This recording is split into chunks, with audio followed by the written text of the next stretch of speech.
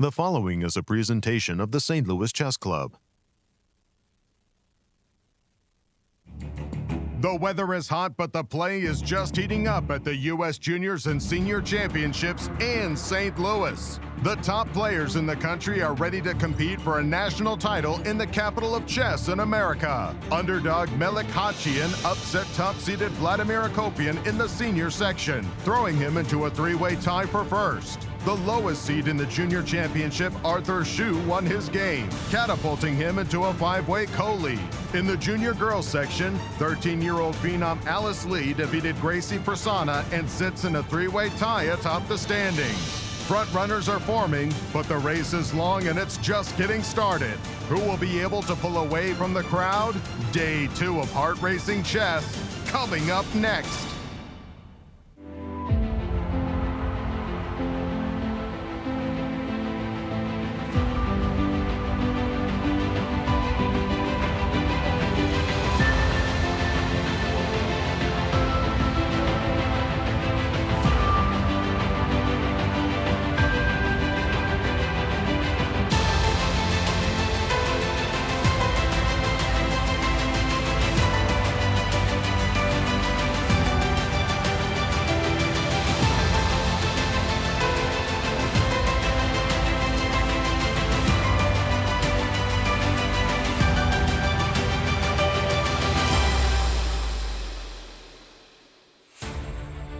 Welcome to round 2 of the US Juniors and Seniors Chess Championships. We are here in the playing hall waiting for players to arrive. What kind of exciting chess will we have today? Let's go to the studio and find out.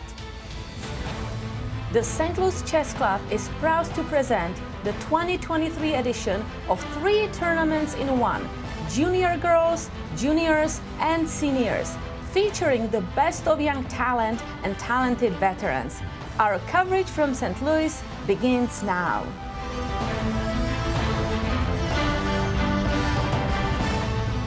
Hi, I'm Women Grandmaster Katerina Nemcova, and I'm here with Grandmaster Yasser Seirawan. Kate, boy, I tell you, talk about starting with a bang.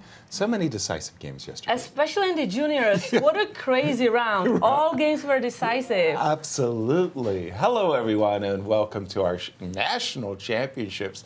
Boy, if you like decisive games, you sure came to the right place. Except if you were a favorite. Look at this. In the girls, well, pardon me, it was in the juniors that we had 5 for 5. It was in the girls that we had 3 for 5, and in the seniors, 3 for 5. Lots and lots and lots of decisive games, except if you were the favorite. If you were the favorite, well, you had some issues. Let's take a look at the standings, Kate, and start with the girls. Let's look at that. So we have a 3-way tie in the girls junior. Alice Lee, Rochelle Wu, and Zoe Tang all won their first round. And then we have Carissa Yit, Ruiyang Yan, Kelsey Liu, and Rose Atwell starting with the draw. Carissa, being one of our favorites, got nicked. And in the juniors? In the juniors, we have a 5-way tie for first. Brandon Jacobson, Abhimanyu Mishra, Andrew Hong, Kirk Ghazarian, and Arthur Zhu all win their first round and tying for first. Grandmaster Balaji getting nicked there and got a loss. And in the seniors? In the seniors, we have Gregory, Kaidanov, Alex Shabalov, and Melik Khachiyan tying for first, winning their first games, and Igor Novikov, Maxim Dlugy, Joel Benjamin, and Dmitry Gurevich having draw in their first round. At the risk of repeating myself, Vladimir Akopian, the top seed, also getting nicked with a loss. And tell us about the format. The format of these tournaments, there are 3 10-player round robins. This means that one player plays everybody else in their respective tournament. The time control is 90 minutes for first 40 moves, followed by 30 minutes for rest of the game. Now there's 30-second increment from move 1. Important to say, there are no draw offers allowed. Players have to play, they cannot agree on a draw. And the traditional scoring system is in place as well. We have 1 point for win, half a point for a draw, and 0 points for a loss. And our schedule, Kate? Schedule is very simple. We have 1 round a day, starting always at 1 p.m. Central Time.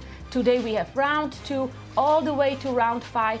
Then there is a rest day for all the tournaments, and players pick up on Friday, July 21st with round 6 and continue to round 9.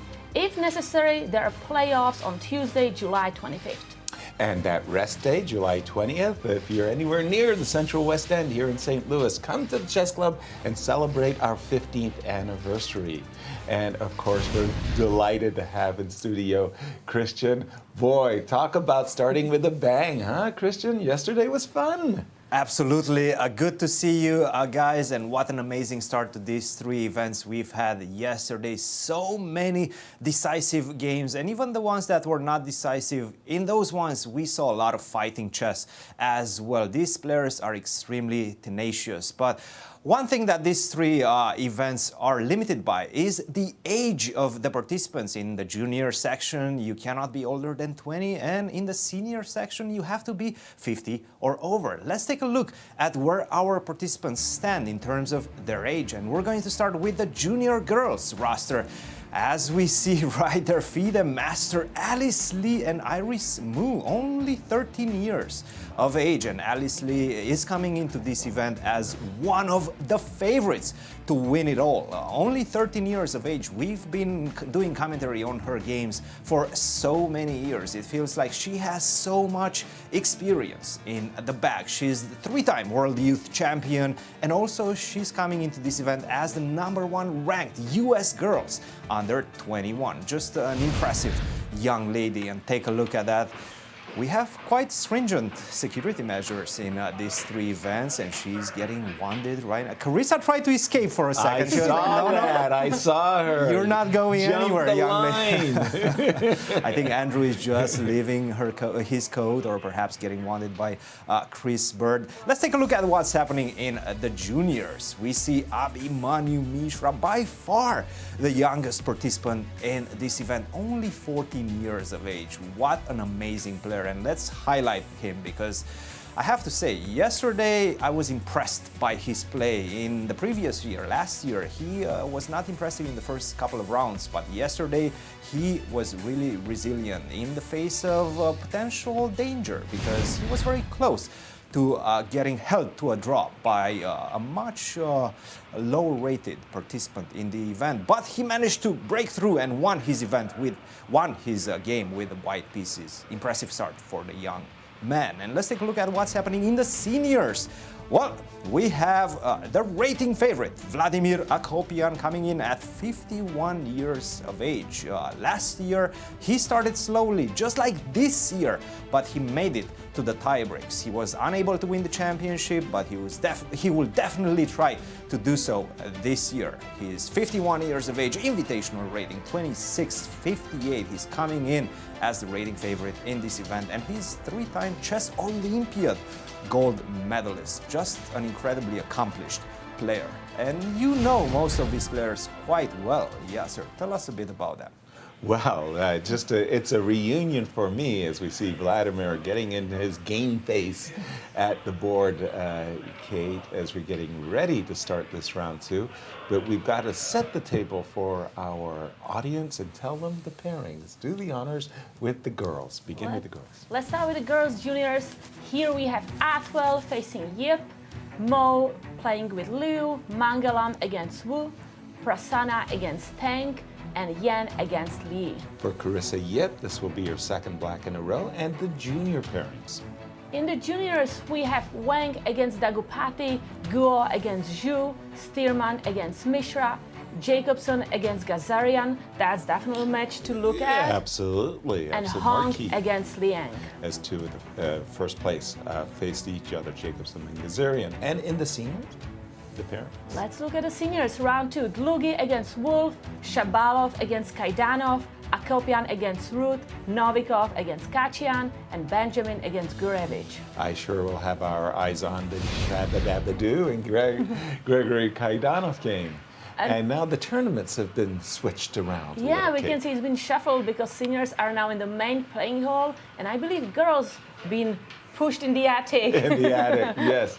Now Here that they is are. really not the attic. That's a really, really nice lecture room. And when the World Chess Hall of Fame hosts stars for lectures, they come in there. It's a very nice room but it isn't in the main room, the main playing hall, because remember, we got 15 boards, and so you want to have lots of elbow room, let's say, that you're not jowl to jowl. Yeah, we want to make sure players are comfortable, having a lot of space around. And we saw also the monitors there. Here we have Li against Ruiyang Yan. Yep. So all the girls are sitting well ahead of the time, just thinking and kind of mentally preparing what's ahead. Yeah, as we saw, they go through the fair play, wanding, and no electronics. Players aren't even allowed to bring their own pens, by the way, which I find offensive because I really have a lucky pen. How about you, Christian? Did you ever have a lucky pen? I always find a lucky pen in the tournament. I test a lot of them, but once I win a game with one of them, I will try to keep that for the rest of the tournament, or at least until I lose a game. Exactly. After I lose a game, I can drop that one and get a new favorite. The lucky pen expired. Exactly. It's got an expiration date. Yes. Yeah. How about you? You have a lucky pen? I had one pen that I really liked. I got from my grandmother, so I would take it to my games. But then one day I couldn't for U.S. champions, and I don't know what happened to that. Oh man! And there you go. They are off. And where would you like to start? Shall we start with the ladies and well? I think we can start with that game. I think it's quite an important one. Josiah Stearman, who will try to bounce back after a difficult loss yesterday against Mishra, who obviously, I mean, coming in as by far the rating favorite in this one, he will try to win every single game. And by the way, as you would expect in a competition where 5 out of 5 games were decisive, we have a Sicilian, an open Sicilian. None of these C3s, bishop b5 checks. These guys going for the main line. Are we going to see dragon? No. I think we're going to see a Najdorf. That's my prediction. Not even a classical 2-knight Sicilian? I think a Najdorf. Najdorf? Yes. Okay. Let's see. Do we have it? We do. Yes. We do. It's a Najdorf. We do. Correct. No, Mishra is a Najdorf player for quite a few years. I don't know if he experimented with a lot of Sicilians, but by far the Najdorf is his mainstay. Bishop e3, kind of an invitation to dance at the English, if you will. If you want to try to stay in some kind of Najdorf charted waters, knight g4. e5. e7, e5. Okay, just going for regular stuff. Knight b3. Knight b3. Okay, this used to be the main line for many, many years, right? Exactly. But now the players are doing knight f3, knight e2, all sorts of weird knight retreats. Knight f3, knight. Yeah, somehow the knight feels better on b3. You're just kind of out of the way. You get to go either bishop e2, g4, or f2, f4. Somehow when the knight's on f3, it's kind of standing. And we can see, like in yesterday's game, Joel Benjamin, was it? That the knight went to a5 and c6, or at least wanted to go. Yeah. And that was Patrick Wolff game. I think it was Gregory Kaidanov. Oh, it was Gregory Kaidanov. Yeah. f2, f3. All right, let's just go to the girls for a moment because, again, sorry, but for me, Carissa, you know, she's played on the women's Olympic team. Yeah. She's played in the national women's championships. You know, I've really come to expect incredible success from her. I was team member with her so many times. Also, when she was really much younger, she wasn't even international master, and she already qualified to play World Team Championship in Kazakhstan. That was amazing, and she did really well there too. Exactly. So here she is, 19 years young, comes in as the invitational rating favorite. In the meanwhile, by the way, Alice has actually passed her on the rating list, but she gets her second black in a row due to the drawing of lots. Bad luck on the drawing of lots for Carissa. She starts with 2 blacks, b2, b3. Now, it's interesting how this, it has flashes of fashion. Sometimes the b2, b3 move gets played, and then everybody forgets about it, and then somehow it's rehabilitated again. Knight c6. This move is a little bit of a surprise. But it's also this b3 specifically against 2e6. Like, I don't see b3 played against d6 very often. Because why is that, Cristian? My guess is that whenever, with the pawn on d6 already, I'm ready to play e5. Gotcha. Close the bishop on b2. Yes. And then you can close me down. Whereas when you play the move e6, it's kind of hard for you to go back to the That's e5 right. setups. That's right. I mean, you have to lose tempi. You have to go d6 and then e5, You're which right. is perfectly possible. And then I might play d4 before you get an e5. Exactly, Interesting. yes. So knight c6, bishop b5, knight e7, castles, and we've caught up with the players. And Rose is considering, Carissa is considering should she play a7, a6 here, Yeah. which more or less, once you played knight e7, you kind of said, I'm going to play a6, give me the two bishops, as we get a close-up of Carissa.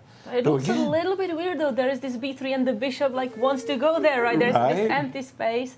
But Carissa is thinking hard what to do. Maybe she's considering d5 as well. as well. Well, by the way, Yeah. this must be a very good version for black, right? If we think about it, because you can get it from Rossolimo, like Right. knight c6, bishop b5, e6, castle, knight g7, and generally right now, in preparation for a6, white plays the move rook to e1. Right. Make some space for the bishop potentially to get back to f1. Exactly. Now you get the same position, but you have the pawn on b3 instead of this move rook to e1. I think rook to e1 is much more useful than b3.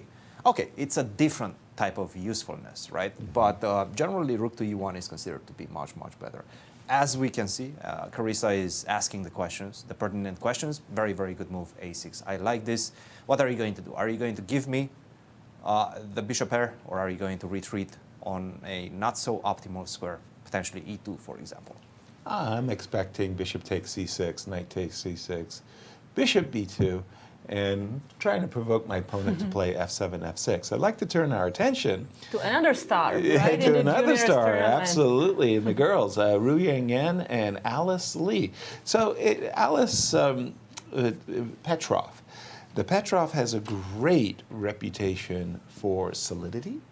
If you want to play a good solid game as black, the Russian defense or the Petrov defense is a go-to main weapon of today's elite players.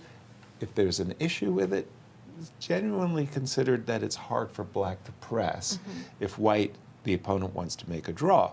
And one of the ways that white can do that to make a draw, I mean, is to go queen e2, queen e7, d3, knight back, bishop g5, and essentially a queen trade is forced, and white's ever so marginally better.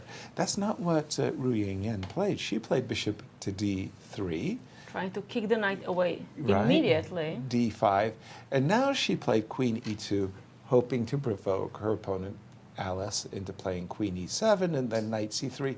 And again, we're talking, just very, very marginal edge here for white.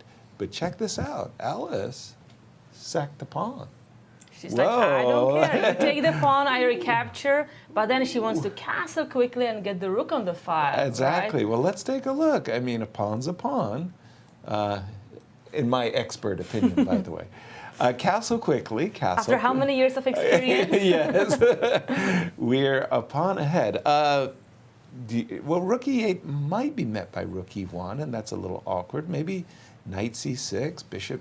I mean, you do have the two bishops, right? There's no question. And if you were to post your bishop quickly on d5, you might start talking about a compensation. But where would you go? Knight c6, right? Knight c6. Knight Very c6. natural move. Just Very, get the very knight natural. out. And for me, equally a natural move, playing my pawn to d4. Bishop e6? Bishop e6, yes. Yeah, kind of a natural move. Okay. On Knight the other hand, c3. knight c3, I'm developing, kind of intimating that this might be on my agenda. Knight b4? Yeah, kind of feels a little bit necessary, no? Yes. And, well, I don't know. I mean, yeah, the two bishops, Cristian, but is it full compensation? We talk very often about the engines solving chess and not having ways to be creative in the opening, but in fact it's the other way around. The engines have shown us that a lot of things that we thought previously that cannot be played, they are actually quite playable, and this is exactly one of those instances. And there's a specific game, MVL, Vasir Legraf, versus Anish from 2021. And this was, by the way, this is the only game that I see in my database with this move bishop to e7. And this is move what? Move 6, right? Right. It is very early on. So bishop to e7 definitely has been analyzed. I would assume this was some sort of a rapid encounter between these two players. But it just goes to show that with the new engines, we are ready to give this type of sacrifices. And it does say that after bishop takes e4, as you guys were mentioning, castle, castle, it is c5 that is the proposed move by the engine. Rook to e8 is also definitely an idea in the position. But in general, what you want to do is focus on stopping white from playing d4 and taking space in the center. How do you do that? By playing the move c5. Now, white has a couple of options. You can play d3. This, to my eyes, at least, is a bit too passive. After d3, I will go knight c6. I will include my knight, potentially jump in the center with knight to d4, rook to e8. A lot of things are coming with tempo for black. It just feels like you're not getting the sort of play that you would like to get with the white pieces. Full compensation, in my estimation, for black if you decide to go with d3. You can also go with d4, and this is going to invite what I think is an endgame that Alice Lee has analyzed at home. Take, knight c6, queen takes d8 most likely, rook takes d8. And this is the type of position that she seems to be ready to play. It reminds me of a Marshall, more or less, something along those lines. Black gives up a pawn for the bishop pair, long-term compensation in the endgame, and most likely is going to fizzle out into a draw. And this is exactly what I'm expecting as well from this game. Obviously, Alice Lee knows what she's doing. 1 hour and 33 minutes on her clock. Ruiyang Yan, only 1 hour and 23 minutes. And I'm trying to remember, I think it was this game from the U.S. Women's Championship between Irina Krush and Alice Lee, in which Alice, or perhaps it was from the American Cup. I think it was from the American Cup. A very similar pawn sacrifice early in the opening by Alice. It was an English, and she gave a pawn in a very weird manner that became only recently quite popular. She didn't manage to find the compensation in that game, I remember specifically. We'll see if she manages to find it in today's game. Because I'm sure Ruiyang is probably going to take on e4. She has to take on e4. If you don't take on e4, then your whole setup doesn't make a lot of sense. Because I'm going to go, there we go. Yeah, the bishop d3, queen e2 basically is saying, if you don't move your knight, I'm going to take it and win a pawn. You have to take the pawn. So, yes, absolutely. She refused to move her knight. I thought maybe the alternative was knight c3 to put a little bit more pressure on the center. But then why did we want our queen on e2? Exactly. Yeah. Then I just take on c3 and I get a better version of the knight c3 idea. Exactly. I'd like to turn our attention to the game of Shreya and Rochelle Wu for a moment. Rochelle, one of our tournament leaders in the girls section, as she won her opening game the first round, a Sicilian. And this time not the open. This is what I was complaining about, the Aleppin with a c2, c3. And black grabs the center. Now, one of the tricky things about the Aleppin is that when you're black, you always have to be cognizant that white might capture this pawn on c5, and the desirable queen takes, king takes d1, you're not getting full compensation if the king manages to run out to c2. I'm used to seeing the move bishop g4. And for me, the move bishop f5, well, I mean, that could be ill-timed or wrongly placed bishop. Bishop to e3. Once again, I'm saying to her, white is saying to her opponent, like, hey, look, you know, I may take this pawn, and then what are you going to do about it? And one more thing, you want to be careful anytime, like, the e-file is blocked with bishop e3 or bishop e2, is that the white may think about playing c4 and d5 with exactly, the pawns. because a moment ago, let's say in this position, if I play knight f6, and I could go c4. I'm and I'm going to go d5 next. Move your queen away, I'll go d5 next. Well, the check just catches me for that single moment, that turn, and you'll take the pawn. So you're right, the move bishop the bishop e3 is kind of a precursor to c4. Again, I'm thinking it's time to take the pawn. Rochelle says, I'll play e6. And then Knight e3. this is a very typical idea in the Alapin, a dual-purpose move. On the one hand, any captures of d4 could be met with knight b5. I'm not going to let you take my knight, rather I'm going to threaten a family fork or a royal fork, and I'll be able to capture on d4. Again, you might say any knight takes d4, boy, I sure would rather have my bishop on g4 than on f5. Okay, so knight a3, knight f6, knight b5. Immediately threatening on c7. And this is the moment that Rochelle has stopped right here. And I'm seeing problems for black.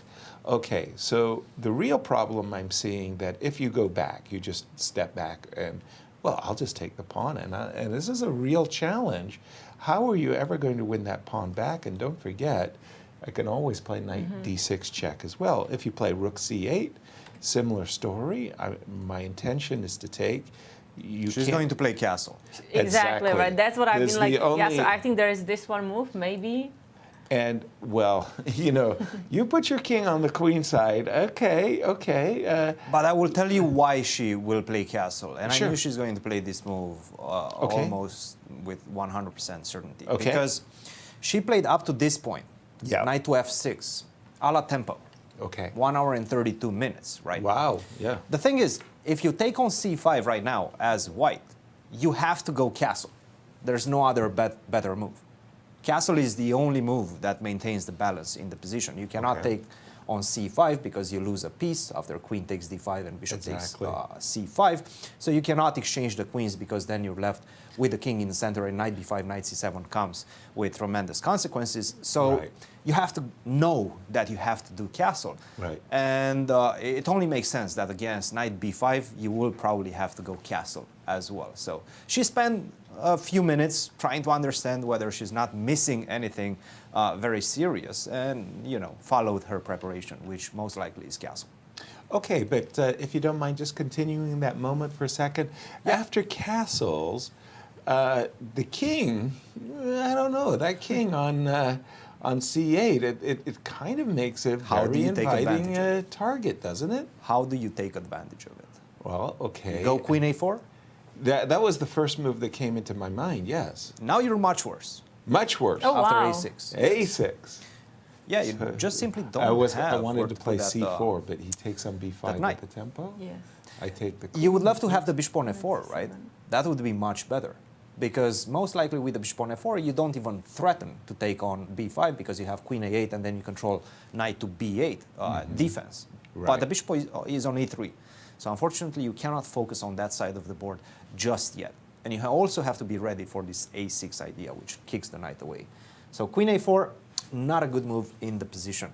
And in fact, there's only one good move in the position. Take on c5? Take on c5. Yeah. Okay. If you just wait, I think I'm just You're gonna basically go anything but A6. taking on c5, I go a6. Right. And I think you might be in trouble after that. Gotcha. So it kind of forces things. Most likely you cannot take. I'll take on Take, d5 and take, bishop take. c4. And then maybe bishop to c4, yes. Right. Bishop This c4. actually seems to be just simply Good winning for good white. For white. So you have to do something other than bishop takes c5, which is queen takes d1, take, we exchange, and then And you finally knight go g5. knight to d5. It's all about the focus on the pawn on c5. How do you get to it? You have a couple of ways. Knight to d7. Unfortunately, after knight d7, b4, you might be in trouble. You're not getting that pawn back. You don't want that.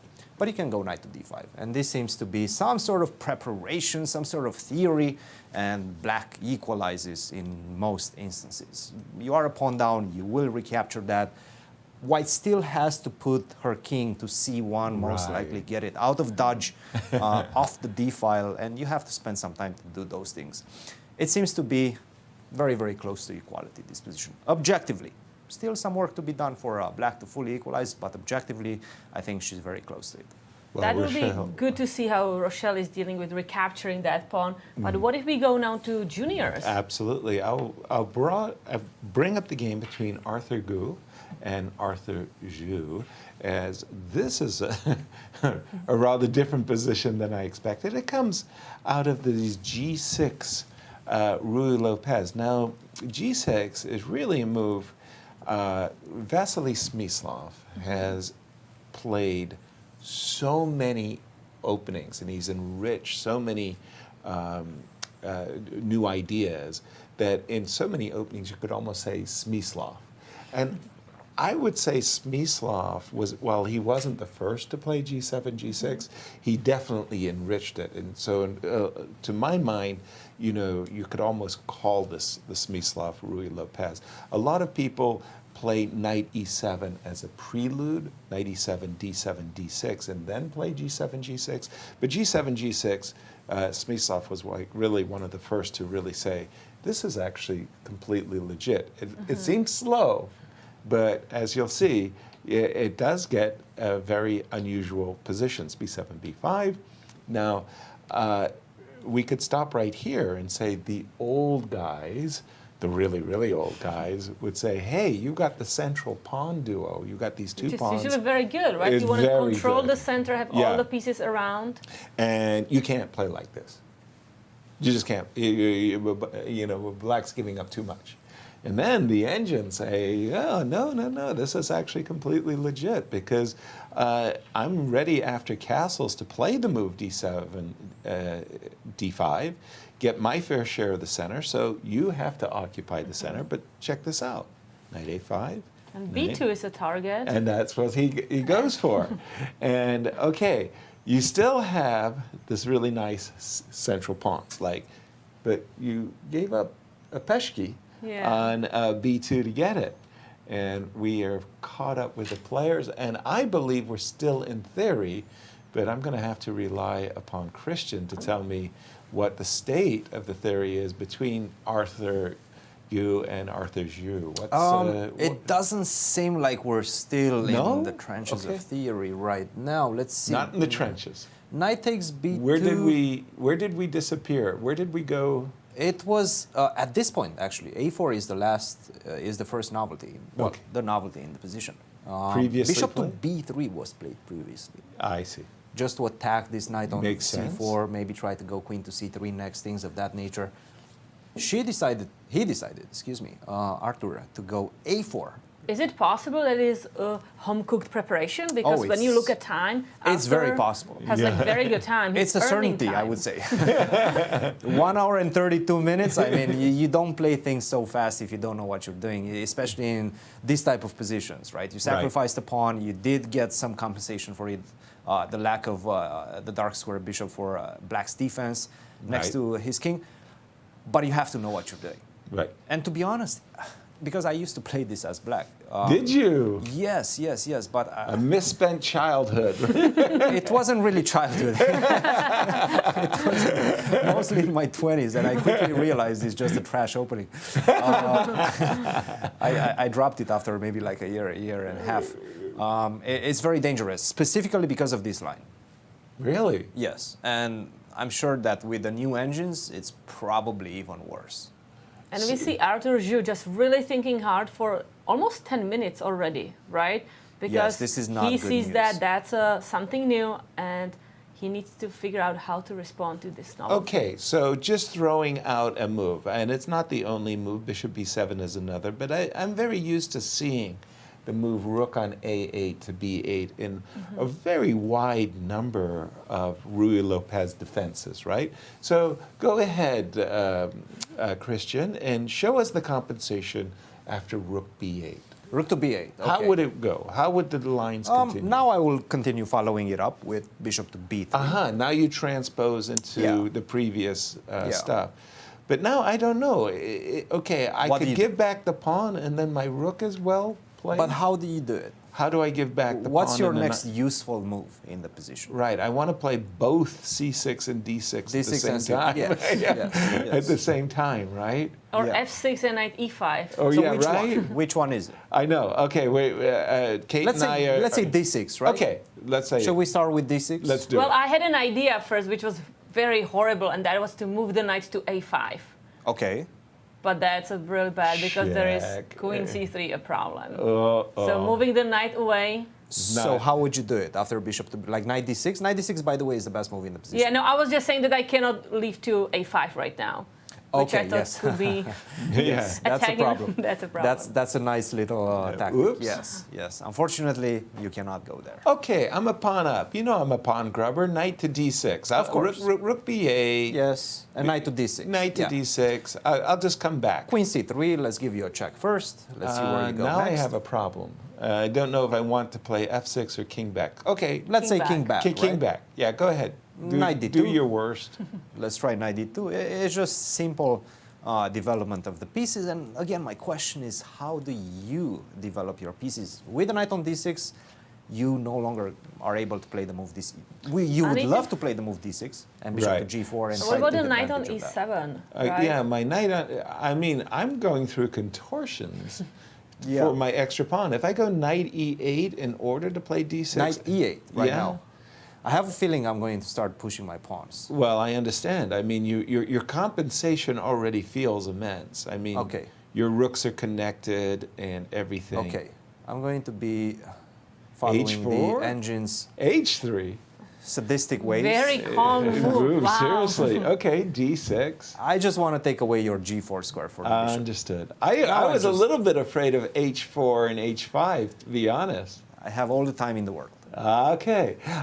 We'll keep an eye on this. I also wanted to bring up the game of Mishra for a moment because I always love these games where the kings are on opposite flanks because that basically is a bell. That's Means the there's sign. going to be a fight. Oh, but it's going to be a fight, but I'm going to go after your king, and you're going to go after my king. And by the way, it's a necessity. There's just no other way around it. And in this game, But we see- Josiah is castled queenside. And we see he has 1 hour and 35 minutes, so he's still in preparation. Wow, talk about fast. And again, reminded of the senior game yesterday between Gregory Kaidanov and Patrick Wolff. This was, remember, the whole H5 and knight D5 business. In that game, by the way, Patrick captured with the bishop, essentially avoiding what Josiah played with knight takes, pawn takes, bishop f5, bishop e2, Mishra, check. Forcing white to play g3. Okay. But wait a minute, that is like, it takes you 2 tempi. You moved your bishop once, you moved your bishop twice in order to provoke one little detail. My first instinct is to say, you can't spend so much tempi in the opening, and especially as black. And white, picked up the gauntlet and said, okay, since you forced me to put my pawn on g3, I won't castle kingside, I'll castle queenside. Do your worst. Knight d7, king b1, castles h3. And again, here it comes. I'm going to go g4 and throw everything I have, including the kitchen sink against your king. And then for Mishra, he's going to look to do the same on the queen side. And bishop back, g4, and we caught up with the players.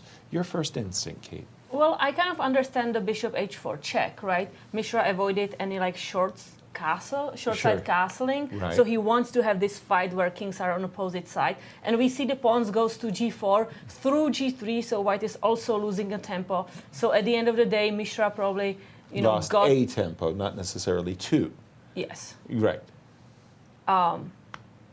Lost? Did they lose a tempo? Sure, because you They went did- bishop okay, check so- and bishop back. So he lost the tempo and he has king side on the opposite side. Opposite side, yeah. Well, I don't know how if I was the youngest grandmaster ever, then probably I would be very happy about whatever because I you got. got a full-bodied fight. But, But in terms of which side do you prefer? Do you like White's position here better? Do you like Black?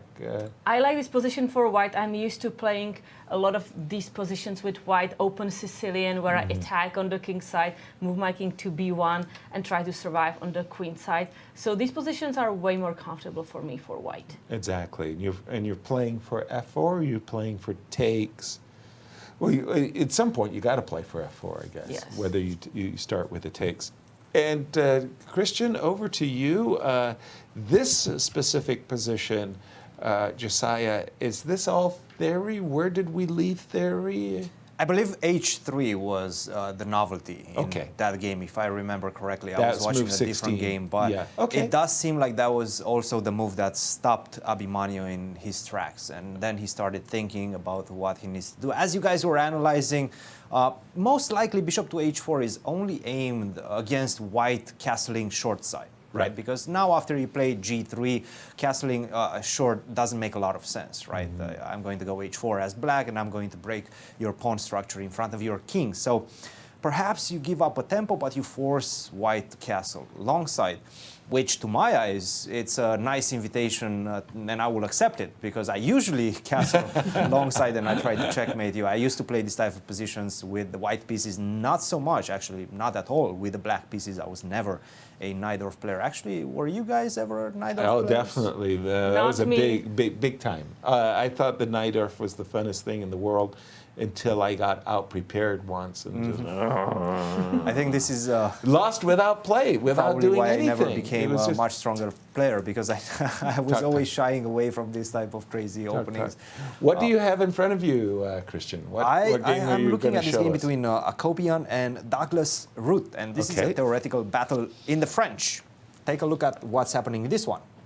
They're following theory in this line, knight to f3, bishop to d6. And I believe this is the moment after knight to e4, knight to h5. 1 hour and 34 minutes for Akopian, Douglas with 1 hour and 35 minutes. So they were exchanging blows. They knew exactly what they were doing, but this is the first time Douglas is taking a very long thing. 20 minutes he spent at this point, and he played this move g6. Which unfortunately is not a very good move, because it just weakens the king too much. Much better would have been to try to go for bishop to d7, just typical development in the position. Bishop to d7, maybe bishop to e8 if you really want to hit this knight, if you feel uncomfortable with this knight hanging around your king. Bishop d7, bishop e8 makes a lot of sense. Then get the queen on f6 and try to do something on the f file. He played this move g6, but unfortunately after knight to g3, the king just simply becomes a bit too weak to my taste and to the engine's taste as well. Rook takes f3, queen takes f3, knight to d2. I understand, that's nice. That's a nice way of exchanging a pair of rooks.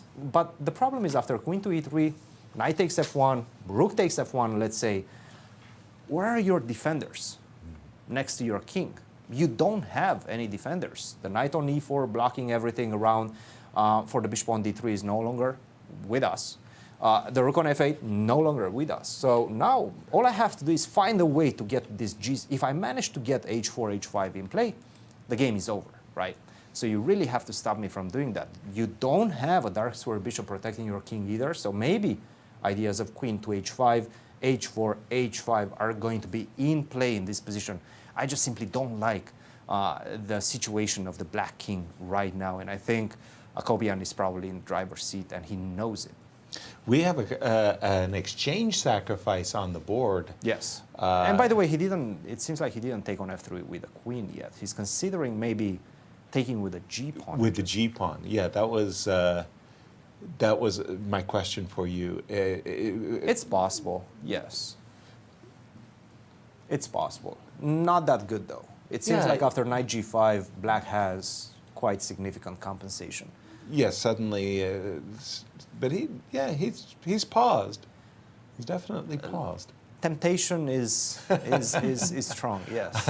Well, I can resist everything except temptations, but we failed yesterday. We failed. We've got already one round in our books, but we should have been predicting who is going to win the tournament. And Kate, we're going to rely upon you to lead the way. Start with your prediction for the girls' championship. Who do you like in the girls? So the girls' juniors is really filled with so many amazing names. I mean, we saw Carissa there, Alice Lee and Rochelle Wu, super experienced players. I'm going to go with Alice Lee because I think she's having an amazing year. She's playing her really best. And yeah, I think maybe this is going to be her year with the girls' juniors. I tell you what, I'm going to join you on this one just because, I mean, she is on a roll. She's just played as interviewed yesterday with Cristian. She said, I went into this tournament, I went into this tournament, and her results just kept piling up. If you look at the invitational rating list right now, Alice Lee, when she was invited, was more or less 50 rating points behind Carissa. Do you know that this summer she surpassed Carissa? So, I mean, Alice Lee looks like the force, not only of the future, but of the present. So I'm going to join you. How about you, Cristian? What's your choice on the girls? Well, Is my Jedi mind trick work? it's not working. No, I'm going It's not to going to go work. with Carissa. Okay. This one, just for the simple fact that you guys, Yeah. you know, took Alice. I Right. took the current rating favorite. She started off well with a victory. Carissa not so well with a draw. But I still have faith in Carissa that she's going to be able to take the championship home. Darush in our production team, Darush is going to join you as well. He likes Carissa. And in the juniors, once again, you have to lead us off, Kate. Yeah, in the juniors, Who do you like? That's another tough pick because we have this super youngest grandmaster ever, Abhi Mishra. But I'm going to go actually with Brandon Jacobson. I liked how yesterday he said, you know, this is my last year. I think this is the year to actually go for it and win it. And I felt like he has this force to actually, you know, lead him to that win. So I'm going to pick him. Okay, very good. And I'll be the tiebreaker this time, Cristian. Who do you like in the juniors? Well, look, on this one, I'm going to have a wild card. I'm going to go with the actual wild card, that is Josiah Stearman, because he's my student at the University of Missouri, so I feel I should infuse some confidence in this young man's I like it. mind Coach. right now, and I'll pick Josiah. Very good. For me, I mean, I grew up with Bobby Fischer as a hero. Nobody would ever break Bobby Fischer's record of 15 years young to get the Grandmaster title. The fact that it's been done not once, not twice, but many times, including by Judith Polgar as well. Mishra, the world's youngest Grandmaster ever. I mean, that just overwhelms me. I'm going to go with Mishra on the juniors. And do we? Okay, and we have Darius Schwartz, Grandmaster in the production, and he's also picking Brandon Jacobson. Okay, and then finally we come to the legends. Not only talents of the past, but according to our intro, talents of today. Yes, and a lot of Hall of Famers, really spectacular players. There are so many titles. I was going through their bios. We have a lot of World Juniors Championships, of course, U.S. champions, U.S. Junior champions. This time I'm gonna go with Joel Benjamin. I liked how yesterday he was saying, you know, my preparation is done. I prepared well before the tournament, and I'm ready to just go here and fight. So I think he has a big chances. Absolutely, and he's won every single national championship title there could be, whether it be high school national champions, previously the senior championship, he's a U.S. champion. So he's literally won every single title, including being an Olympian. Go for it, Cristian. Don't tell me you've got a player in the seniors. I do not. Getting their PhD. Surprise, surprise. Surprise. Okay. No, we don't do that at my university. No, I will take Melik. Melik said Khachiyan. He's had a great first round. He did. He showed some good fighting spirit. He was courageous in the face of those pawns coming in the center, that C4, D4. I think he's determined. Right. And he's had some good spells as a coach. I think it's time for him to have a great spell as a player as well. I'm going to take him as the champion. And Yasser, what about you? Defending champions, man. I mean, Alex Shabalov, look at that. Shabba-dabba-doo. He comes into this tournament with the right spirit, the right mindset. He won his first round game, so being a little bit unfair by taking one of the players already in the first place. But yeah, Shabby's my pick, and Darush, again, Grandmaster in our production, he likes Gregory Kaidanov. Very, very impressed by Gregory's well-spokenness and the interview he had with you, Cristian, yesterday. No, Gregory is always a great pick. Very, very nice, and quite the roster there of seniors. By the way, and there we see Gregory Kaidanov at work in the office, as we'll go to his game. Why not? Let's just bring up Gregory's game. There he is today. He plays my pick, Shabalov, and let's see how we got here. This looks like, yes, okay, one of those Joko pianos, and you never know what you're going to get when you play a Joko piano. Everybody and his brother plays a C2, C3, but the move D7, D6, what that's done, it's set up an early move knight A5, and the idea is you want to hunt down this bishop with the move knight A5. So if you did fall for C2, C3, and you thought, okay, I'm just going to do my traditional stuff, knight D2, then the problem is knight A5, bishop B5, bishop D7. You're forced to part with the light square bishop, and then white's advantage is thought to be non-existent. I always thought d6 is like a signal move, that they want to attack with the knight, because with d6, black is defending the pawn on e5, and they are ready to free the knight to go. Exactly, and that's why we see the move a2, a4, because it does give the bishop a square on a2. Also, there are reasons why you want to play a3 for exactly the same. You give your bishop a square, and maybe before, okay, knight a5, bishop a2, c5. And this is one of the ways that black fights for control of the center. He moves his knight away with a gain of time so he can play the move c5. Okay, so far so good. Everything looks kind of more or less normal, and we have a d4, takes. Caught up with the players. I'm assuming we're still in theory on this one, because it looks like, quite frankly, everybody's moves have been pretty standard. How would you assess the position, Kate? A little imbalance. It looks nice for white to have the center, and now also the knight from b1 is ready to jump to c3. So we are square, kind of happy the pawn disappeared. Right. But what is black going to do? I'm not sure, because black can also capture on b4 and maybe push one of the... But we have to be careful about e6 square and the queen. Say takes. And if you were thinking that this was a French defense, it would be easy to imagine that after the move d5, you might think, oh, okay, this came from a French defense, especially if you were to see a move like e5, knight e4. Here, I'm thinking you're going to have to capture on d5. What do you think? Yeah, I think so. As well. Because if we push the pawn to e5, the knight goes to e4, bishop to c5 in the future. Whoops. Yeah, let's not do that. And an initiative for black, big time there. Okay, we'll keep this on the back burner as we throw it over to, Cristian, before we jump to Cristian, thank you for watching and telling your friends where you're hanging out, but also for joining the conversation. Yes, we've got got some sweet tweets. Yeah, sweet tweets. This one is from Doctor on Twitch, and he asks, given the changes that have taken place in chess theory and practice over the past 50 years, how do you envision chess 50 years from now? For me, if you don't mind, I'll go first on this one. That's easy. Fisher random. Because for me, the problem with the modern chess and the modern chess engines is the databases are growing exponentially. We're playing thousands and thousands of new games, and opening theory is being advanced so much so that sometimes we just come in and they start at move 20.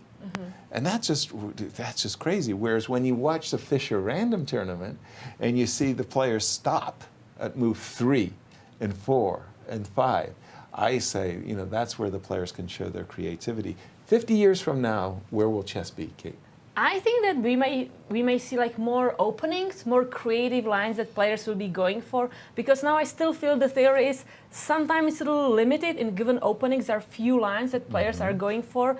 But now with the invention of like computers and very artificial intelligence, we may see some more creative lines and more ways to go in openings.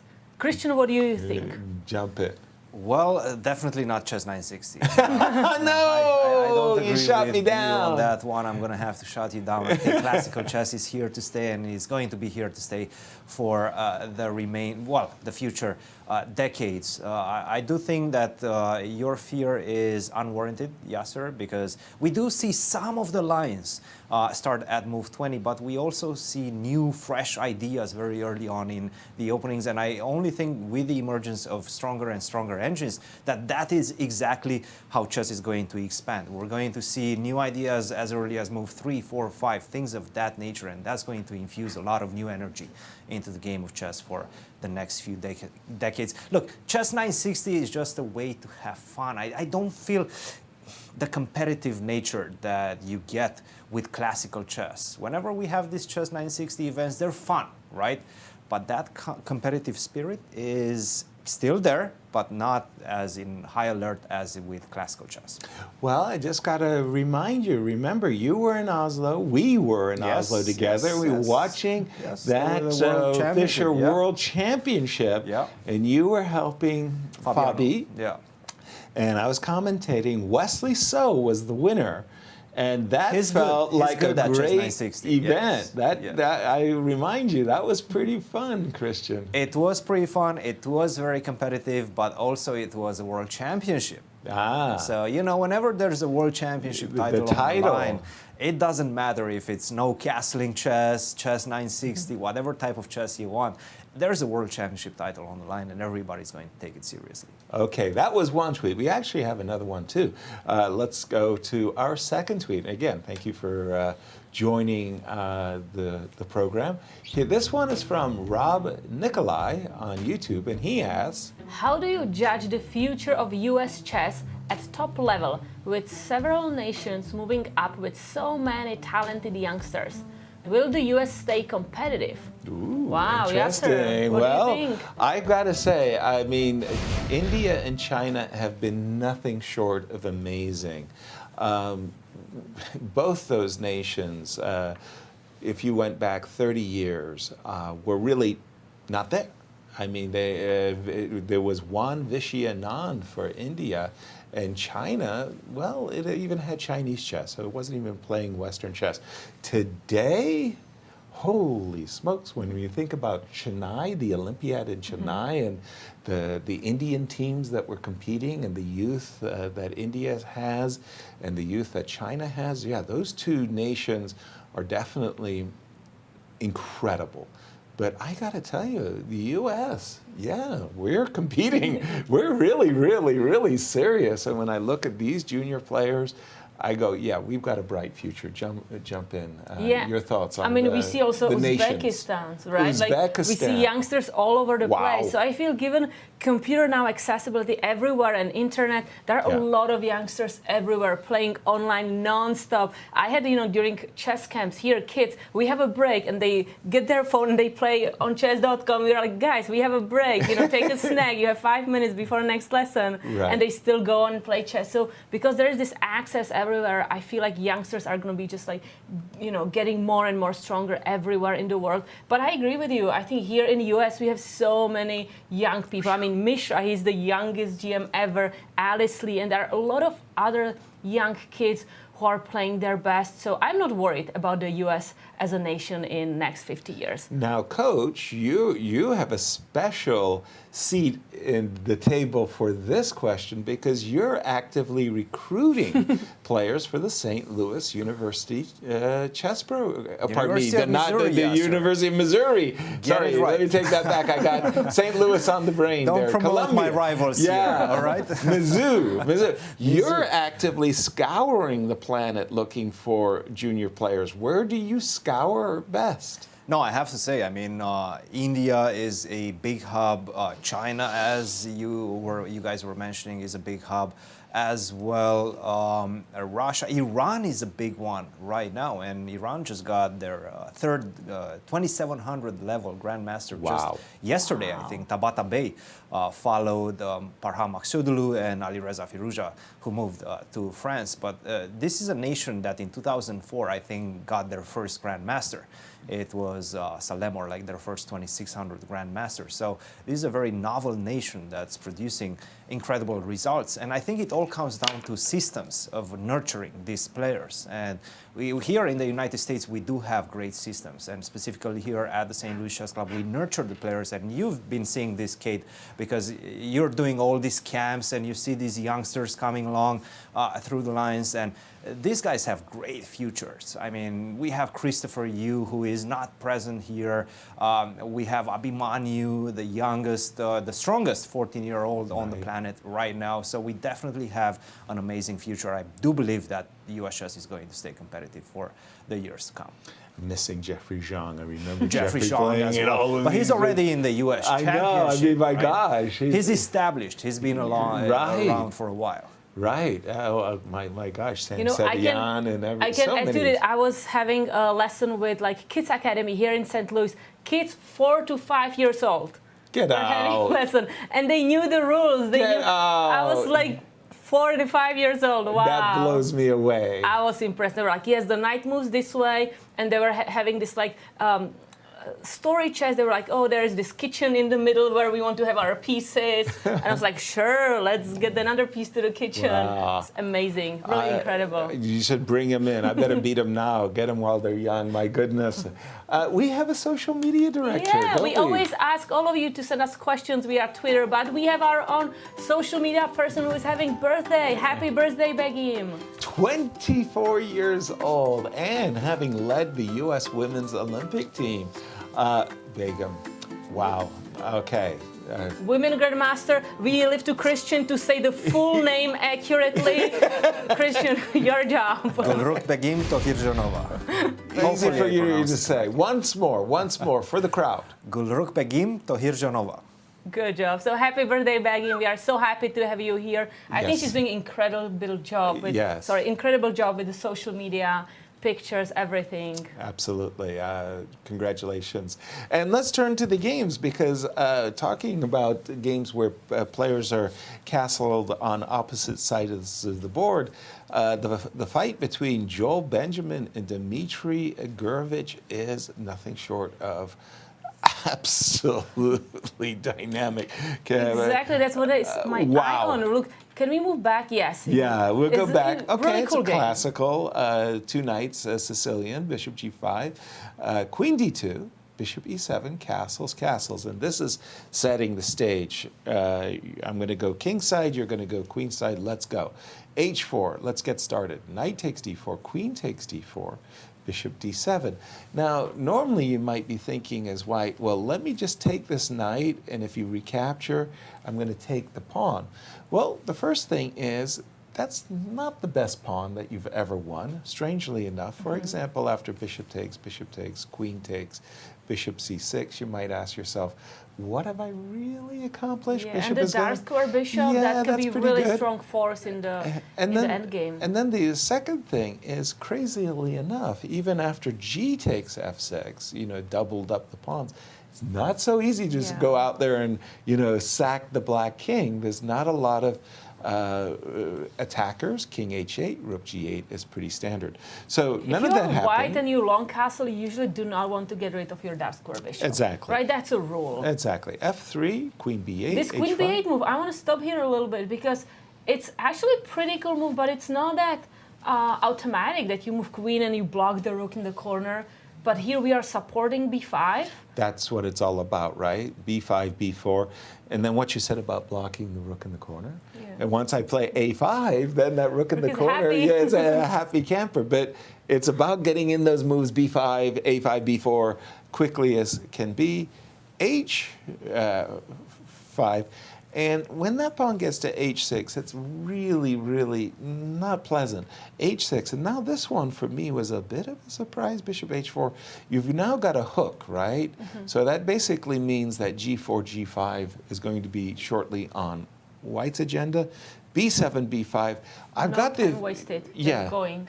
I've got the feeling we're still in theory, but it's sharp, sharp, sharp. Cristian, you got another very sharp position on your board that's different from this one. I'm looking at the juniors because we Okay. have some very, very interesting battles in that one. And one in particular, this game between Andrew Hong and Jason Liang. And Jason had a great first part of the game yesterday against Brandon Jacobson. He got a very significant advantage. Unfortunately for him, he took that poison pawn on G5, Swallowed it. that was not the correct decision.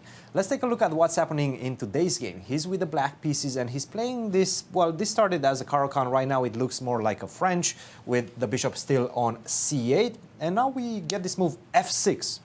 Allowing queen to G6, a very particular strange move because, I mean, allowing queen to G6 infiltration so close to your king doesn't seem like the right way of doing things, especially since I can follow this.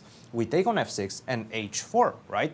It feels like you're almost getting, not checkmated, but you're going to lose some material. You cannot take this pawn on H4 because of bishop to H6. This is game over. Terrible. This is the actual idea behind this whole setup for white. So rook to G8 came on the board. This is what we have right now, and it's a critical position because white can actually go astray quite easily with very natural moves, by the way. Queen to H6. Most natural. Give you a check. And now take on G5, right? Absolutely. That's Most natural. Most natural. If you take on G5, it feels like Terrible. I have some significant King edge, is really right? weak. Terrible. I can go knight e2 and get my knight closer to your Check king. on I can give you a h5. check first Yeah. if I want to. It looks good, right? Right. You don't have this powerful complex controlling everything in the center, right? Right. Like you have it with the pawn on f6. The problem is, once you take on g5, Rook H8. black is much better after rook to h8.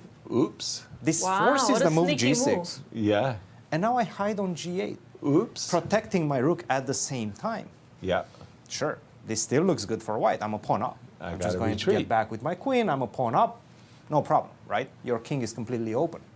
Not so fast. fast. Queen to e8. Right. Getting close to picking up your pawn on g6. There's no way you can defend that. You can try to go queen to d3. I'm going to follow it up with king to g7, and then I'm going to take.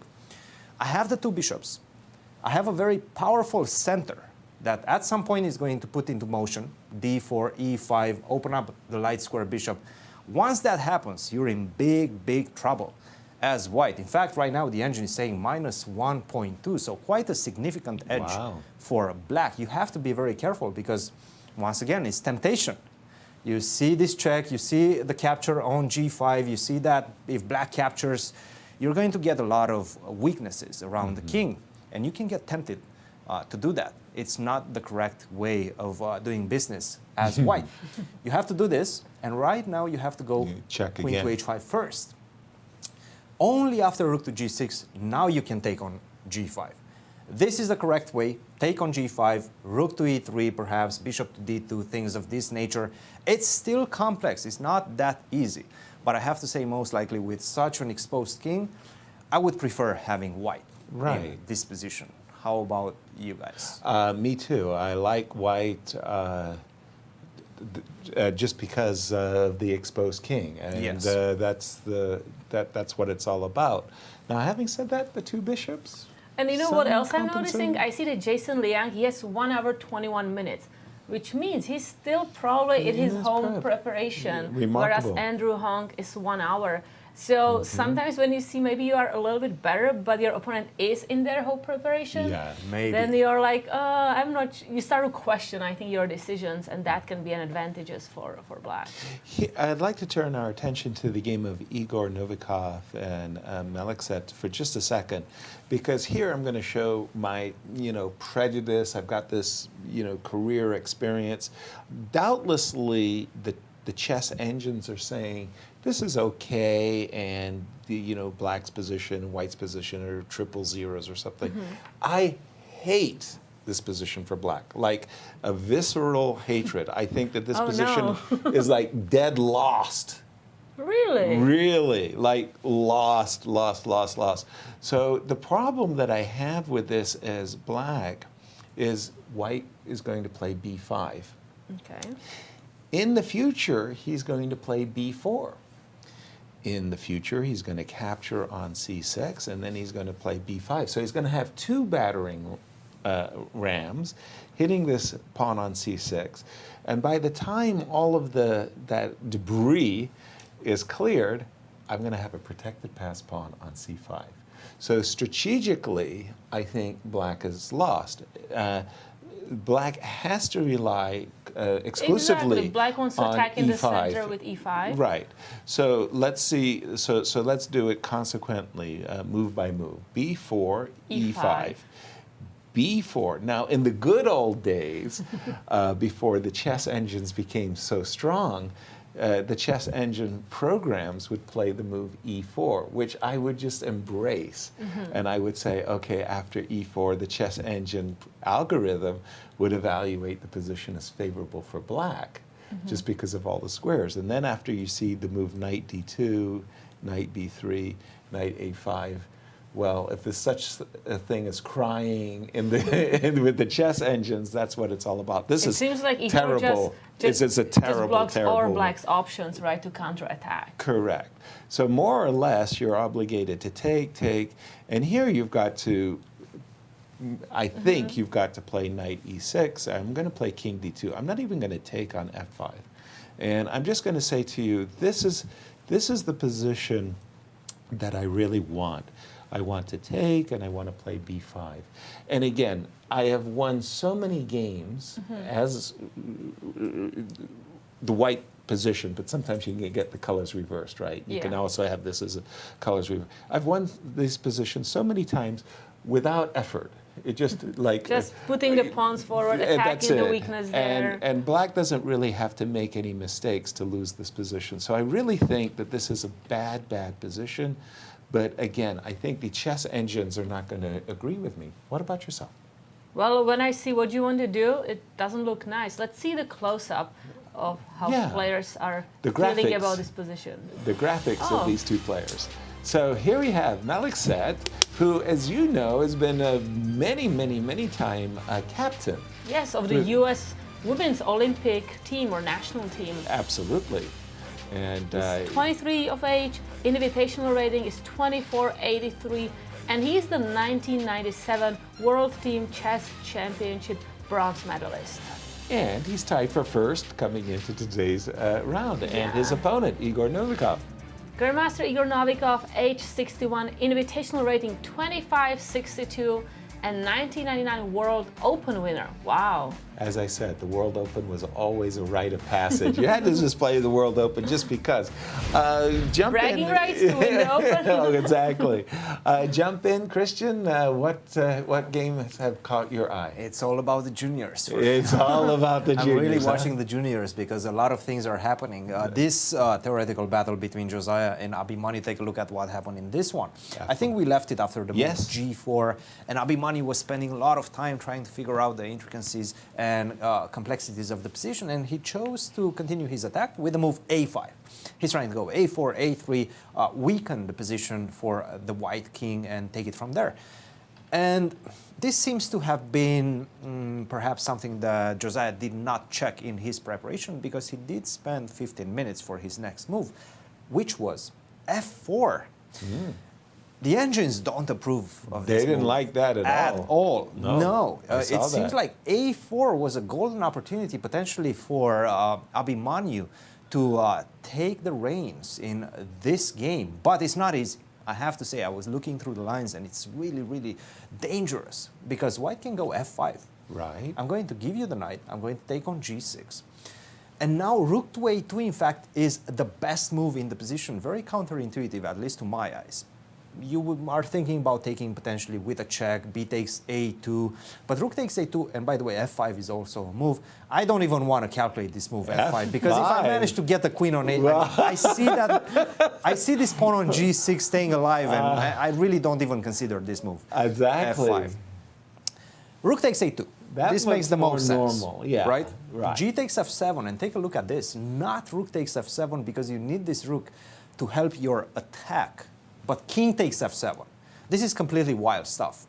I take on b3. Now you go queen to a8. If you miss a single detail in your calculation, with both sides, you You're might dead. just be completely losing, right? Right.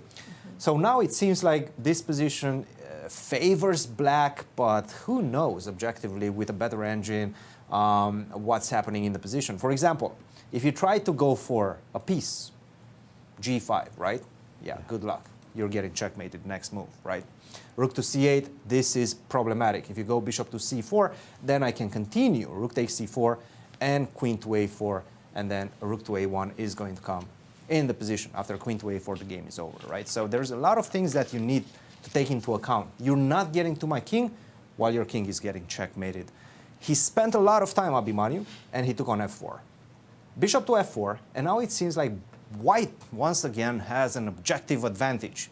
I'm still trying to figure out the complexities of this position, so I'll get back with the analysis later on. Take a look at this game, though. Brandon Jacobson versus Kirk Ghazarian. Look at the big game. times, and it was much worse just a few minutes ago. 1 hour and 31 minutes for Brandon Jacobson, 48 minutes for Kirk Ghazarian. So he definitely got caught in the opening, and right now it seems like objectively he's also much worse. Right. Because white's plan is very easy. With the knight on g3, these two bishops ready to put a lot of pressure on the king side against the black king after the move e4. I just feel like once I manage to kick this knight away, E4, D5. maybe even d5, E4, a D5. pawn sacrifice, why Right. not? Open up the bishop, sacrifice the pawn, take on f6. This knight is landing on h5 after I break your structure in Yikes. front. This is not looking good, guys. Yeah, white for is black. really looking to attack the king side with the bishop. And it's also about the time. I mean, having to defend this position 40 minutes less than your opponent, this is not going, this is going to spell trouble for young Kirk Ghazarian, who had an amazing start to this tournament Yes, he yesterday, did. a brilliant victory against Josiah Stearman. But also Brandon Jacobson doing quite well, definitely coming into this tournament with a great deal of confidence. Absolutely. As we're getting into break territory, it's a good time to check in at our good friends at Q Boutique and see what the specials are for today. And guess what? We have a World Chess Hall of Fame athletic jacket. This is the newest, latest and greatest edition, I want to say, of the World Chess Hall of Fame jacket. It is here, and it is not to be missed. The jackets are 95% polyester and 5% spandex and feature an outstanding, durable, hot-press logo of the World Chess Hall of Fame on the front. Available in men's and women's style, all your chess shopping needs should be done at QBoutiqueSt.Louis.com. And as we go into the break, Begum, Yes. she caught up with some of the players and, well, quizzed them. Have a look.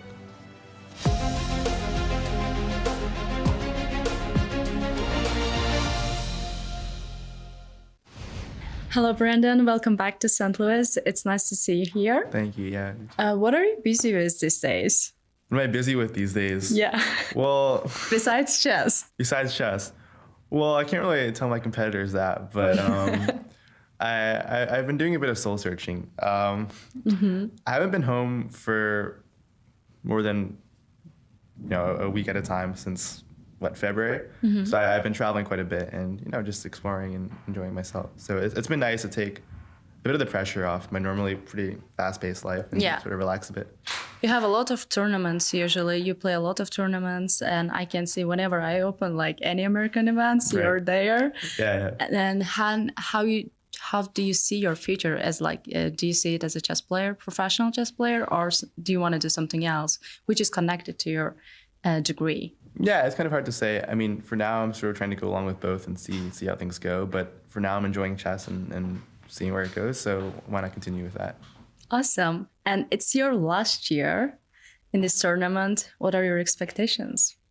Yeah, it's kind of funny. Like when I was younger, I thought, okay, well, I have maybe 3 or 4 more chances to play this tournament. I'm sure I'll win one eventually.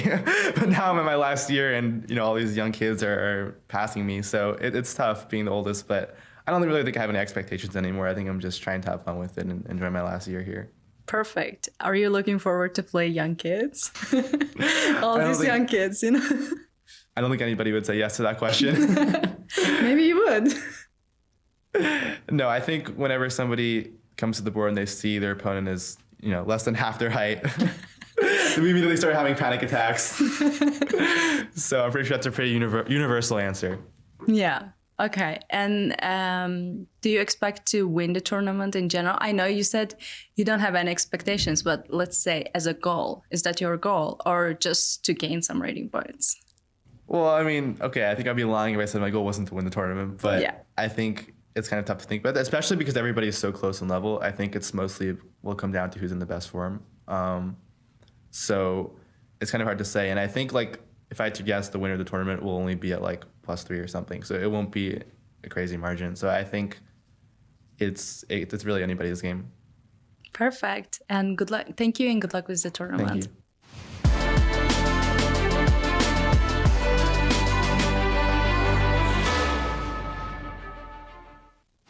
The St. Louis Chess Club is the premier chess facility in the United States. We bring the educational benefits of chess to thousands of students across the St. Louis area. We also promote chess at the highest levels, hosting all levels of the U.S. championships, as well as high-profile tournaments that attract the world's best players. Become a member and enjoy perks such as free classes and lectures, weekly tournaments, and so much more. Visit stlouischessclub.org to claim your membership today. The World Chess Hall of Fame, located in the heart of St. Louis's historic Central West End. Want to know why chess has intrigued people around the world for nearly 1,500 years? Stop by and learn about the impact of chess from our 3 floors showcasing the art, culture, and history of the game. The World Chess Hall of Fame has something for everyone to enjoy. For more information on current exhibits, please visit worldchesshof.org. St. Louis, the chess capital of the United States. It also plays host to an award-winning shop dedicated to chess merchandise, all-occasion gifts, and plenty more. At Q Boutique, you can shop both in-store and online. From quirky greeting cards to luxury chess sets, there is something for everyone at Q Boutique. Enjoy a shopping experience like no other. Make sure to check out QBoutiqueSTL.com for a wide variety of gifts for everyone to enjoy. The St. Louis Chess Club Scholastic Program brings the educational value of chess to kids and schools across the St. Louis area. Active in over 100 schools throughout the St. Louis City and County, the St. Louis Chess Club has been able to reach over 85,000 students in both in-school and after-school programs. We view chess as a valuable educational tool. Learn more about our scholastic programming by visiting stlouischessclub.org/education. Hello, I'm Women's Grandmaster Begim Tokurjanova. I will be doing social media for the US Juniors and Seniors Chess Championships. Follow us in our social media and get more exciting behind-the-scenes action. The St. Louis Chess Club is the premier chess facility in the United States and is among the best in the world. Thanks to co-founders Dr. Jeannie Cairns Sinkfield and Rex Sinkfield, the St. Louis Chess Club is a non-profit organization committed to promoting the game of chess locally and internationally. We bring the educational benefits of chess to thousands of students across the St. Louis area, promoting cognitive development, critical thinking, concentration, and analytical skills. The St. Louis Chess Club welcomes chess lovers of any age and skill level to come and enjoy the game of chess. We also promote chess at the highest levels, hosting all levels of the U.S. Championships and the American Cup, as well as high-profile tournaments that attract the world's best players, including the prestigious Sinkfield Cup, Cairns Cup, and many more. All tournaments can be streamed via our YouTube and Twitch channels that also include over 2,000 chess lectures for anyone to enjoy. Become a member and enjoy perks such as free classes and lectures, weekly tournaments, merchandise discounts, and so much more. Visit stlouischessclub.org to claim your membership today.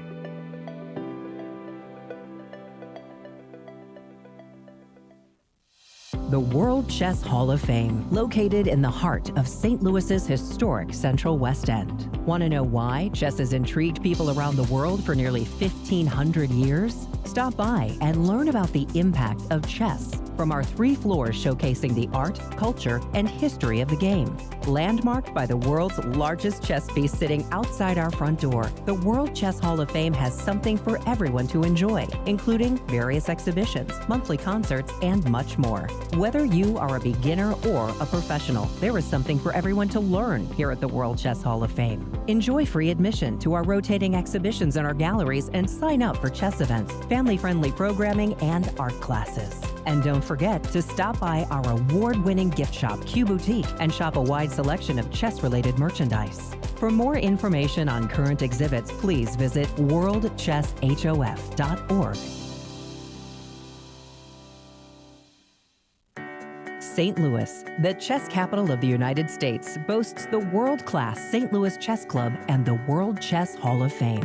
It also plays host to an award-winning shop dedicated to chess merchandise, all-occasion gifts, and plenty more.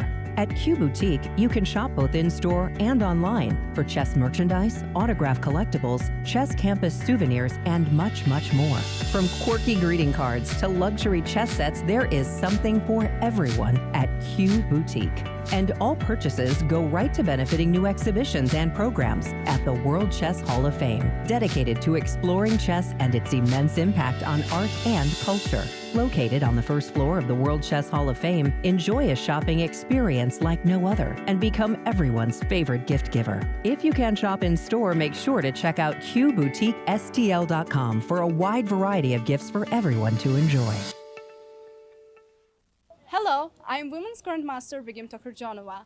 I'm doing social media for the US Juniors and Seniors Championships here in St. Louis. Follow us for more exciting behind-the-scenes content.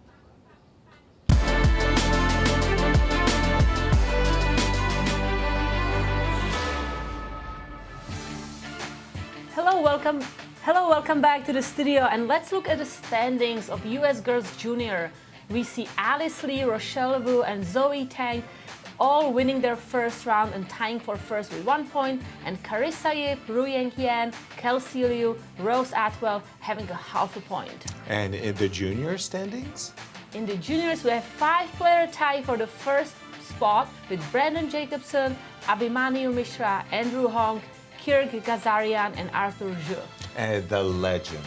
And the legends. In the legends, we have Gregory Kaidanov, Alex Shabalov, and Melik Khachiyan winning their first round, tying for first, while Igor Novikov, Maxim Dlugy, Joel Benjamin, and Dmitry Gurevich tying their first round and tying for 4th place so far. Right, and let's just jump into this round 2. And I'm going to pick up the game between Rose and Carissa. And it really feels to me like Rose has made an egregious error. She's on the white side of an open Sicilian, and whenever I see this pawns on b3 and c3 and a knight on b1, not happy, especially if the bishop is not fianchettoed inside on b3. Absolutely on b2. not. So we pick up around these parts. We haven't left too much. Queen e2, rook d1, everything's fine. Bishop takes, everything's fine. And right here, something goes off the rails with this move c3. I don't like this move at all. And after c3, there's a tactic. And Carissa spotted it right away. The spidey sense should be tingling, but this move really catches white off guard. The problem is the simple retreat bishop e3 leaves the pawn on e4 hanging.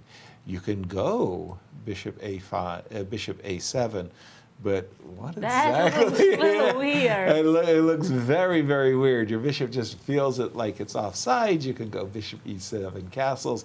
One day you're going to take this pawn. In the meanwhile, everything looks wrong for white. So Carissa looks good. Sorry, after e5. If we move back, so what do we play instead of c3? Because the pawn on c2 is attacked. Sure. Right? Rook d2. I mean, I agree. You can play bishop b4, but then in that case, I'm playing c3 with a tempo. I'm hitting the pawn. Now, if you play e5, I will probably come back. You're happy to go home. Well, I'm not sure I'm happy. I'm not sure I'm actually. I'm not sure I'm actually delighted right here with that decision to play d4. Maybe I'm I'm more inclined to play a4 at the moment. And force b4, maybe some weak square. Yeah, on the so white. somehow the timing, it just seems like Carissa was faster on the c file than White was ready to meet her here. And this move e5 is really throws White off completely. I wanted to go to the game of Rochelle too, by the way, because I was more than curious how Rochelle was going to win her pawn back. I'm a pawn grab after all. Maybe she did castle. She did castle indeed, long side. And that we were thinking all of this stuff was forced. Bishop to d4, a6. Rochelle played a6. I thought it was based on f6, but okay. a6 takes, f6. Bishop c5, and she still hasn't won her pawn back. She's still working hard. So she needs to figure out how to transfer one of the knights, right? Because we can play rook d8 Sure. to attack it, but then we still need a knight. Or we need to force the bishop away. Maybe that is an option with b6 move. Okay, that's a check at the moment. So we have to... I mean, b6, okay, even if you force me, at a certain moment, you still got to pay attention to the... you could start with king d7. Yes. Okay, if you like, I don't know. But the question is how are you going to get a knight to e4 to win this pawn? But I have a feeling that if you have to park your bishop on a3, it's going to be quite passive, and maybe my knights can do something. Let's say I just fall into your whole scheme of...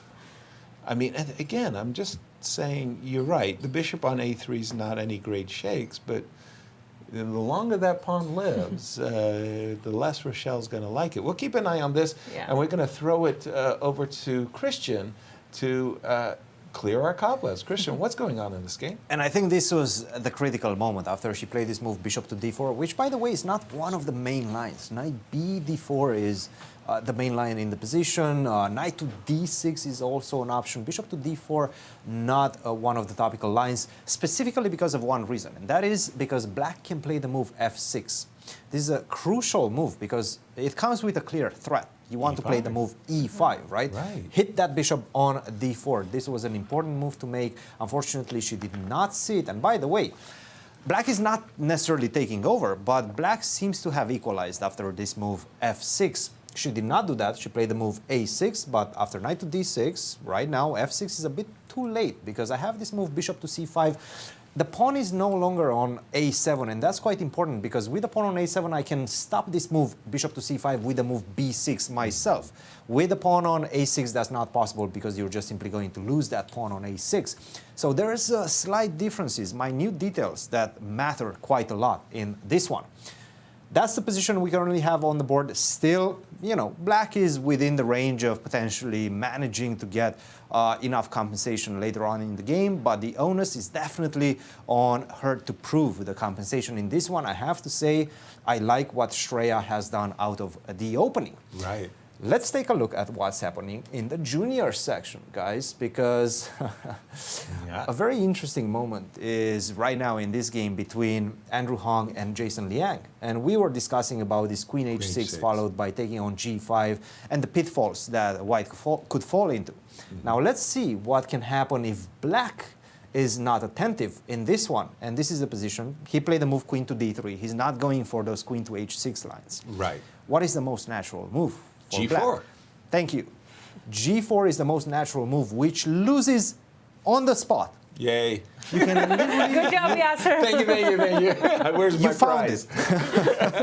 You found it. Because after G4, queen to H7, it's resignation time. We shake hands, that's H6, it. There's nothing. Bishop to H6 is not good, by the way, because I have king here, and I believe I have some knight king d7 ideas. You get on your shoes. Well, I'm getting out, right, as fast as possible. But I can trap you. And by the way, these are moves that you can definitely miss. You know, the queen already left that side of the board. Right. You stop thinking about it. The queen is not coming back, or even if it comes, maybe it's in a distant dream, right? And you go, you just play g4, right? Happily. Very natural. The queen comes back into play, and right now you can resign. So this is a pitfall that Jason has to be very careful not to fall into right now. Big moment in this one. And take a look at Josiah versus Abhi. Bishop takes f4, knight to f6. the engines were giving a tremendous advantage after the move bishop to d3. For white? Josiah, for white, yes. Wow. Just exchange the bishop, and it seems like once you exchange this bishop, the king is going to be in deep, deep trouble. I think that bishop takes d3, at least from a practical perspective, it does say the computer that is the best move. I don't like it. At the same time, if you allow me to take on g6, and perhaps this is the idea behind this move, bishop to d3, let's say you go rook to c8. It's a bad move, I can take a pawn, but let's not take that pawn for the moment. I think I can go knight d4 and knight d6 ideas. Gotcha. Once the pawn is no longer on f7, and that creates some significant unpleasantries for black on the king side. So bishop to d3, big moment right now. And if you, by the way, if you take and exchange the bishop on g6 was protecting the king quite nicely. Unfortunately, right now on the g file, you're going to have huge problems. Queen takes d3. If you pass by with the move h4, I think this knight on f6 is going to get hit with g5 and g6. Open up the king. You're not going to be able to stop me. And unfortunately, I think that it's going to lead to a winning position for white. So big moment for Abhi, for Josiah, to get a tremendous advantage. He missed it. He played the move bishop to f3. But one thing he's doing, he's putting a lot of pressure on Abhi's clock. Take a look at that. 1 hour and 14 minutes for Josiah, and only 14 minutes for Abhi. So that's look at an the pressure. interesting move. Christian, sorry to interrupt. Yes. The move h4. Bishop. The last move, H4. right? Yeah, like Mishra is saying, I'm going to block the king side. I think it's a good move. Get attacked. Yes, I think it's a good move, well, from a practical perspective, at least. But what were you worried about? No. We were just saying that after the move h4. By the way, I like this move. Yeah. It closes things up on the king side. And I was quite afraid for my king if I would have been in black's shoes.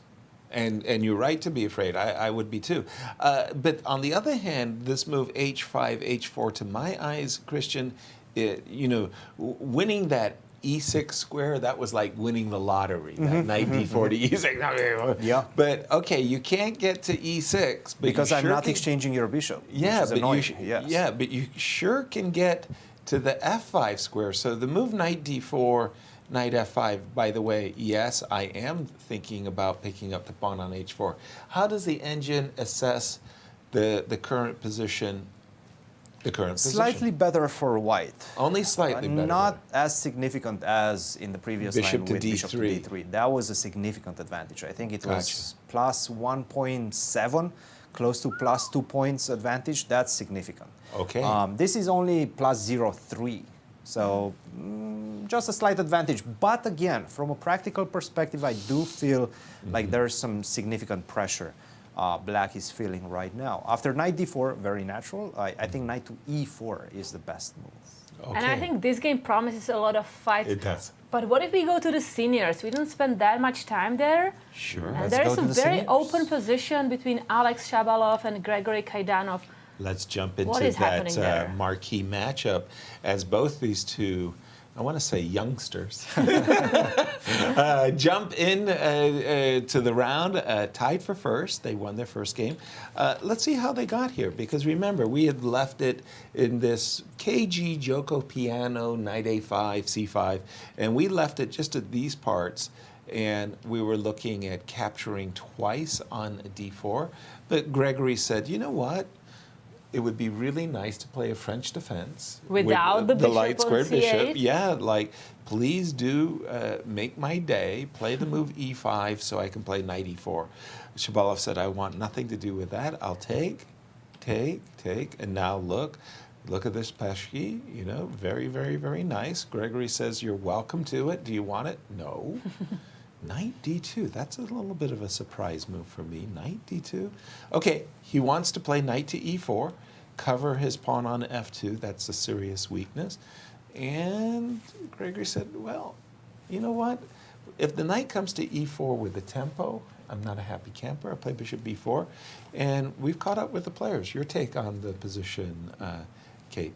It's an extremely open position, and I feel black's pieces are really well developed. The rook on f-file, kind of targeting the knight, hoping for f2, these two knights, bishops, great. Active pieces, right? Yeah, very active. Right. I understand there is this weakness on e6. So, of course, white is targeting this pawn very easily and happy to grab it at any moment, but maybe not too soon, while the bishop on c1 is still not developed. Right.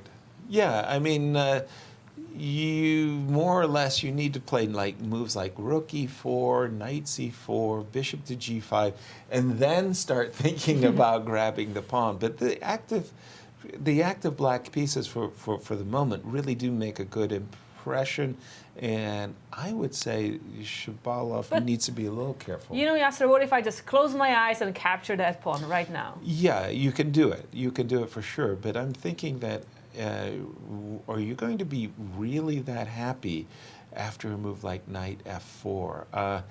I don't know. I mean, the queen. It's uncomfortable. Feels like it. I'm giving up. I'm giving you the chance to attack, and I'd be very reluctant personally. But on the other hand, moves like rook e4, queen e2 do attract me. Black's not anxious to defend the pawn on e6. It's almost like, please take away my only weakness and do your worst. So I'm thinking I prefer Shabalov's position after rook e4, but I would recognize that I need to be careful. I need to do it carefully. The game that really caught my eye is this game between Joel Benjamin and Dmitry Gurevich. We left it, look what's happening, b5, g4, b4. No mercy, you almost feel like, okay, let's go, g5. No, I have to play knight e2. Now after knight e2, I mean, to my way of thinking, I don't know, you're going to play e5 and bishop e6 for sure, or you're going to play a5, queen b5? Wow, you know, like... we are not worried about discovered attack. Yeah, I mean, that was a real surprise move for me. One good point about the move queen b5 is it does hold up the move g5 for a moment. It caught my eye. I mean, that's a visual move you don't usually see, walking into a discovery. How good or how bad is this position? Because it's a very sharp position indeed, Cristian. Objectively, it's better for white, yes. It is better for white, but... Was this move queen b5 a good move? It's a good move, yeah. It is, okay. It's a very decent move, yes. I don't think you have any big discovery ideas. Sure, knight f4, knight g3, but where is the knight going afterwards? Right. And my plan is pretty clear as black. I do want to move my queen on the a file somewhere, right? To create some potential attacks against the a2 pawn. Right. Maybe after queen to a4, then I can start thinking about rook to c8, kind of connect these threats together, right? Right. I'm threatening the pawn on a2, then I'm looking at the pawn on c2. Maybe queen goes back to c6 after I create some structural imbalances. Maybe we'll play b3 at some point, and then I go back and go a5, a4. It's an interesting position. Still, sure, white might have a slight edge, but anything can happen. It's very, you know, it's a Sicilian position. It's a typical Sicilian position in which both sides have a lot of resources at their disposal. Yeah, I always like these arguments. I'm better. No, I'm better. Well, why are you better? And you make a really compelling argument. My question is... That was really good. But so why do you think you're better? And then you make a really compelling argument. But I don't see the argument here, like, how are we going to continue with white, Cristian? Because are we going to try for g5 or prepare with rook g1? Exactly, and that's kind of the interesting side of things in this position. In fact, what you want to focus on right now is defense first, as white. What do I mean by that? You have to start with king to b1, or at least this is the recommendation. And you are looking at this type of ideas, yes, right? Sure. So king to b1 may be natural. Rook to c8, but what about knight c1? Is this natural as well? Kinda. It kind of is, right? But it is defensive a little bit. You're bringing another resource to the queen side next to the king, right? But this invites completely different type of positions. We're going to go into the endgame. That's going to be a completely different discussion. So These are the type of things that both of these players will have to understand right now. And I have to say, and I'm coming back to this, it's all about temptation. What were you looking at? F4, G5, trying to break through, trying to give the checkmate, right? Right. Against the black king. It's not that easy. For example, if you go something like rook to G1, the engine is already saying black is better. After the move E5 or queen to A5, king to B1, and E5 right now, followed by bishop to E6, it's all about the pressure on the pawn A2. So a lot of things that still white has to be worried about. And this most likely are the type of ideas that Joel right now is calculating. Right. Yeah, I remember playing these positions for black, and sometimes like we can get worried that white's pawns are gonna like push through and just checkmate you. But on the other hand, you see that white king is kind of, you know, without pieces around. So the c file is open, the diagonal can be tricky, and it may be not that easy for white to actually attack. Exactly. By the way, the game between Igor Novikov and Melik set, the game that I said, you know, Igor, you know, is completely winning. Like strategically for me, it's over. Melik set kind of agreed. Essentially, he did play the move E5. The only break in the center we can kind of fight for. Yeah, this is where I was saying, you know, B5. I'm going to take. I'm going to play B4. I'm going to play B5, and I'm going to break that C6 pawn, and I'm going to get a protected pass pawn. So E5, more or less, only move. B4, please, said Igor, do capture, so I'll recapture, and I'll be, you know, attacking the pawn on C6. I'll be attacking the bishop on F5. Nope. Knight E5 takes F6. Wow, so pawn it's a kind of a pawn sacrifice, because if you don't do this, you know, I'll be playing moves like B takes C6, and I don't know, even things like rook A6, maybe even bishop A6.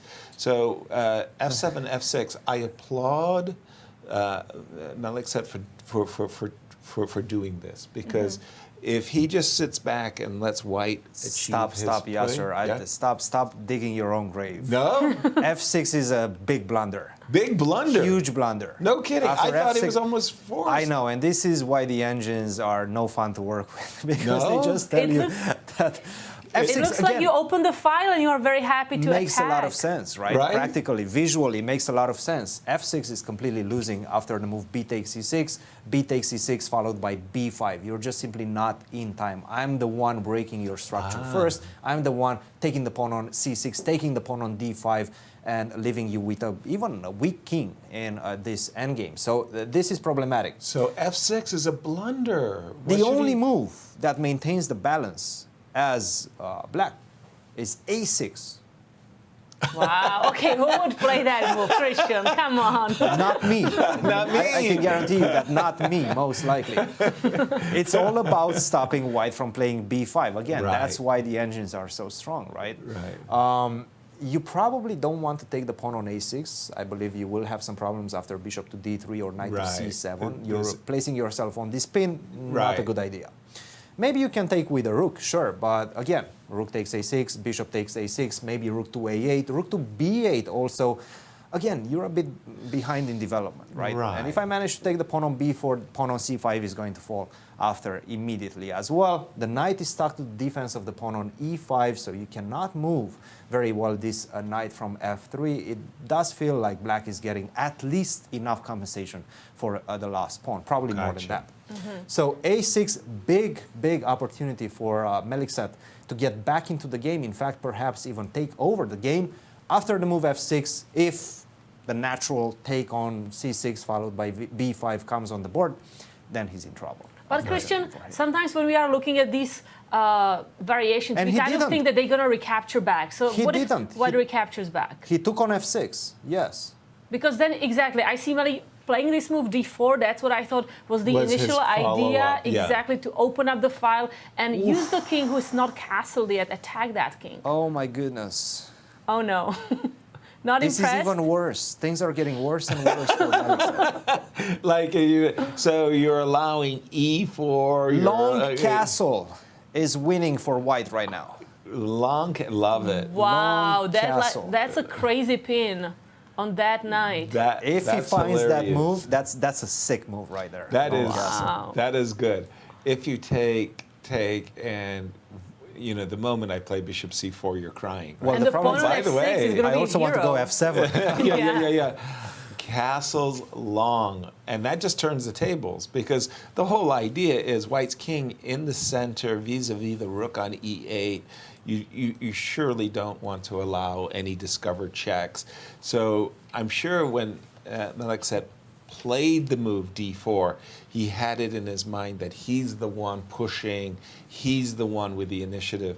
Castles is the cold shower. Man, Yeah. that's just- game over, actually. Oh You know, my gosh. sometimes in composition chess, the correct move is long castle, and I hate that because like all the pieces are clear from the board, and you don't think about castling. So I think it's very easy to miss that like your opponent can actually still castle. What right? was it? Composition chess? In composition chess, sometimes. Studies. Yes. You mean, yeah, the way they compose and you make a move like castles. Yeah. And, a nasty move, castles long. And Igor, how big an advantage Plus is it? 5. Plus 5. Plus 5 is completely over. And if you don't see that castle, you play something you have else. Other moves, yes. But is white still much better, or? B takes c6 is also winning, but not as conclusive. Convincing. Also, after b takes c6, you do have to follow up with castle. Either way. You still have to do castle. Right, So BC6. if you see castle, you might as well do it right now. Keep the Right. tension as is. Yeah. You know, it was funny because one of the original thoughts I had was that after d4, I could play e4. The idea is like this bishop is kind of like stuck. Of course, if you take, I shouldn't instantly recapture, but I was thinking that if you take, I would castle, and two pieces are hanging, and like, well, why don't I just castle immediately? Why do I need e4? Castles immediately. That turns the table. But by the way, yes.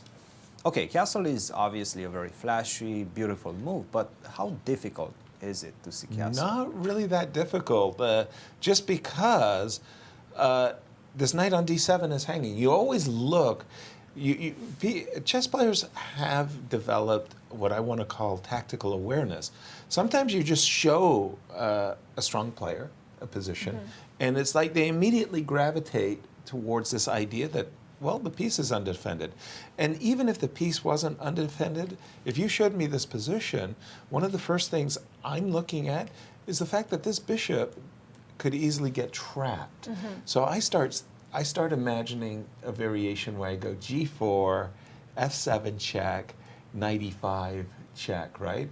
So what I'm saying is that I look at undefended pieces, I look at vulnerable kings, and I look at pieces that could easily get themselves trapped. So how can I attack this knight on d7? Oh, I know. I'll play bishop to b5, and bishop takes d7. You know, just how do I attack it? How do I attack the knight on d? Oh, I know. I play rook d1, rook takes d7.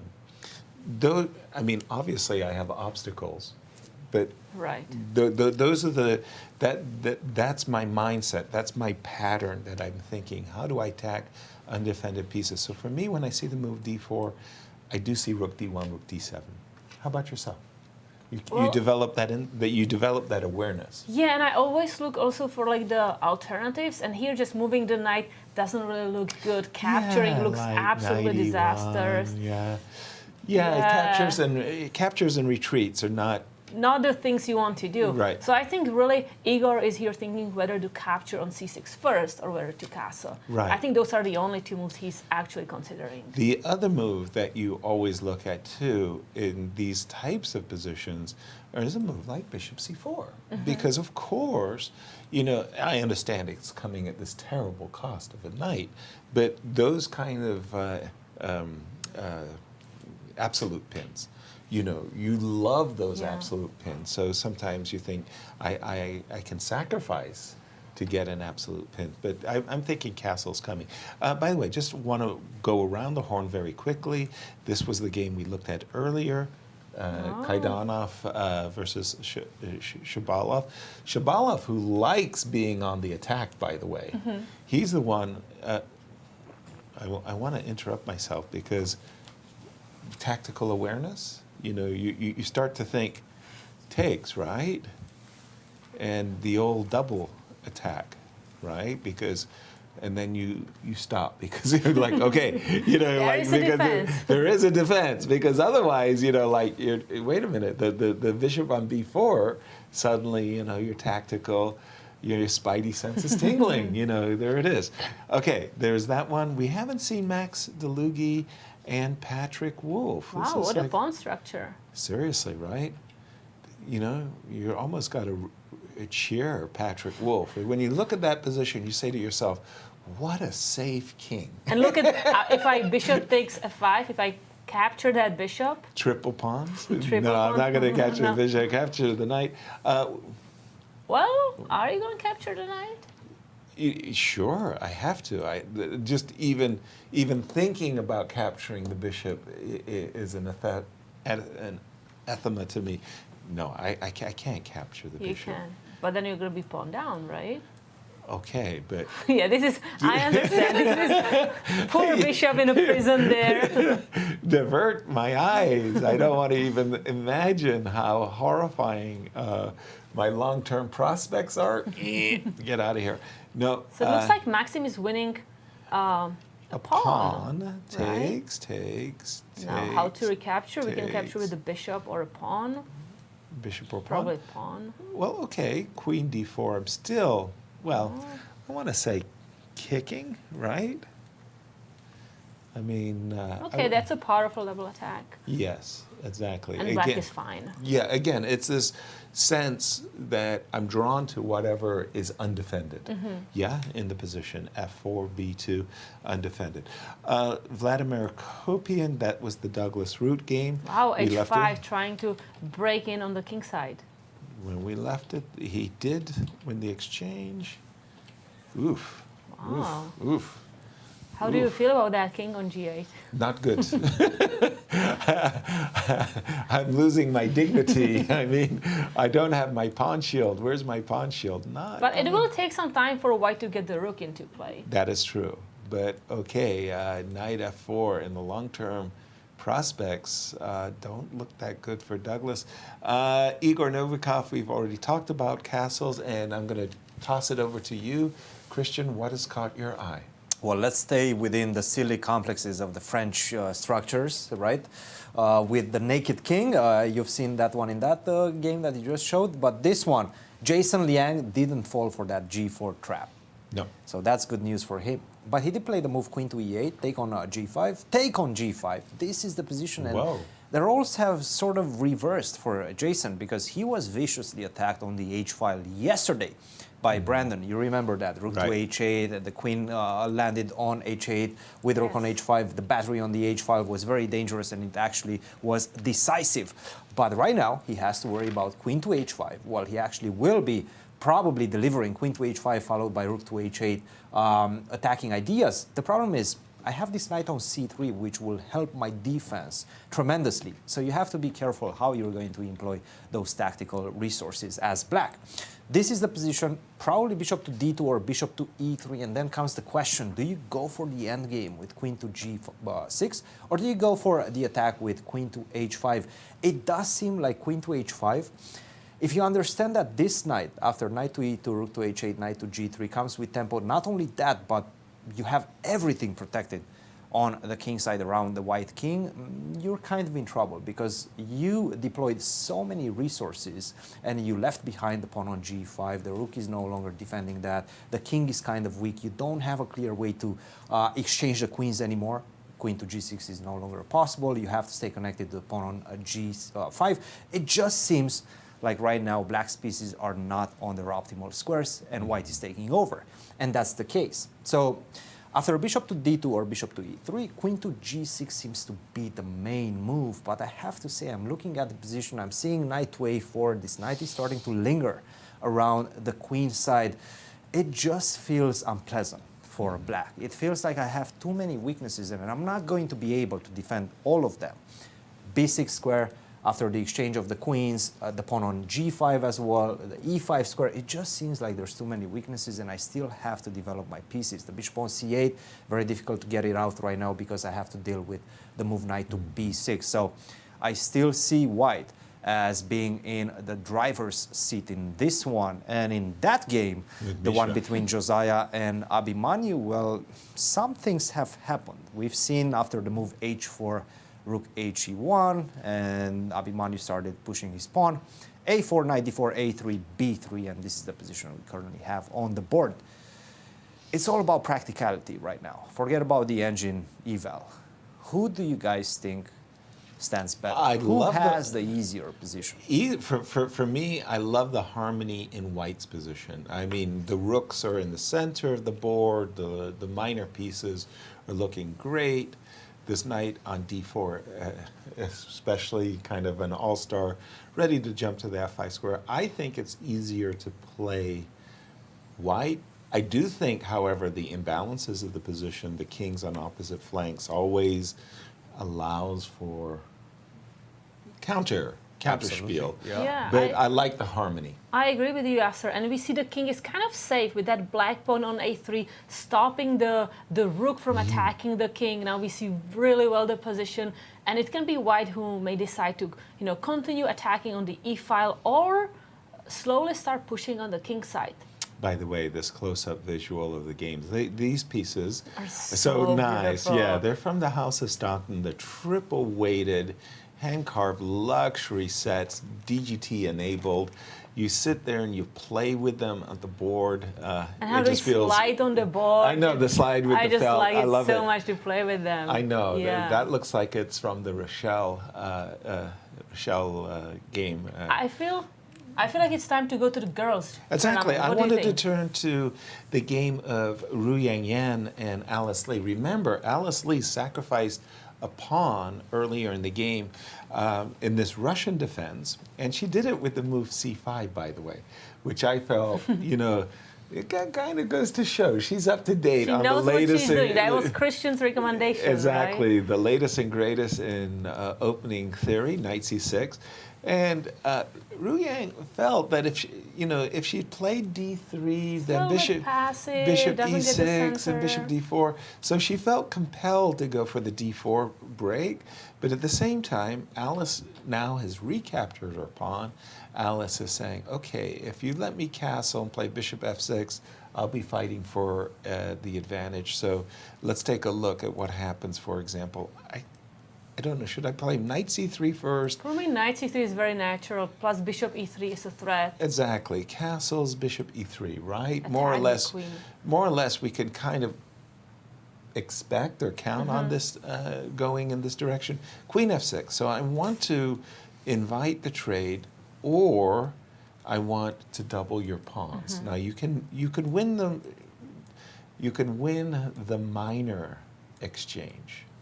This is what Bobby Fischer would call the bishop versus knight, the minor exchange. With pawns on both flanks, the double pawns. The messed up pawn structure is something that's maybe balanced, but maybe not what White wants. Right.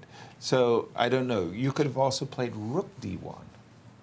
So if you have played rook d1 in this position, and after, for example, the same line, queen f6, a slight difference here is there's no double pawn, and you might be asking, Black, I'd like to return the favor to you. Yeah, I like now the I double. have bishop on c1 that is guarding the b2 pawn. Exactly. But okay, if I move, let's say bishop e, more or less, you don't really have a better move than developing. It feels very balanced, is what I'm saying in this one. I want to go to the game of Carissa. Yep, because when we left it, we thought that Rose had messed up.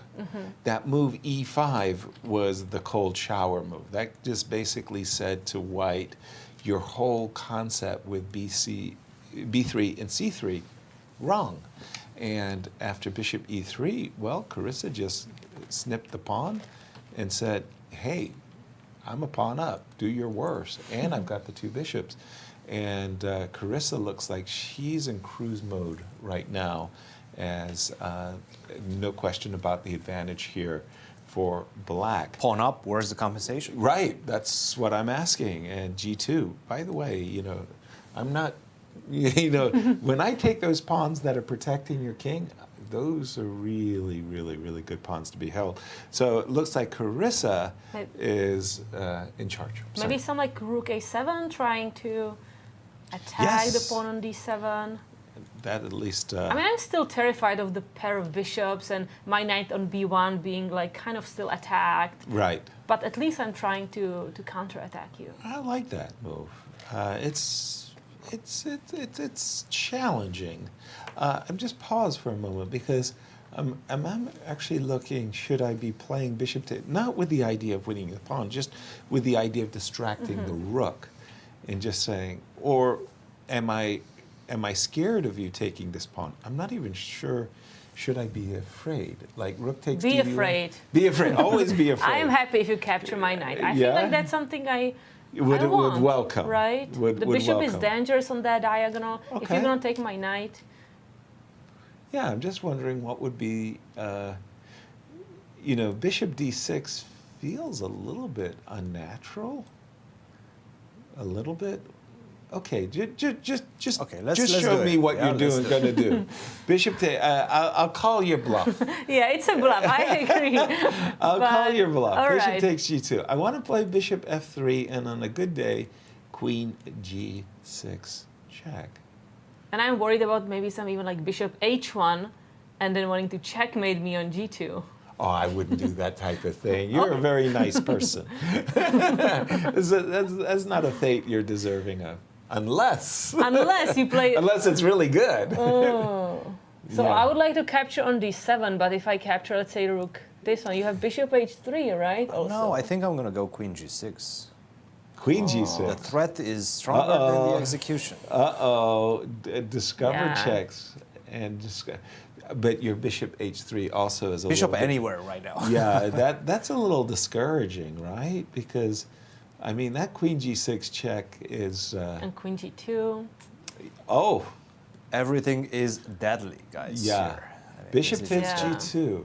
Okay, rook All right. a7, just not in the cards. And let's see, Let's Zoe. Grace against Zoe, because that is, Right. we are talking about attacking Before positions. we go kings. to that one, Sure. let's Go just see the faces of Novikov and Melik set, because Did he did castle? play the castle. He did. Oh, wow. He did play castle, so I want to see the expression of The Melik magic right now. of television. Can we get the look of Melik set after the move castles? Not sure Because we this have it. must be a cold shower for him right Oh, now, yeah. you know. Because, hold on, let me just bring up that game. Apologies, I'm a little bit behind on the So and no capturing on so- c6, immediately castling. So the point was, Black's last move was this very attractive looking move, d5, d4. The rook on e8 vis-a-vis the king on e1.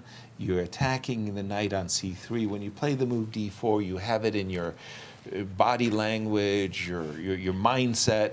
I'm the one with the initiative. I'm going attacking. after you. You are in trouble. What are you going to do? And your opponent says, well, on guard. You go, oh. And you're like, I think I missed that. I think I missed that one because now the rook, it turns the tables. Yes, I understood that I was in a pin on the e-file, but now there's no pin on the e-file, and in fact, I have a pin on the d-file. You take my knight, you're welcome. I'll take your knight. Don't forget about f7 check. Don't forget about rook takes b7. Bishop c4. I mean, there's a lot of things you shouldn't forget about, but And here we have Igor on the white side. He seems to be happy, but I think I would be a lot happier. It's almost kind of a stone face expression.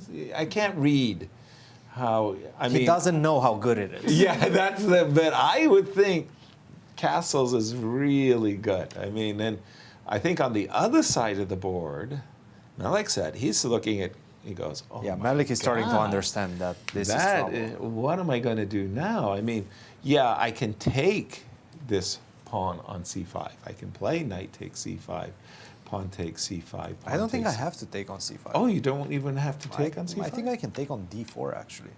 Just simple. With the knight maybe. With the knight, Why not? sorry.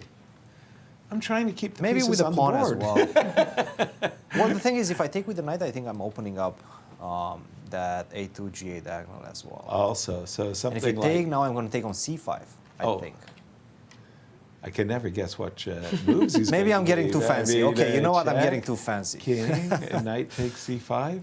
You still have this pawn on f. I mean, you might just be winning after g4 or bishop c4 check. Yeah, but I feel it's too fancy. Okay, No, but we may okay, be let's try for recovering. We something. can always block on e6, right? What? Recovering? Yeah. What do you mean recovering? Like, what do you want to do with white? I want to go g4. I don't see how you're recovering. I Okay. think I'm getting. I think I'm going to get killed. All right, I take. Take. No, but you guys are right. This is not good. No, I this is mean, not that good for for- white. Not that good for white. Nothing. I want something better than this. Okay. So, anyway. Once you what- take on d4, I take back with the pawn. Well, I think taking on c3 is just a full disaster. Right. I think I have to do a move like knight takes c5 to mix things up. Completely agree. Yes. Okay. So after now I knight take c- on d4, and then you take back on d4. I take back on d4 with the pawn. But you want to take on d4 with the knight? You No. choose. You choose. I think both of them have the same impact, more or less. Okay, Kate, you got to decide This for is so us. complicated. So many things are hanging. Hey, that's why you get the big bucks. Come on. Let's capture with the knight. But you know what the thing is about this type of positions? What? We forget that white is 2 pawns up. Correct. Because, It's pieces over. are flying, pawns are flying left and right for both sides, right? Right. But at the end of everything, white is just simply going to two pawns up. I love capturing with a pawn, by the way, because your knight can't move. If it goes to e4, this is what I was always thinking about, with these pawns. Oh, I mean, That's it's just ugly. like, Yeah. yikes, right? That's That ugly. diagonal. And that diagonal, and this is bad. Let's go to the juniors. To the girls. Let's To go the to the girls. girls? I want to see Okay. Gracie against Zoe Tang. So Oh, Gracie yes. press on. That's such an interesting position because we are going here like left and right capturing and kings on the opposite side. And here we have a positional actual. Easy, You see calm. easy, taking weaknesses, attacking. This is seniors chess, by the way. The That's what- calm, easy game. Knight a4. Okay. Eyeballing the c5 square, opening up the c file. so Weakness that, on c6. On the other hand, this knight on d5, nicely positioned. No, not so nicely positioned, as black is targeting the pawn on b6. And he trades on c. No, you can't take on c6. If you take on c6, knight a4 and bishop d7. Okay, bishop e5, bishop to g5, hitting the. Almost capturing, realizing you can't really capture the pawn because it's the same thing happening. If you take on c6, you walk into a nasty skewer. Yeah, that will cost an exchange. So, by the way, rook c5, bishop e7, takes. Zoe. So there was a chance for repetition, Right, right? but- But black didn't want that. Right. So somehow, just a second, where did Zoe win a pawn? So, no, she hasn't won a pawn. It almost feels like she's avoiding a repetition, right? So that was like a quiet offer Of of a draw draw. if black wanted to go back bishop g5. but And no. Zoe wasn't interested. Although, what's your take on the position? That's Kate? the thing. The pawn on c6 is kind of weak, and I'm not sure if you will be able to push for c5. Right. Well, the only way you can do that is you've got to protect the bishop. So it seems to me, if anything, your plan as black has got to be based on what you've just said: queen b6 and c5. So if I'm true to form, and I do believe in, putting as much pressure on the c6 pawn as possible, I would go rook c2. Rook c2, very natural move. Just double up the rooks. Yeah. They called me Mr. Natural. Rook c2. Who calls you Mr. It's from the underground comics of the Bay Area. Mr. Natural. I mean, can we do something like bishop a6 to attack the rook and transfer the bishop to b5? That's a more positive Thinking? the bishop on b7 was passive. Yes. Bishop on b5 will at least be, aggressive, right? But I'm also helping kind of white to get its pieces where she wants to have them. True that. If I could by the way, the queen on a4, in my mind, if I could get the queen on g3 or h5, something there, you know, I would be a happy camper. So, yeah, you know, Bobby Fischer famously said, to get squares, you got to give them. And in this case, it's sort of like black got a more active piece, but so did white. So you had, you know, you give and take. And Plus, what is this push a4, right? Forcing the bishop to go back. yeah, I was almost thinking that you have to stop me from playing a4 myself, and we'll get a position like this. I don't know, kind of balanced. Probably the engines are going to go 000, but we know that it's actually a really big fight taking place in this game. Christian, clear the cobwebs. What's going on in this position? I believe Zoe had to take the draw with bishop g5. Yes. The one repetition offered Earlier. by white, bishop e7, bishop g5, rook c1, rook c5. Right now, it does seem like she's much, much worse. Worse? The engine is saying that this is borderline losing. Plus 1.2, hovering around 1.2, 1.5 for white. So it's all about the weaknesses, right? You have so many of them as black. Pawn on a5, specifically the pawn on c6 that I will be able to target quite easily. I'm going to double up on the c file, and at some point this one is going to fall. You would love to have this bishop on d5. Right. Unfortunately, that's not possible, right? That's not Illegal. how chess works. If you would be able to fly this bishop on d5, your position is fine. Because I don't have from where to attack the pawn on c6 with my bishop on f3, right? There's no way to put it, there's no configuration on the board that will attack the pawn on c6 directly. So bishop on b7, terrible piece. If you would be able to get it on d5, that would be fine. Without that, you're just much, much worse. So this one is problematic. But take a look at what's happening in the juniors section, because Josiah has increased tremendously his advantage. Ooh. So right now, The after lights the where move, bishops are we left off. it after b3, and we were discussing, the engine was in fact saying 0.3. Not a Slight. significant advantage by any means. Very complex position. But from a practical perspective, it just felt like it's so much more easier to play with white, right? And that's exactly what happened. Knight to d7, already a step in the wrong direction, because you allow me bishop to e4, and we've been trying to exchange these bishops for so many moves, right? That bishop to d3, that was the missed opportunity. Right now, finally, I have once again the opportunity to exchange one of your biggest defender and maybe even attacker, right? Because this pawn on c2, if you put something, a rook on the c file with coupled with the action of the bishop on g6, you will have some problems on c2. So bishop to e4, Josiah takes his chance, take, knight to c5, and now a rook to e2. 23 minutes.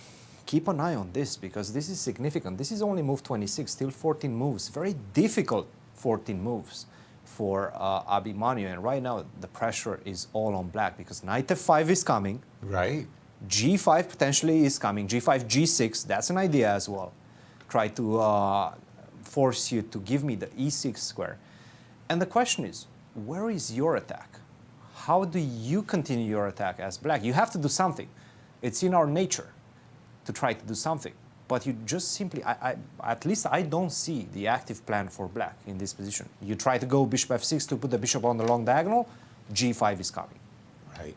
Yeah. So how do you continue? And we can see Abhi Mishra, he's low on time, right? He has 20 minutes, while Josiah Stearman has around 58 minutes, actually 1 hour. So a big time difference. And again, the position is, he plays bishop f6. You did play bishop f6 because, again, like you said, you don't want to be in a position where you're just passively awaiting your fate. You know, knight f5 and bishop f6. By the way, that's a no-no. You don't do that. So Mishra just played the move bishop f6. He pressed his clock. He wrote it down on the score sheet. Then he realized that he hadn't put his bishop in the center, and he reached, and he just on his opponent's time. You don't do that. By the way, guys, you're not allowed to do that. Go. This is +4 right now. After g5? No. Knight f5 apparently is Knight f5, hitting the pawn on d6. Best move. And then I'm assuming Mishra wanted to play rook a6 just to defend the pawn? In fact, g5 is one way to lose a big chunk of your advantage. Wow. Because that's something you want to do, right? You want to chase that bishop. You do, yes. So knight f5, rook a6. Now I go g5. Where do you put the bishop? I was going to put it on b2. I know it looks a little funny, but I just don't have a square on the diagonal. I completely agree. And now it's all about finding a way to checkmate you. Knight e7. Oh, no. And queen e1. Exactly. Oh, that's a puzzle rush tactic. This is really bad news. Oh, my word. This is really, really bad news. That's over. Sorry, after the move knight f5, did I blunder rook a6? After the move knight f5, the position is just really bad. It's just really bad. Okay. No, you have to do things such as rook to e8 right now. Give up the d6 pawn and pray that you will get something at some point. But That's very hard to do. To give up the pawn on d6, allow the d5 pawn to be passed, and just. Well, the Yes. problem is So- that g5 is crunchy. Yeah. Just absolutely devastating, in Okay, fact. guys, let's think about the practical ways in which black can play this. And After the knight only f5. thing I see is knight a4. Knight a4, okay. I think this is what he wants. So if we take, Queen b6 is mate, right? and it's just a stone cold mate. Okay, so that's what he's thinking. I think so. He must be thinking about this. So I have to, it feels like I should stop knight c3 check with rook e3. Yes. Not only that, but actually, right now you're threatening to take on a4. Now, you're right. Now I can meet queen b6 check with rook b3. So That's yes. a problem. Yeah. g5 is a threat as well. So this might just be a tempo loss for black because you probably have to go back. With I mean, at first when you suggested the move knight a4, I thought, yeah, right, fighting back, you know, not awaiting the cruelty of your fate. But knight a4, rook e3 is a cold shower move. Okay, so this bishop f6 is a semi-bluff from Abhi right now. What should he have played? G6 to stop knight f5? It's difficult. Rook It's to really E8? difficult. Rook e8 is the best move, but And bishop f8? yeah, but rook e8 I go rook e1. I double up. I There's no understand. bishop f8. Not yet, at least. Right. It's just such an uncomfortable position. You have to So- go queen d7, and then you will go bishop f8 maybe at some point. But Bishop this is just f6. taking a very passive approach to your defense, right? Bishop, bishop f6, knight f5, and Josiah, I want to say, he's in the driver's seat. Kate, what game has caught your eye? I want to go back to the girls' juniors. Yes. Because there's one game we did not spend much time Iris? on. Yes, the youngest, together with Alice League player in 13 the years 13 old. years old, incredible. The Right. winner of the 2022 Kasparov Chess Foundation All Girls National Wow. Championship. So Iris Small against Kelsey Liu. What is happening here? A lot of Okay. pieces on the board. It has that minority attack, I want to say, Karo Khan type of positions that I would get as black. Rook a c8. Okay, that's a little bit of a surprise move for me. Okay, defends the knight. The queen looks like almost trapped on It does. a4, right? This is If I was in Iris's shoes, I would probably be tempted by AB. Because after all, I do have the A file. She played rook c1, which is a surprise. Queen e7. And we've caught up with the players. Kate, your take, what's going on? It's not that easy to judge. Yeah, I feel like black would like to maybe take on c3 with the pawn to make another weakness and then capture on a3 with the bishop. But the bishop is still guarding the knight on f4. Right. So we cannot just do that. So It's not like this is a threat, but the question I would have is, what should white be doing? I mean, I feel like in such positions, I need to play the move knight e5. So the problem I'm having, it's a timing issue, right? Knight e5, immediately bishop takes e5, and I feel like black's the first. Well, black will win material after knight e2 check, and I don't want that. So I can't play knight e5. Give me a suggestion for black, for white, I'm sorry. I mean, one possibility is to play h3, right? Just kick the bishop away Okay, the bishop Keeps. stays annoying, let's say. Keeps an eye on the f3 knight. Stays annoying. Maybe like queen b5, like quiet move, just improving the queen. Okay, queen b5. The old quiet move, improving the queen routine. I do like what you were saying there a moment ago about takes.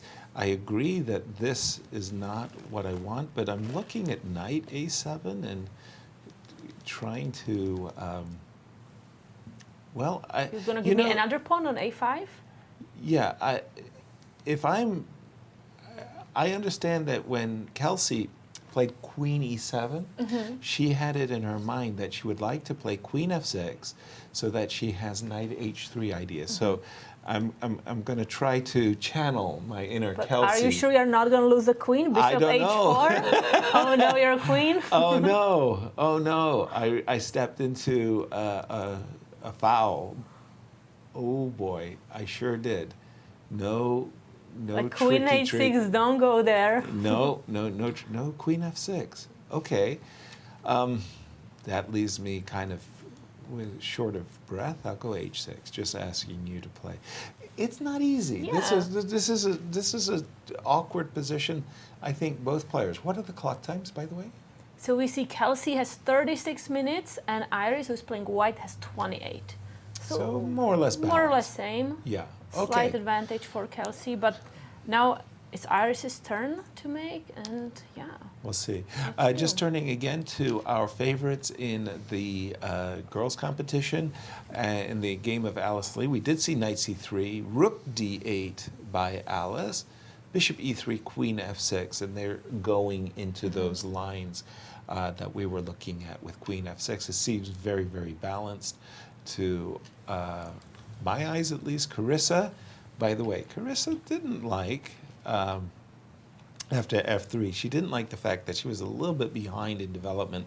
She decided to capture the knight on b1. Bishop takes b1, and she's cruising. She's a pawn up. Just extra pawn. Bishop c5. Finishing development. And yes, exactly. And as soon as she castles, she's going to be doing great. One player is not doing great is Rochelle. When we left it, she'd actually,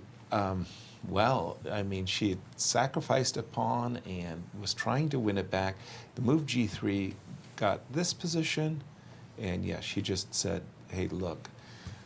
Opposite color bishops, at least she's going to try to go for that. Exactly. I mean, and in this position, she can fight. I mean, because, again, the bishop's of opposite color. But if that pawn stays on the board forever, you just lose. So she made the right practical decision.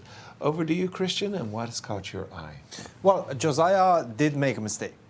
He played the very natural g5 that we were discussing. Sure.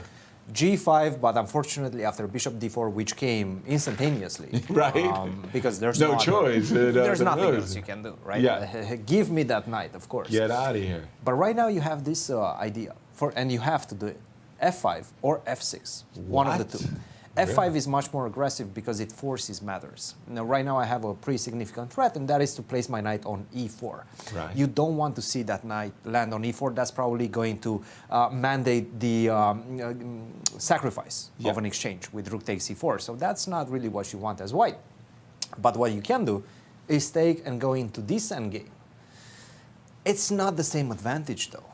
This is not the same thing you had a couple of moves ago. Sure, maybe you still have a slight advantage, but that knight on c5, ready to jump to e4, get to c3 if possible. I have the g-pawn, which could potentially become very, very dangerous later on. It's not the same advantage you had a few moves ago. So perhaps after f5, the tables are slowly turning into Abhimanyu's favor. And also, given that he's down so much time, he's inviting this type of simplified positions. Right. And that's what I think he's going to go for. Either f6 or f5. You have to do something. You have to stop my attack on the king side as black. The way to do that is with f6 or f5.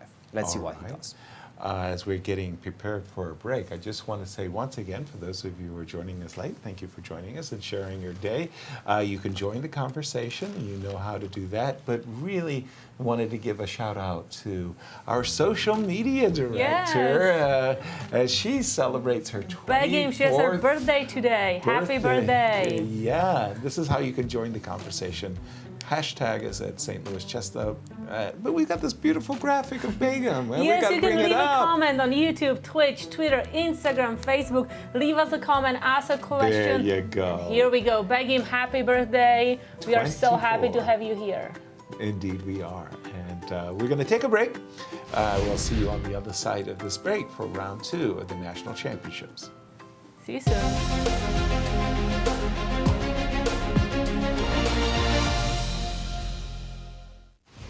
Hello, Melik. It's lovely to see you back in St. Louis, and it's in general lovely to see you. So, as a captain of our women's national chess team, do you feel like you need to play tournaments to not lose the feeling of a player? Yes, absolutely, Begum. You know that.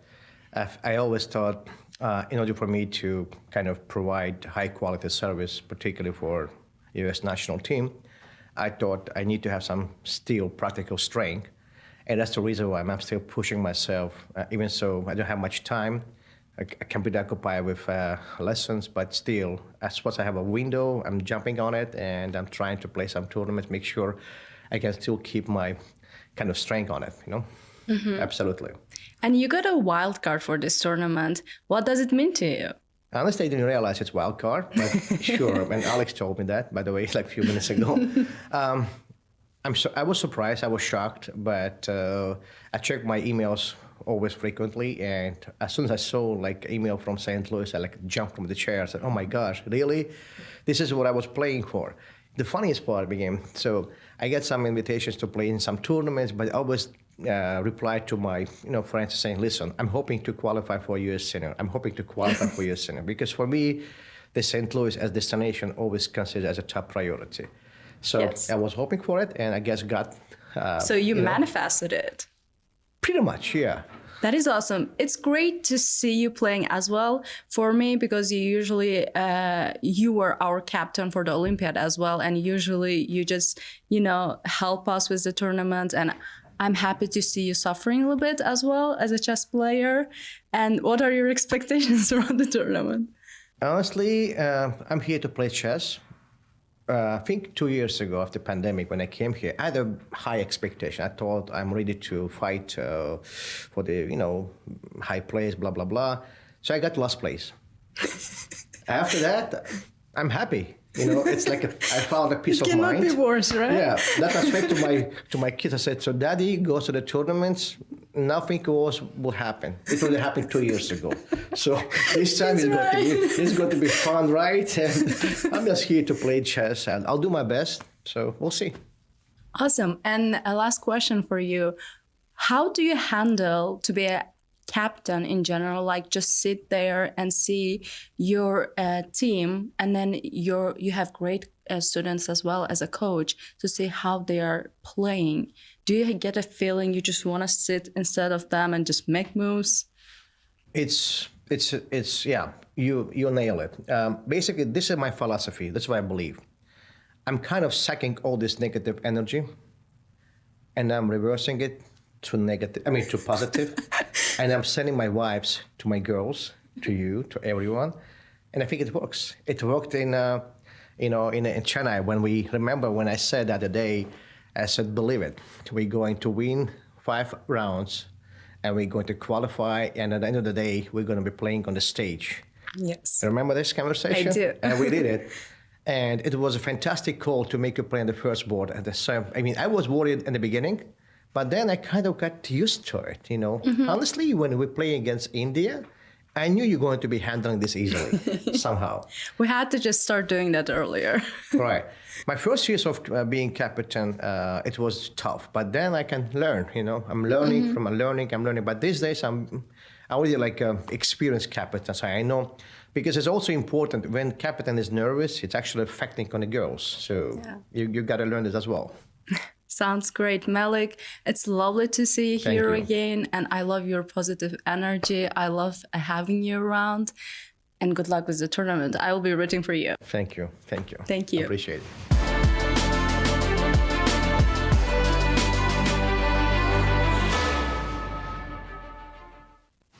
The St. Louis Chess Club is the premier chess facility in the United States. We bring the educational benefits of chess to thousands of students across the St. Louis area. We also promote chess at the highest levels, hosting all levels of the U.S. championships, as well as high-profile tournaments that attract the world's best players. Become a member and enjoy perks such as free classes and lectures, weekly tournaments, and so much more. Visit stlouischessclub.org to claim your membership today.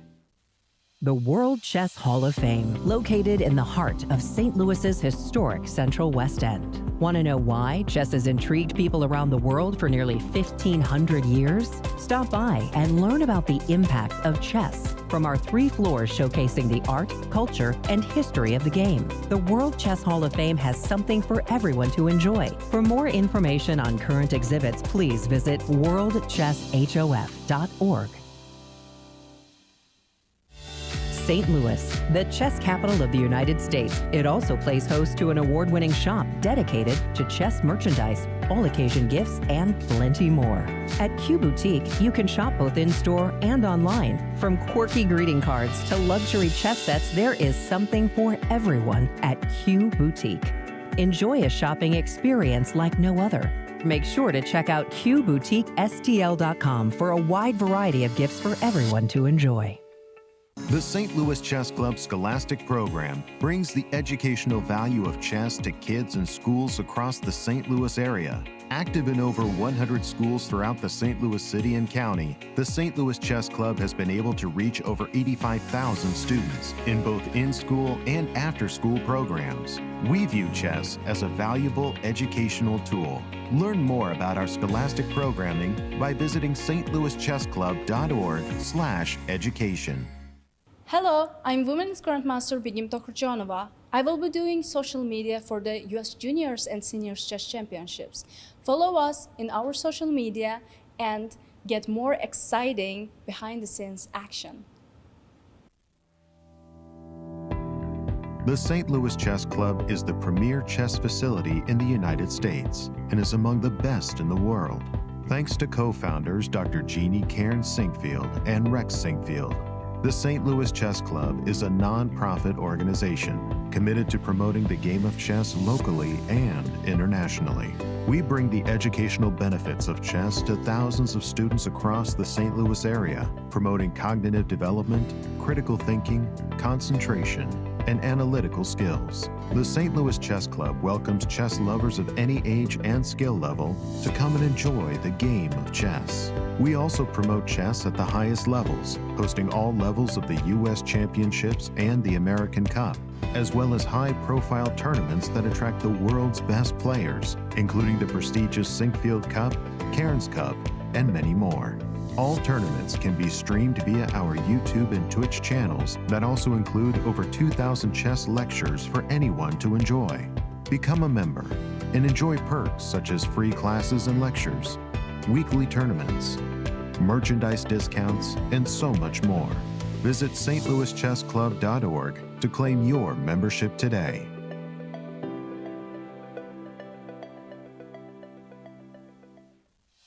The World Chess Hall of Fame, located in the heart of St. Louis's historic Central West End. Want to know why chess has intrigued people around the world for nearly 1,500 years? Stop by and learn about the impact of chess from our 3 floors showcasing the art, culture, and history of the game. Landmarked by the world's largest chess piece sitting outside our front door, the World Chess Hall of Fame has something for everyone to enjoy, including various exhibitions, monthly concerts, and much more. Whether you are a beginner or a professional, there is something for everyone to learn here at the World Chess Hall of Fame. Enjoy free admission to our rotating exhibitions in our galleries and sign up for chess events, family-friendly programming, and art classes. And don't forget to stop by our award-winning gift shop, Q Boutique, and shop a wide selection of chess-related merchandise. For more information on current exhibits, please visit worldchesshof.org.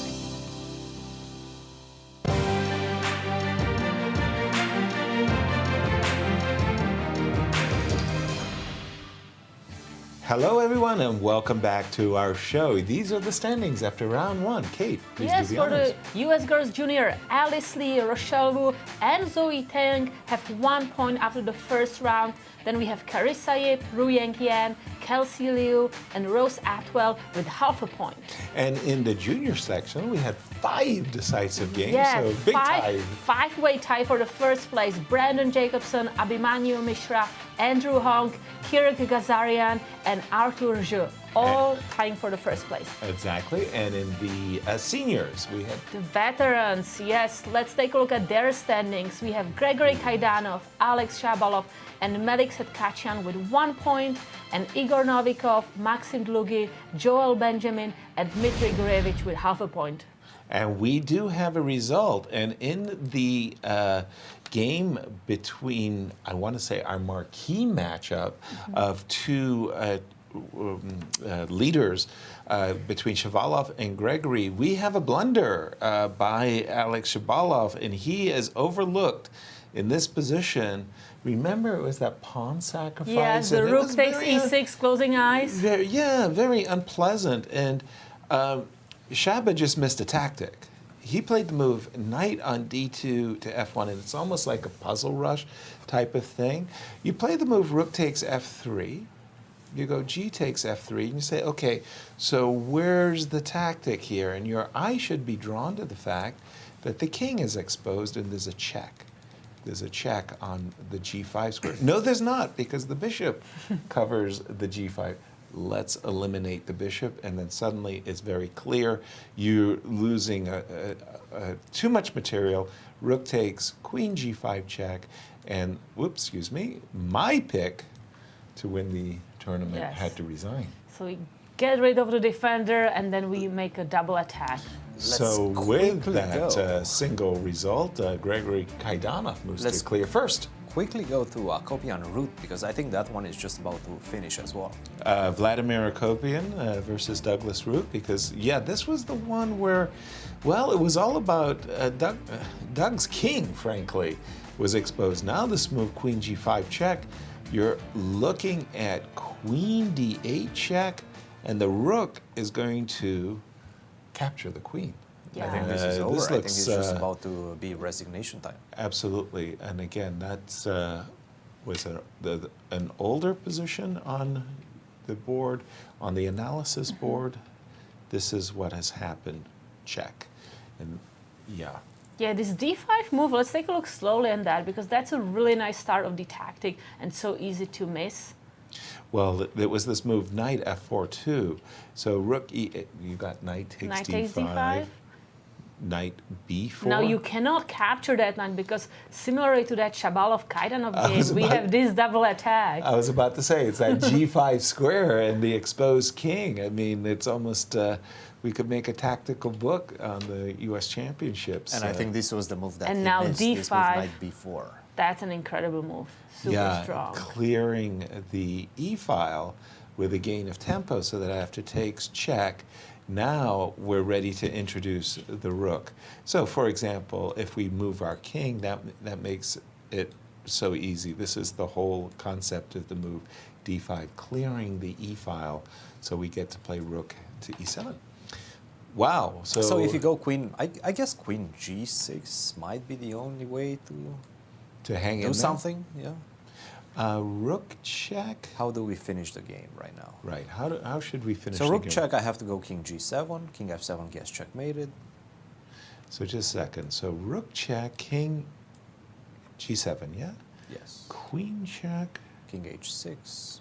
King h6. I don't have my rook e6. Okay, just a second. Sorry, you're making me work. I think it's just easy. Yeah. Maybe I have to do it this way. Yes. What do you think now about we have that? queen f8. Yes. We put the king on And h6. rook e7. Yes. And at some point, I'm still going to pin that queen. Yeah, rook g7. That rook, one way or another, either on the e file or on the g file, gonna get you. They're gonna get you. Nice there. So we do. And what about? It was rather funny what Begum was saying in that interview with Melik. He said he'd come to the senior championships full of ambition. I'm going to be on the podium. Took dead last. So the next time he's coming here, I'm just playing chess. Everything's a bonus. No expectations. Nice. And he started very well, right? He won the first round, made an upset. Against the number 1 seed, absolutely. But unfortunately for him, he's down 2 pawns. And unfortunately, Igor is the one who is on the attack. At the moment, we can see clearly that knight e7 check is going to really be hurtful as well. So good things are happening for Igor in this game. And remember, Igor, yesterday, he saved a completely losing position, and he hung on. It was a grim defense against Dmitry Gurevich. Dima, I thought, was going to win it for the longest time. So that was a victory The for only Igor. thing Igor has to be careful about here, he has 15 minutes and still almost 20 moves to make to get to the 40th move. Right. So that's something that he has to be careful about to make sure he's playing moves fast. For some reason, the board there that we're showing, that's not the live position. The analysis position is actually the live position. So we just have to update our boards there.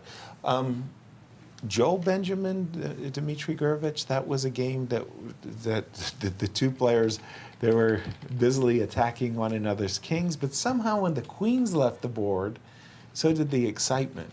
Then it kind of like died down a little, but is it flaring anew?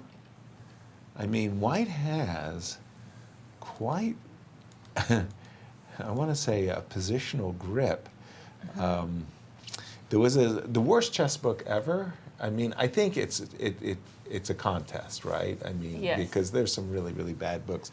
But Pawn Power in Chess by Hans Kamak has to be right up there because he tried to label every kind of pawn structure with some ridiculous thing, like the underhanded grip, like really. What does that mean? I don't even know what it means, but this is this is chess, not tennis. A pawn structure, yeah, the continental grip. There you go. Are you using the continental grip? This grip, he called this a kind of grip, and in fact it is.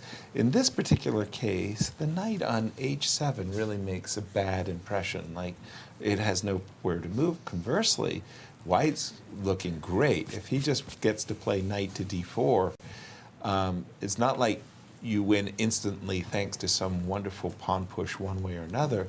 It's just that you're getting strangled. Yeah. You have no good squares. But Yasser, on the other hand, he would like to play knight d4 and f5. But once you do that, my knight on h7 kind of gets alive and jumps to g5. Correct. Right? Yeah.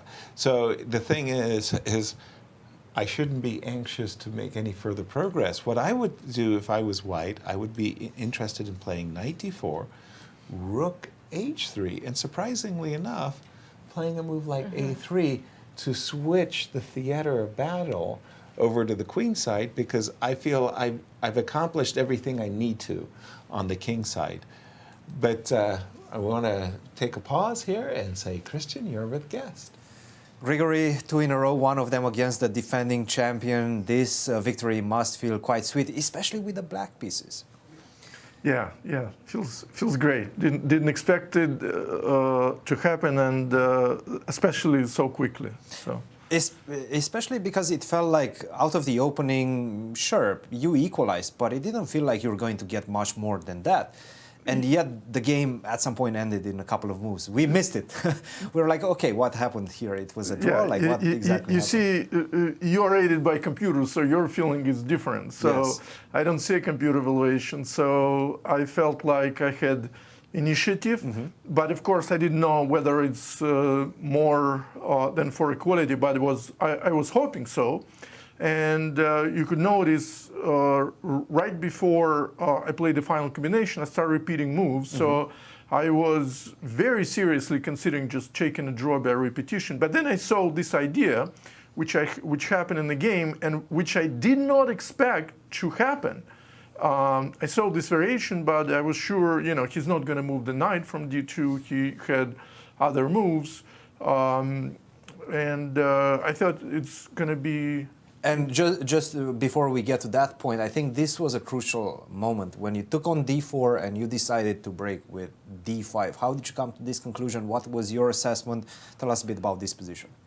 Obviously, I felt like my development advantage is very important. I have 3 minor pieces developed versus his only 1. So as the concept goes, when you have development advantage, open position up. So I try to go for a pawn break to trade pawns and open position up. I also emphasize while teaching, activity is much more important than pawn weaknesses. I didn't care about the pawn on e6. So I just try to open and activate my pieces as much as possible. Even at this point, knight d2, you emphasized keeping the grip on his development. Right. Bishop b4 is actually a prophylactic move. It's obviously not easy move to play because bishop is very active on c5. But he's about to complete his development with knight e4, and I absolutely have to stop this move. Yeah. Even at the expense of a pawn. Very nicely assessed, I have to say. Rook to e4, king to h8, another good prophylactic move. Right. Queen to b3, knight to d3, and this was the moment, probably rook to g4 was the only way for him to maintain some sort of a balance in the position. Not an easy move to make. Very difficult. I didn't see this move, and I'm sure he didn't see this move. Where are you going with the rook? Right. Typical computer move, looks like just a bad move. But I guess now, after you told me, I see certain logic behind this move, because the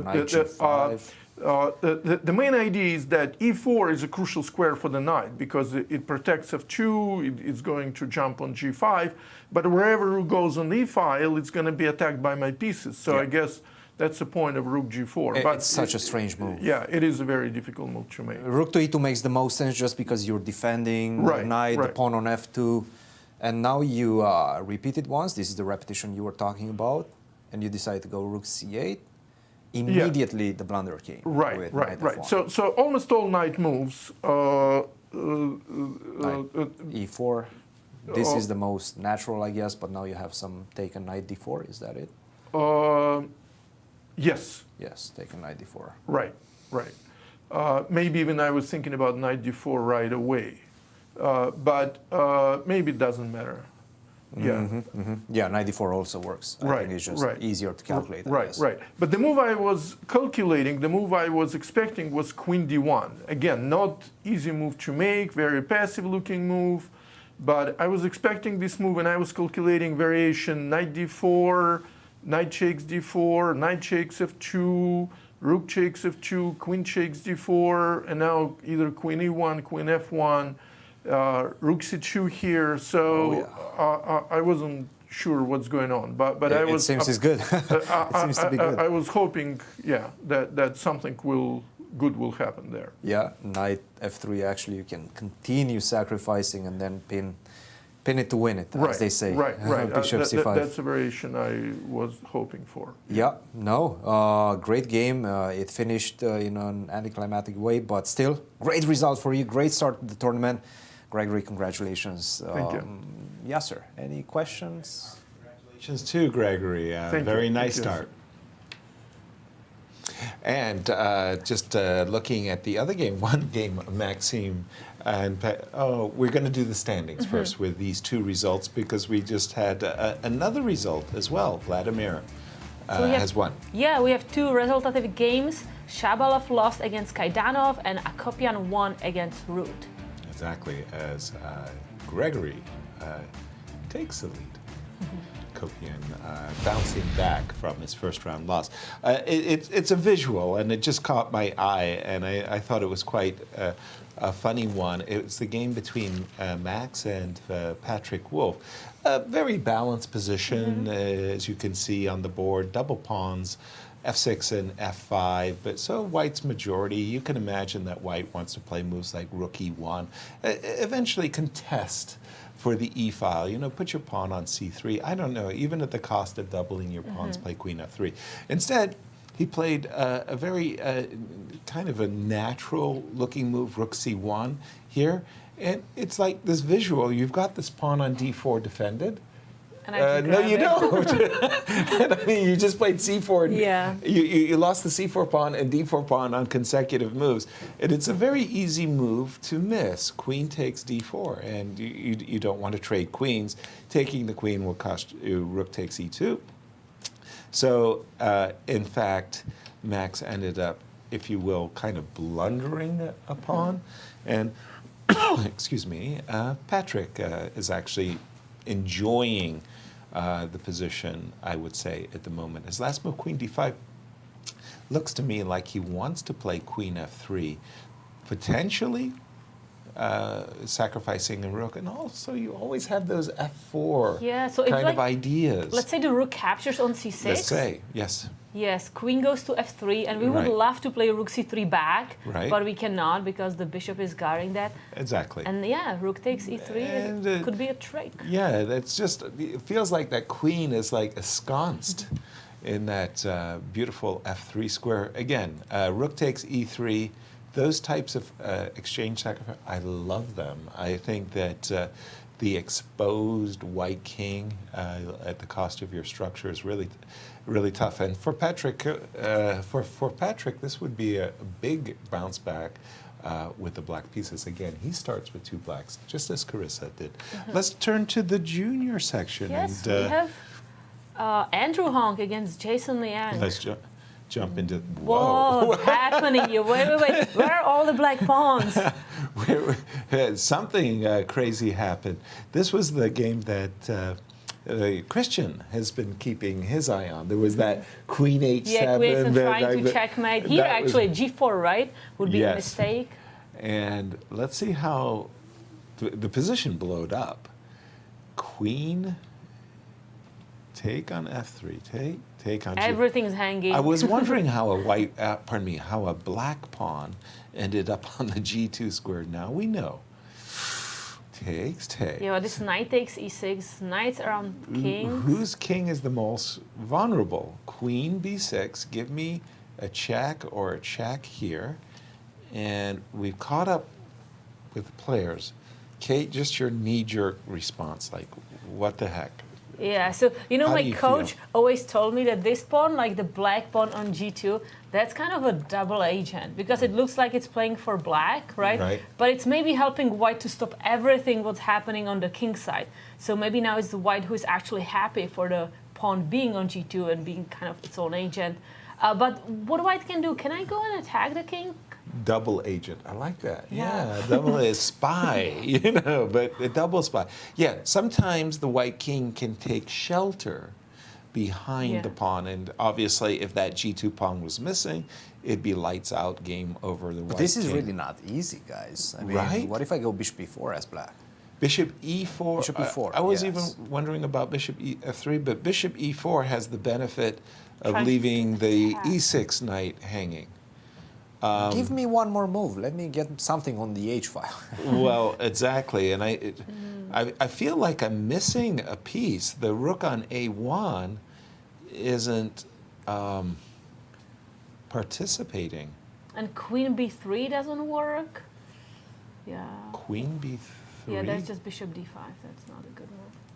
Queen b3, bishop d5. That's sad. That's unfortunate. Yeah, that is really sad. No, things are actually very forced. Obviously, we have the help of the engine, but from a practical perspective, this is going to go down the wire because take a look at the time as well.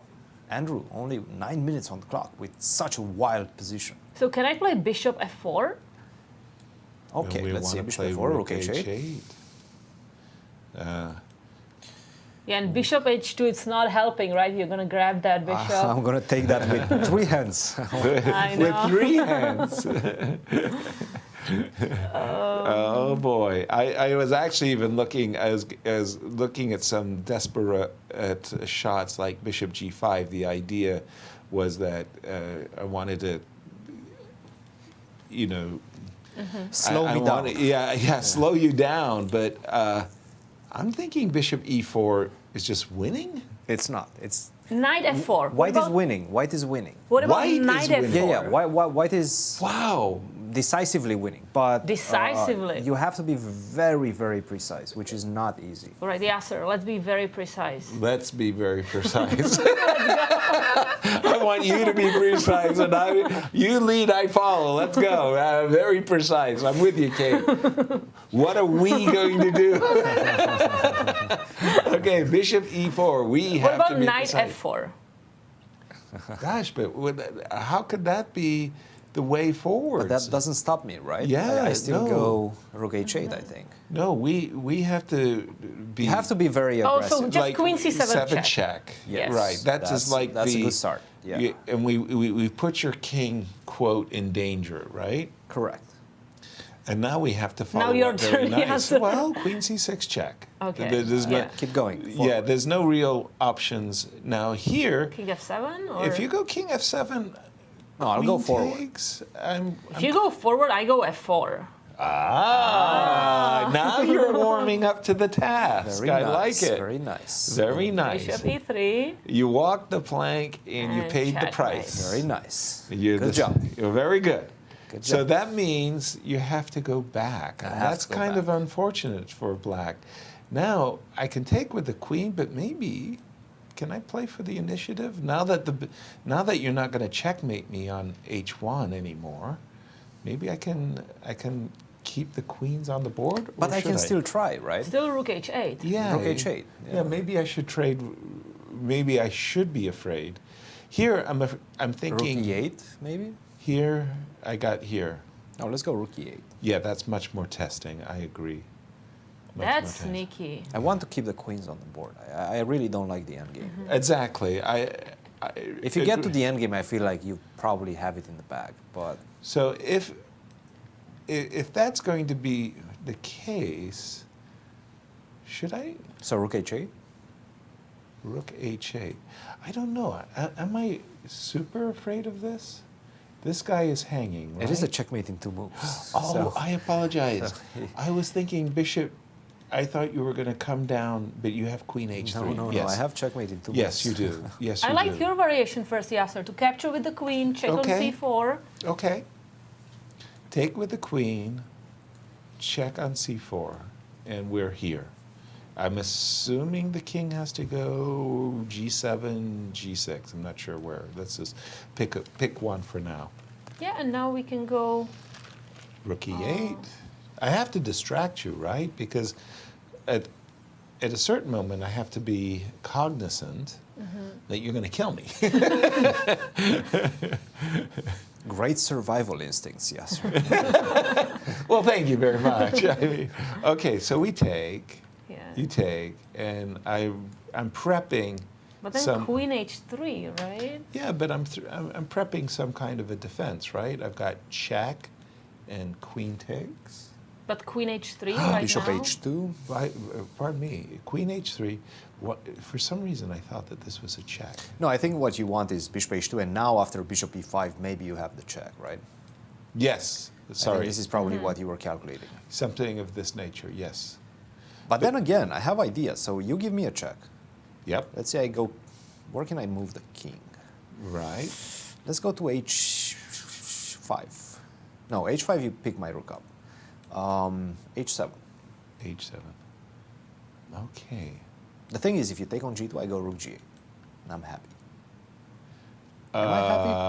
Are you? Am I happy? I mean, none of these Jedi mind tricks. I'm not sure. Okay, Maybe let's go. you are. Just a second, Rook because you've G8, got this rook weird takes thing, G3, right? yes, yes. You've got this weird thing where my king could end up walking the plank. Maybe I'm happy. I don't know. But Yasser, we can do Sure. intermediate check there. Before What? before we grab the pawn on g2, yeah, we give a check on e4. Oh, those intermezzos. Tom, our producer, just loves the Swish-and-Zooks and the. But that doesn't and the change much, right? Swish-and-Zooks. I still go king h6. Well, I still go rook g8 after queen takes g2. Now I've got bishop f4 check. Guess what? No more Swish-and-Zooks. That's how you want to punish me. Crazy game, but let's go around a little bit because we had that game between Mishra, and he did play for that f5. Wow, f5, good. But he played one move later, right? He played queen d7. He included queen d7. Oh, and that rook game e8. completely changed. Tables have turned in this one. Whoa, whoa, whoa. Christian, you have your f5. You're not happy? No, black is doing great right now. Okay. Yes. F5 was a great move, well timed, and black is doing great. Well, the question is, why did white play the move bishop c3? Why didn't he trade rooks first? Okay. Rook takes? Sure. Bishop f3 now. Now I'm threatening mate. Now on your f5 move, I will do the... Can I put my rook on? And en passant, thank you. I mean, the mind, what? I just remember during the chess camps, the kids were saying, "Don't do croissant on me." Croissant? You were like, what? No croissant? No croissant? But the problem with the Can current... I put my rook on e5 after bishop c3? Yes, but then- h4 is yeah. hanging. You With can a joy. certainly take that, yes. You joyfully. Now the question is, triumphantly. do I have enough or any sort of compensation? Doubtful. Let's go rook but e4. But the problem I'm seeing, though, before we look at these variations, the problem I'm seeing, Christian, is that the move bishop c3, f5, now I can't play en passant.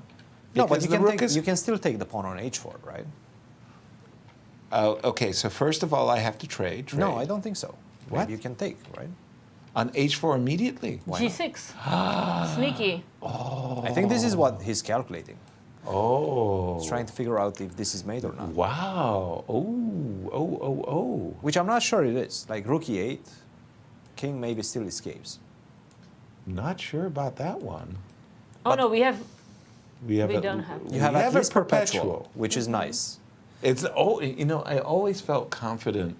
Once I saw that I have at least a draw, then we play. That was what Grandmaster Palbenko would tell us. First secure the draw, then play for the win.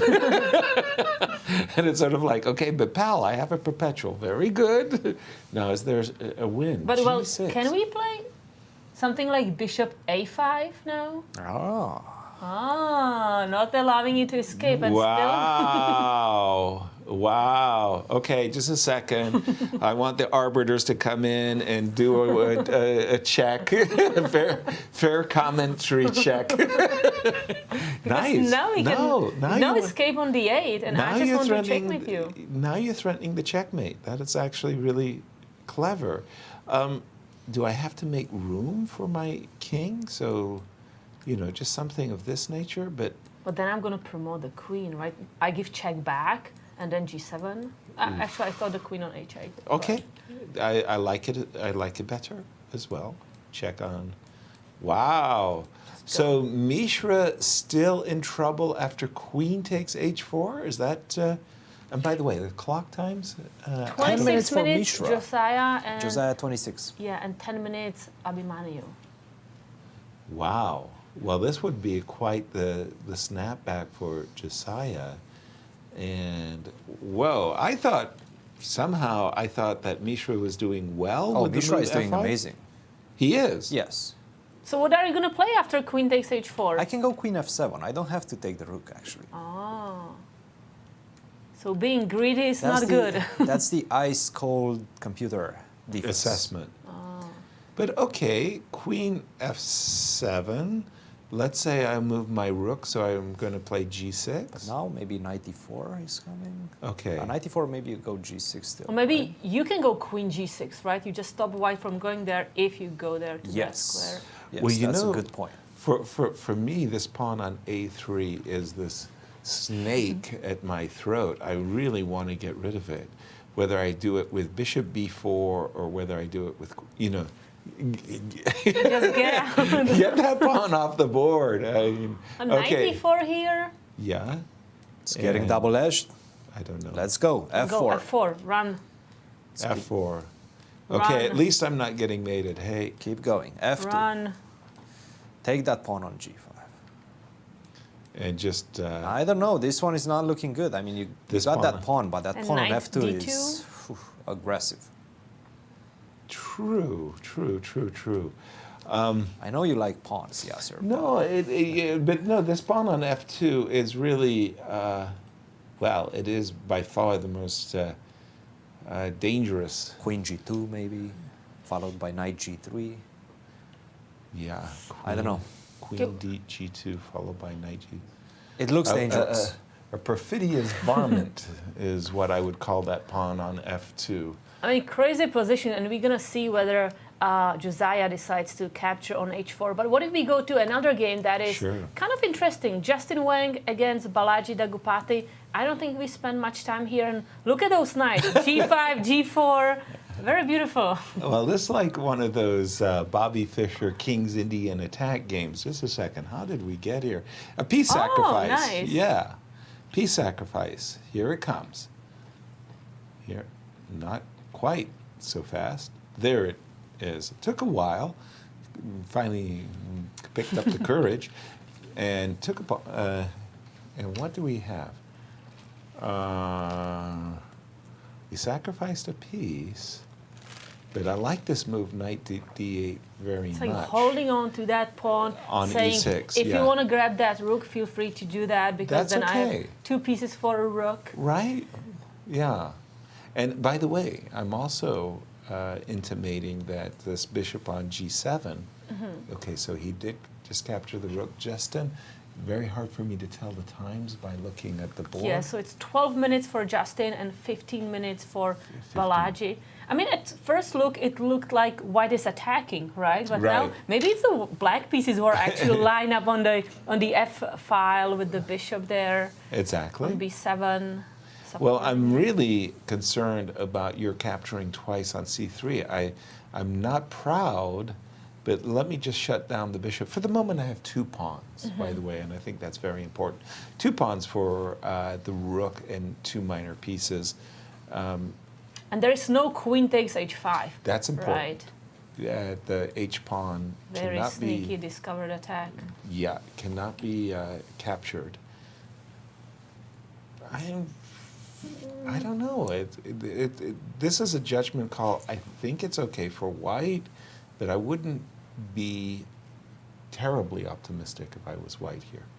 The minor pieces can easily, and you're right. You've got the source of counterplay always in the position, the f2 square in particular. Like if you played a move just to try to simplify the position, where you're going after my f2 pawn, I'm not sure. I'm not sure. It's a tough one to call. What has captured your attention, Cristian? Well, I'm back in the junior girls section, and I'm looking at this game of Rose Atwell versus Carissa Ip. I have to say, Rose has been getting closer and closer to maybe getting in some sort of a technical drawing position. Really? Endgame, that is, yes. I don't know how she it fought happened. back. She did, yes. So I think we left it somewhere around this place after the move f3. We said 2 bishops, pawn up, show me the compensation. Where's the compensation? No compensation. But bishop takes b1, maybe not the right decision. Bishop to d5 followed by bishop to e6, bishop e7, get the castle going, hide the bishop on e6, and then make use of your extra pawn, right? Makes the most sense. She decided to simplify the position, but perhaps this was not the right way. e4, okay, still doing well.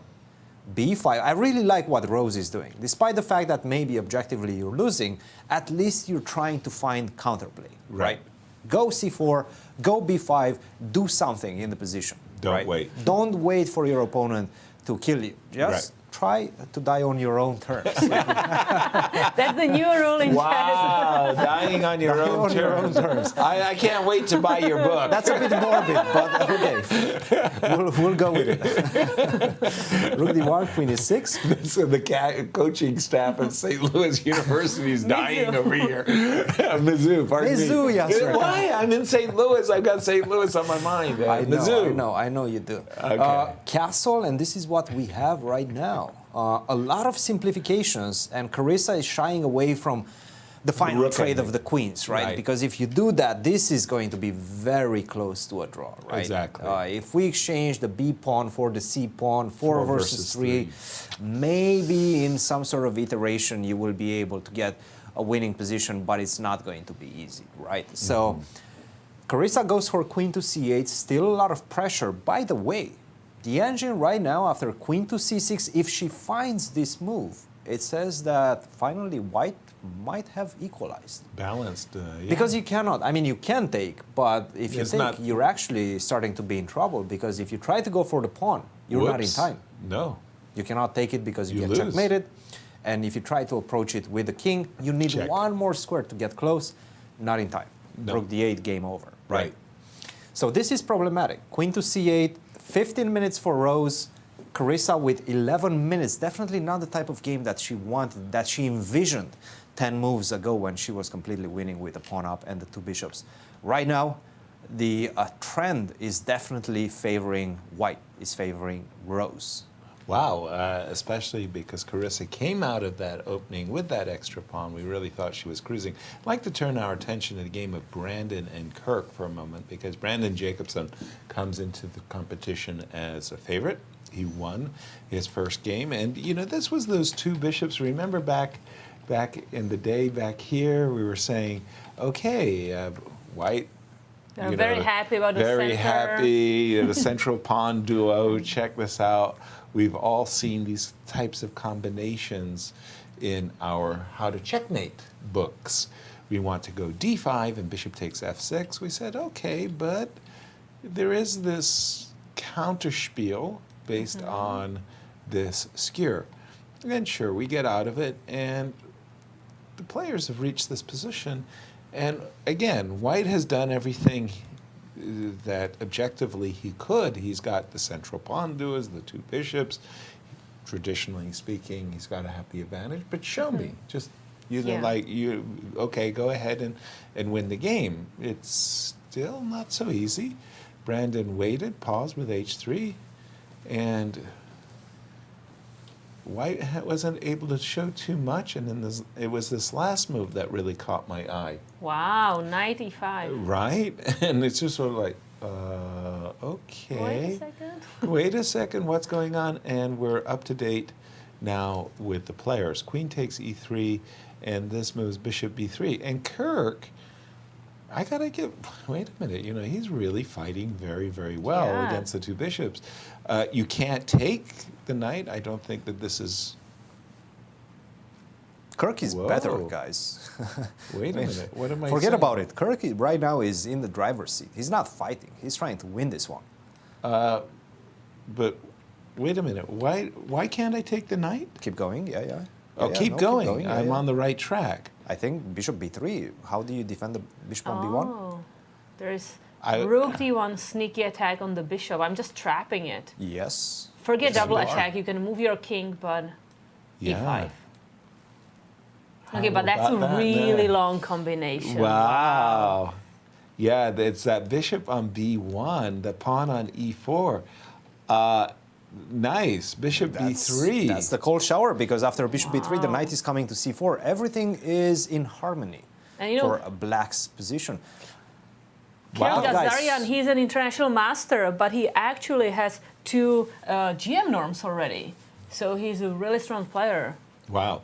And jumping back to the game of Mishra, because are they repeating? No, they're not. They're not. No, they're not. They're following your line, Kate. Bishop a5. Yes. Sweet. I hope it's good. It is. No, it's not that you're hoping that the move. These guys are good to be able to find the move that you found. Bishop a5. Very, very nice. Okay, So- but this is kind of ridiculous. kind of ridiculous. Show The us. only move right now for Yes. black is b6.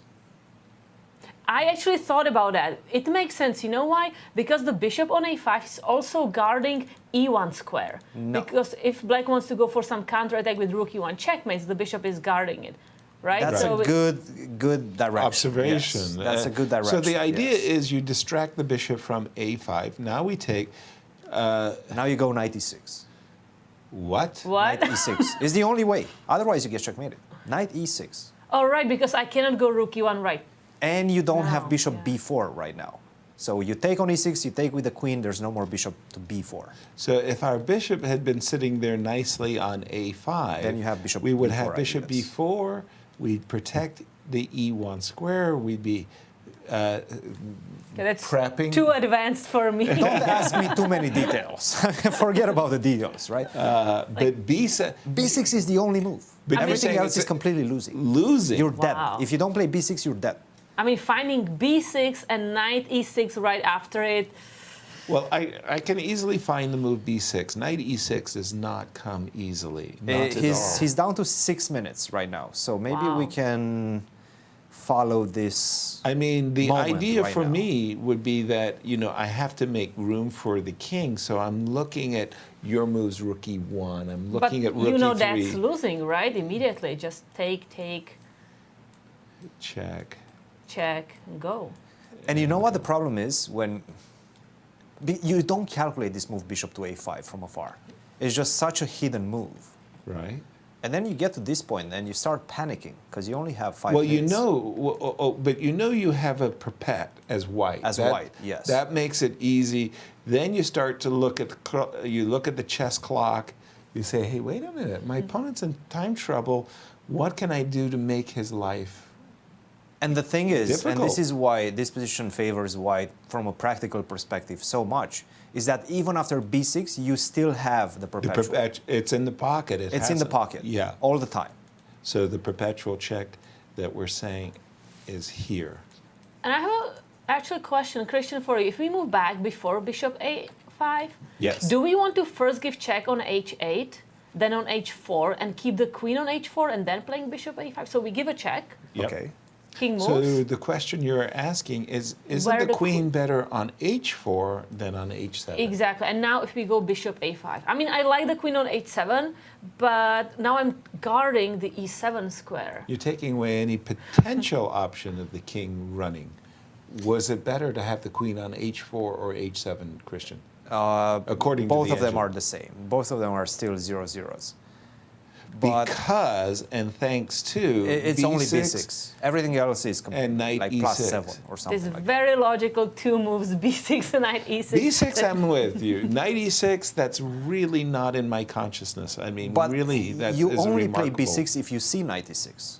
Because otherwise you're just giving up a pawn for no reason. Well, no, I can, on the contrary, I can easily imagine that the bishop on b6 is much worse placed than He's not going for it. Wow, knight e6 knight first. e6. He first. found knight He e6. found knight That's e6. remarkable that you find knight e6 and not, wow, okay, sorry, that is just, knight e6 is not, it's just not on the radar.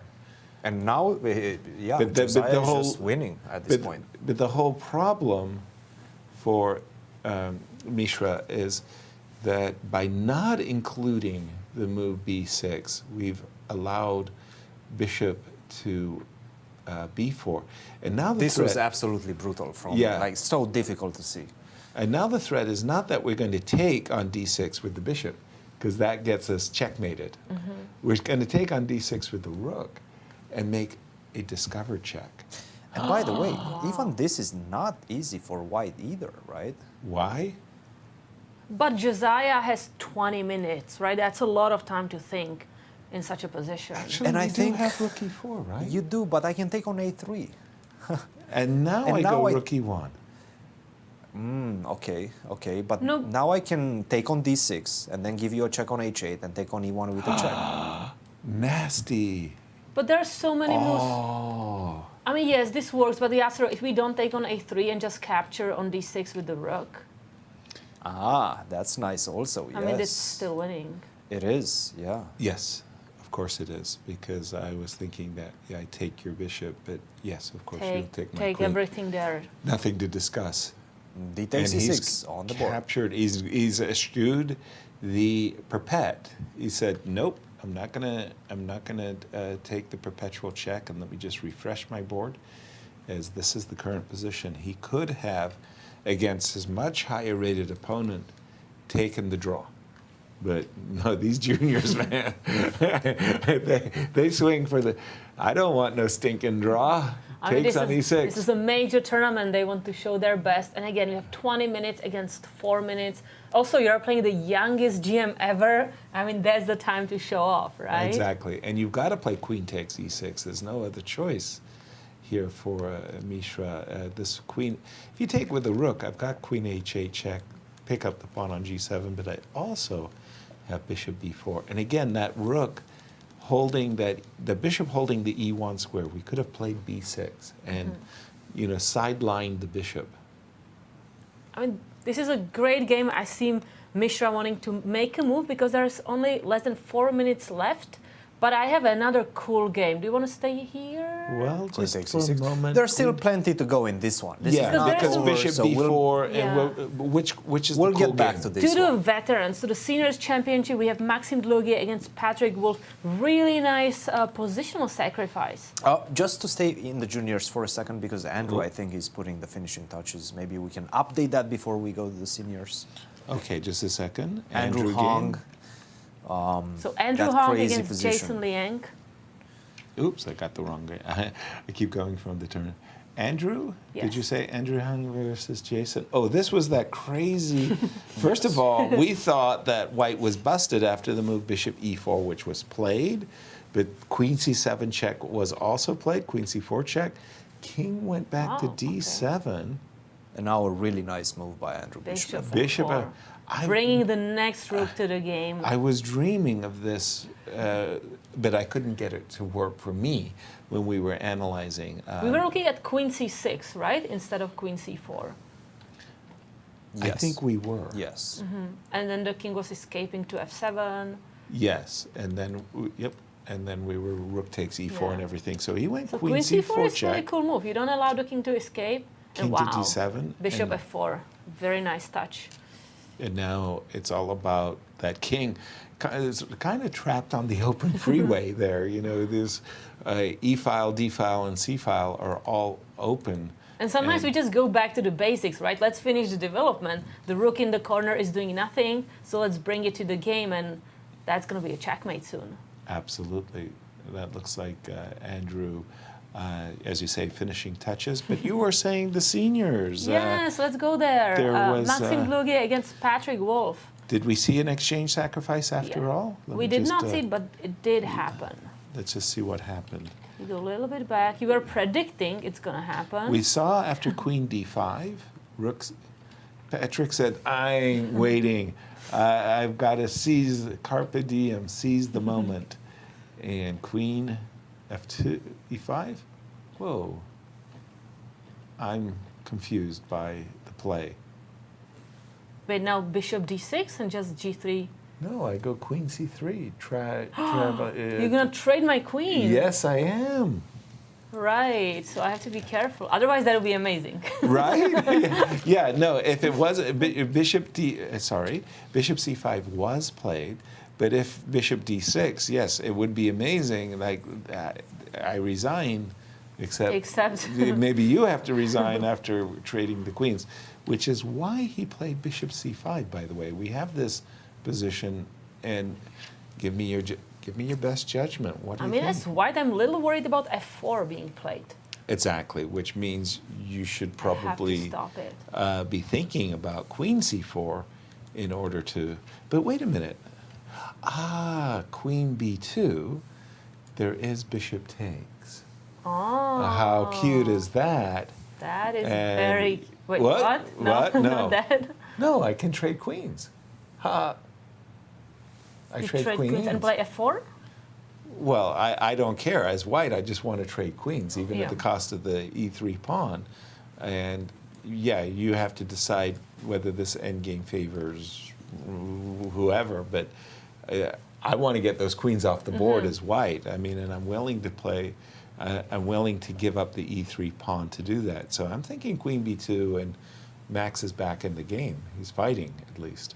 Yeah, I was thinking black is having advantage, but maybe if we trade queens, white is fine. By the way, just to clarify, how big an advantage would you I think very big. Yeah. Big, right? Yeah, The I was pawns- trying to get into a rook and pawn endgame, but no, I did not achieve that after the move bishop c5. What's caught your eye in this crazy round 2 taking place, Cristian? No, I was looking at the seniors. I was following your lead, guys, Yeah. and I was checking on Igor's my guy, game. Melik, my Yeah. pick to win the tournament. Right? He's not doing well. He's not doing No, he's still completely lost. It seems like he never got out of it.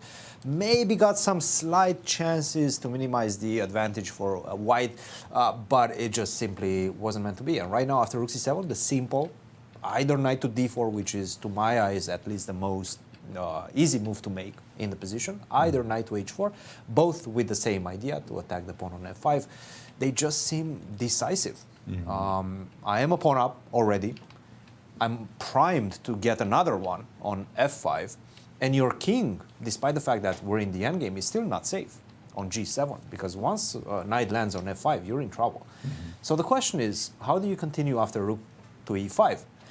And if he finds the simple answer, g3 followed by f4, Right. and understands that there's absolutely no checks that you have to worry about as white, Right, yeah. then he's in trouble. Right. Black, that is. So knight to d4, and by the way, I think it was played. Yeah. I think as we were discussing, this was played. I'm expecting rook to e5. I don't see any other ways in which you can actively defend. The f5 pawn, yeah. You have to defend the f5 pawn. If you lose that one, I mean, it's Yeah, just it's just bad. over. The thing is, your king gets super exposed in a position. A topsy-turvy game that I still haven't gotten my grips on is the game between Joel Benjamin and Dmitry Gurevich. When we left it, I really liked the grip. The grip? That Joel was establishing on the position, but the grip was loose.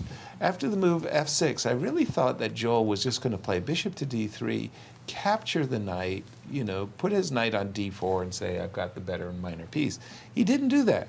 He invited the knight back into the game, and once the knight was back into the game, Dmitry said, I've got to take advantage of the moment. I'm going to play the move e5, takes, knight takes, and now it feels like a 3-result game. Bishop e2, knight e3, and it still has that feeling of like a 3-result game. I don't know really what's going on. Help me out, Kate. What's your take? Yeah, so can you just move back a little bit? Of Why didn't we course. take the pawn on e5? What was happening there? Why didn't Yes, we black take? could just take the pawn on e5. I'm assuming we do the same. We recapture as well. There are no, the c2 seems weak. Doesn't right? it? It's not so easy to jump to c2. I've got knight d4 as a defense. Not to- Okay, yeah, and it's not easy to defend the knight. Okay, got it. So knight Okay. e3, have to do that. Rook d2.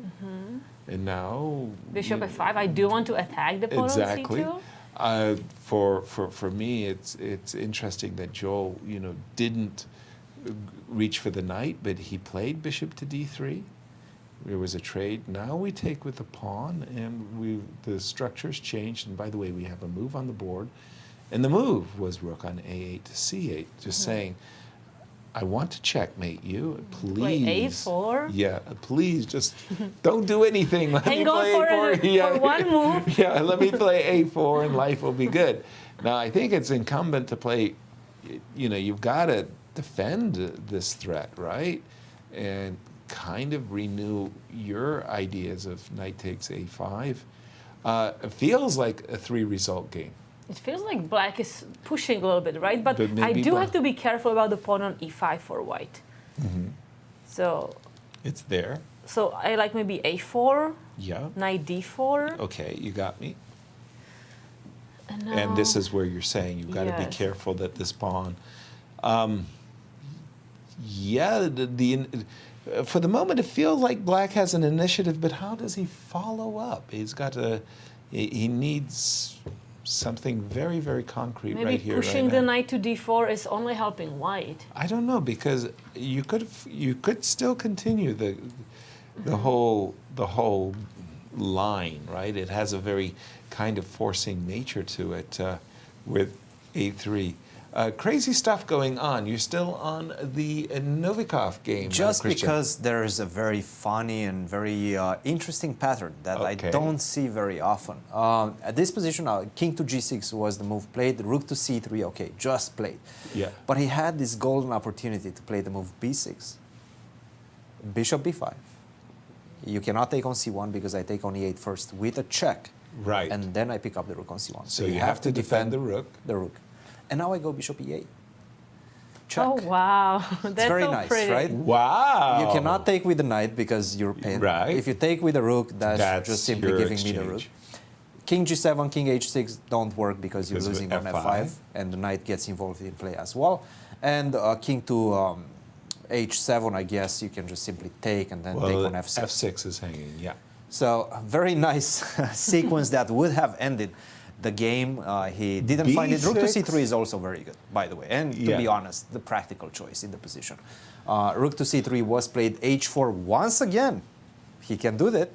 He can do b6. And by the way, if he doesn't do it, his advantage is starting to slip a little bit. You can try to go knight f3. He played g3. Okay, this is not great. This is not great because right now maybe I can go rook c8.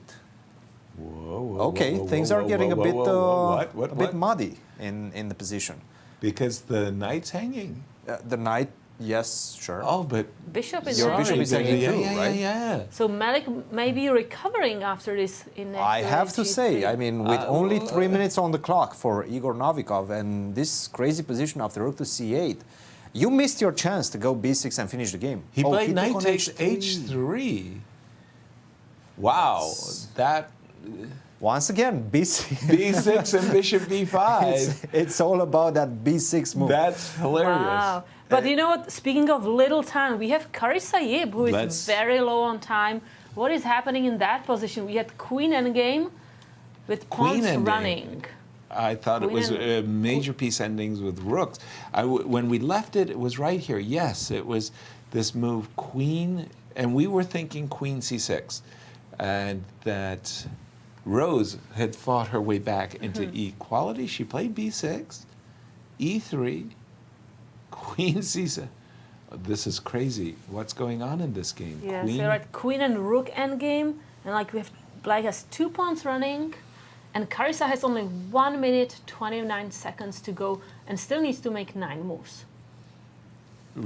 Yeah, boy, I tell you, I'm still trying to get the zen of this position myself. I don't quite have it. I think black is for choice, okay? I mean, but the clock times tell me that Carissa is uncertain as well, that she's just played queen takes c4, by the way, restoring material equality. And instantly, queen b2. Instantly. But now this, after queen e2, I think is just an easy draw. Okay. Guys, let's go to Andrew Hong, because Let's Andrew do is it. just about to finish his game. Okay. Wow, what's happening there? Andrew Hong against Jason Liang. Yeah, that was the king stuck on the open files game. We left it here. We just saw the move bishop f4, queen h3. Okay, threat of mate in 1, but it's my turn. Developing the Check. rook, giving a check. Check. Check again. Bishop And now d6. bishop to d6, and we're about to see a handshake. Let's see the because handshake. that's, Let's not miss checkmate is the about handshake to between appear on Mr. the board. Players. Well, we have to go to that game Let's of see. Andrew Hung and Jason. There it is. Is there a bishop on d6? There is a bishop on d6. There is a bishop on d6. Jason? Yeah, from that, yeah, and there's And the we see the handshake. handshake. Yep.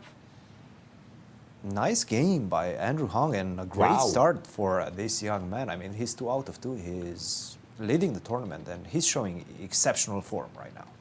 And let's just go to the game of Josiah and Mishra, because that was that crazy game. And by the way, after knight e6, it takes on e6, queen takes e6, Mishra did, he's down on time, bishop b4, rook to d8, check, check, and let me take that pawn on I'm a3. going to grab all the pawns I can. I'm not interested in. And the problem is the desirable rook e1 walks into queen Yeah, f7 that's a check. That's beautiful trick. nasty.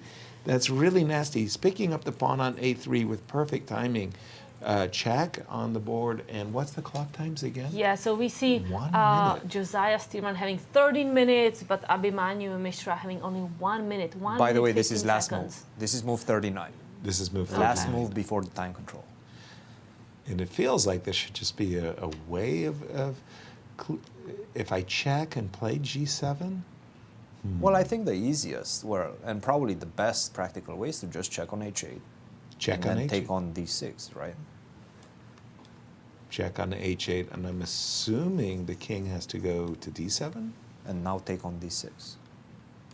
Now take on D6. Wait, what? This is the easiest way? This is Queen G7. and Queen G7. Oh, okay. Just go into this endgame. I mean, you go King C8, I take on D6, and Right. I That have a queen and a lot of pawns. A for lot two of rooks. pawns, I'm yeah. not going to promote my G pawn, but No. I do have a lot of pawns. it's agreed. Agreed. That just feels like the easy technical way of winning the position, I guess. Right. And check. For some reason, I was really wanting to play the move G7 and trying to retain everything, keep the pawn on G7, keep my queen on H8. Does look like Josiah is cruising. What other games are happening?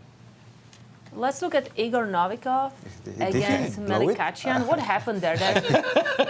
We keep coming back to this game because there's like crazy things are happening. He took on, let me bring up this There game. we had the G3, knight take H3.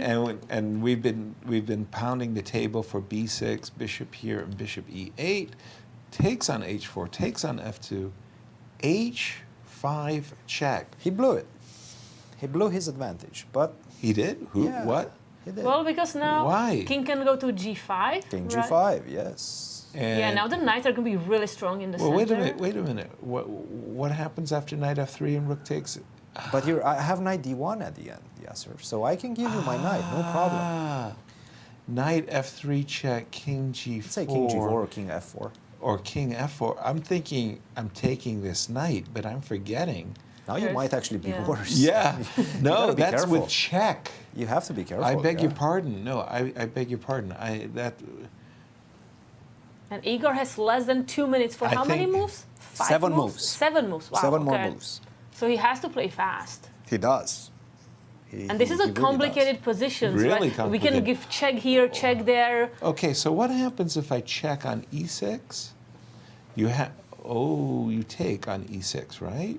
Because the C7 is hanging. Yeah. So you have to take. yes. And then I give you fork. You have Then to you take give with me- the bishop, right? That's right. And the But if you crazy take with the part is, bishop- if you recapture with bishop, I'm going to take your rook and give you another fork.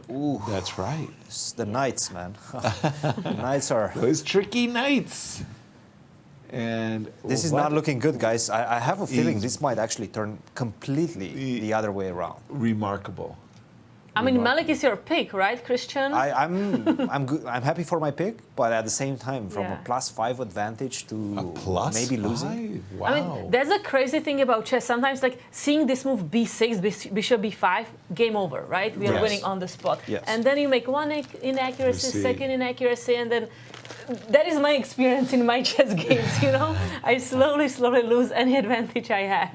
And the clocks are becoming a factor. I mean, he's down to his last 30 seconds. Wow. And he's only on move 34. So we're going to be playing only on increment. This is panic time Yeah. for Igor Novikov. Right? Because all of these forks, including this knight D1 check fork, I mean, okay, is it time to play? How do I press the panic I mean, button? it's time to play. It's like 13 14 seconds, seconds. make a move, don't flag. 10 seconds, Igor. Don't flag. Don't flag, just make a move. He might have forgotten about the time. No. 96. Oh, but that's the blunder that we just looked at. That loses. Rook takes E6 wins. It's over. Rook takes C6 wins for Melik set. And he's reaching for that knight. He saw the forks. Wow. Rook takes E6. What and a turnaround. big What a turnaround. survival skills, right, from Melik. Rook takes E6. He fought well. He really did. Yes, that is true. That is true. He really did fight. But we have to, Igor found all the great moves. He really built up that advantage. He did. But he's blown it in time trouble as Maurice Ashley says, time trouble makes fools of all of us. And knight d1 check. And the tables have turned completely around. Yes. Yes. Wow. As knight takes c3, king takes c3. And suddenly, I mean, wow.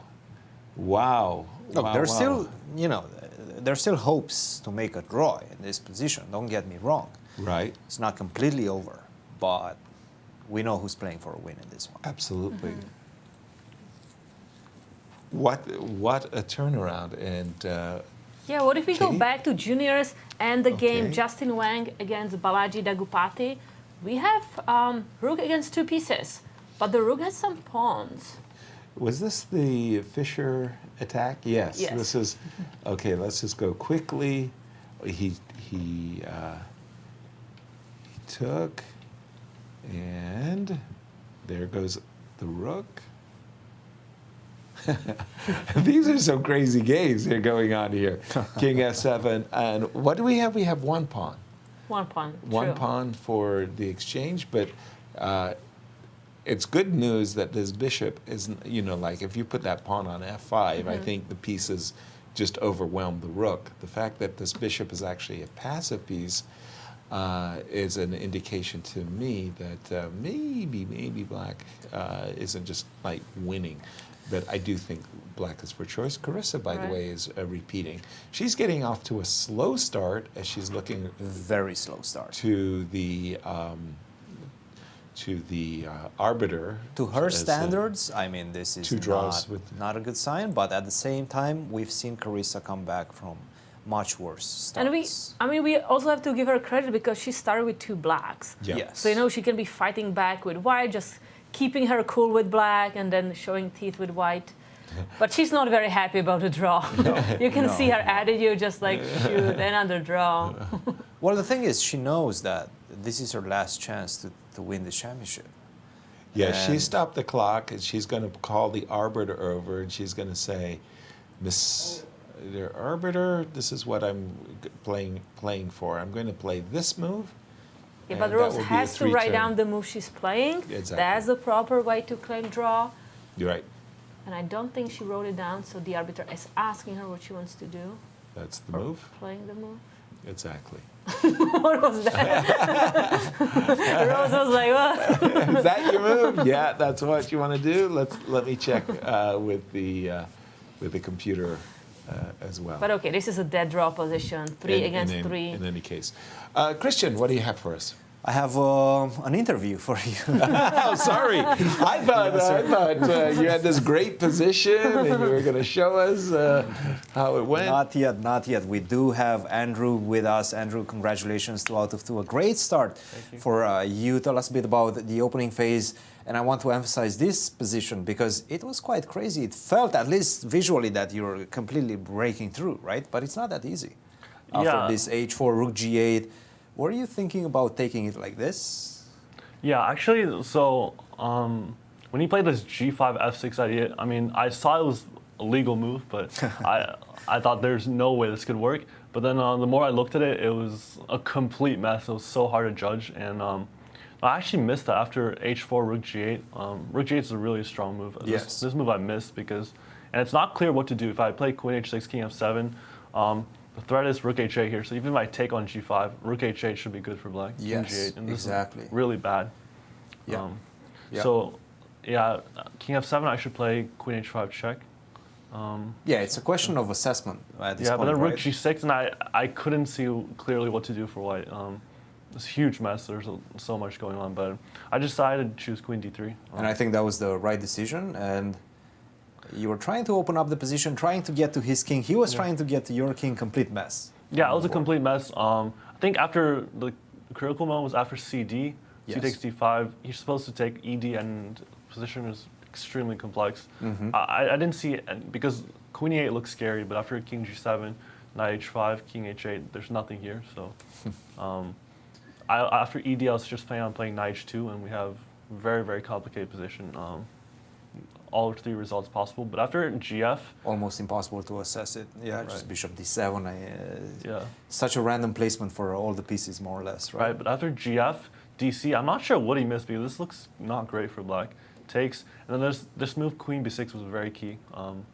Perhaps this is what he missed. This might have been what he missed because his king is getting cooked in the open, and yeah, the idea is queen c7, knight f4, and I actually think he had the best defense was bishop e4 here. I think. Yes.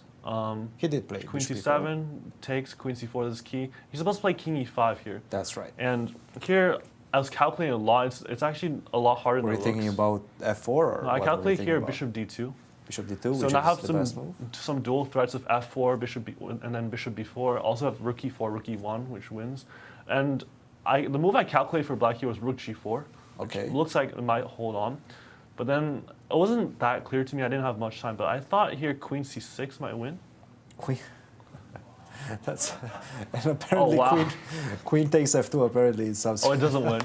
Oh, I thought king takes. Okay, this is and the ridiculous. rook is hanging on g4, but this bishop h4. Wow. And bishop f2. Okay, this is ridiculous. That's insane. Sorry, what is this? Come on, what is this? What is this type of chess? Yeah, no, I didn't see bishop h4, but. Oh my goodness. But I figured if he actually went for king e5, there I should find a win there somehow. But yeah, king d7 was a nice little trap. Obviously, the idea is if rook e4, queen f2, and the tables are turned. Yes, again. But fortunately, I have bishop f4, which I think wins cleanly. On the spot. Yeah, rook d1, and his king is just toasted. Yeah. Andrew, congratulations. Good start for you. Guys, join the conversation. Any questions for our current leader? First of all, that was a really thrilling game. Was there any moment there, Andrew, that you felt like I may have missed something, or did you feel confident throughout?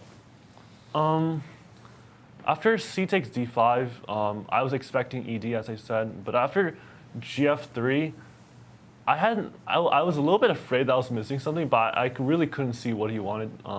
So I just had to trust my calculation. There's a lot to calculate, but right. It seems to all work for white. So my sort of thinking was I'll just play what I think, and then we'll see what he does, and then we'll just go from there, move by move.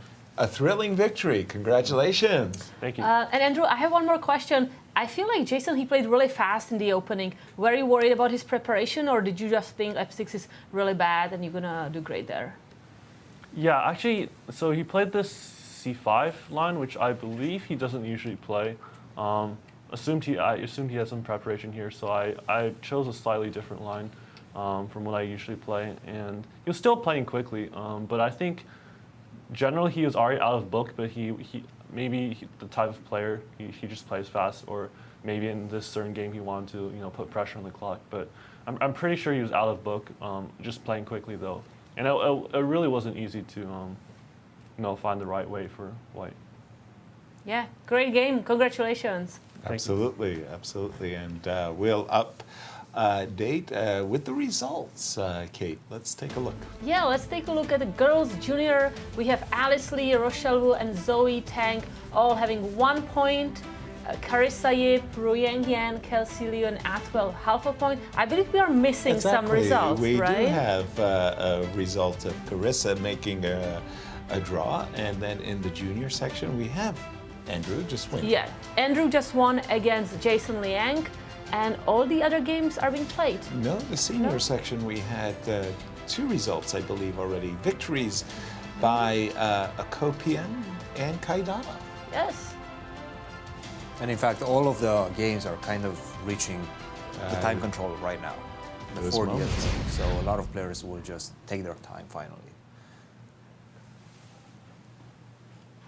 Okay. So let's go to the Abhi Mishra's Josiah Stearman game. What is happening there, or do we have another game? We might have a repetition coming in that Mo versus Liu game in the junior girls section. Okay, Iris Mo, Kelsey Liu. By the way, it does look to me like Mishra is losing. He's got the 2 rooks versus the queen, but there's too many pawns for the queen. So he did exactly what Christian suggested, right? Just to simplify going and taking on d6 and get that position. So it does look like he has a winning technical position. way out, I guess. Yeah. All right, so let's take a look at Iris Mo and Kelsey Liu game. There is supposed to be a repetition. We're going to see a handshake very soon in that one, yes. Okay, so Knight 4 versus d5, 4. knight b4, and I think Yep. They've already called the arbiter. We have both of the arbiters there. Chris Bird had to go to the attic for this one. He's not happy about it. Stop By calling the me way, there. we talk about the players and getting norms and titles and things like that. But also one of the things that happens here in St. Louis is we give a lot of arbiter titles as well, because the arbiters get norms by hosting national as well as international events. And they get their arbiter titles by being arbiters at big important national championships like this one. So we have also here in St. Louis established a lot of arbiter titles. So just a quick shout out to the people that you never want to hear from. You don't want to hear any appeals or anything.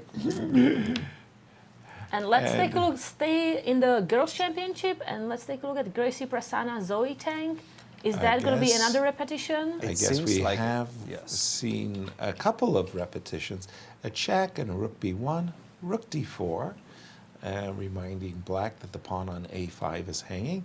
And then we see a check, and this is where the two players have been repeating. So, Zoe's thinking whether to move back, claim a draw.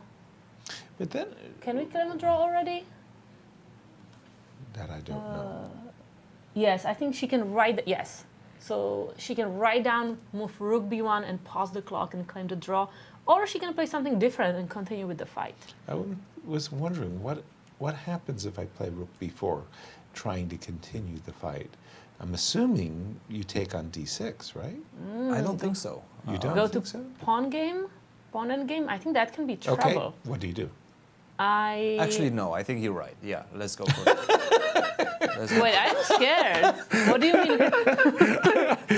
Oh, pawn. No, you can. Okay, yes, you can. Let's go for it. Let's go for it. Because if rook takes d6, let's take a look. Rook takes d6. Right. If I recapture back with the king, I take on b4. take on b4, pawn takes, Yep. Now I go king d3, and I stay on c2. king d5.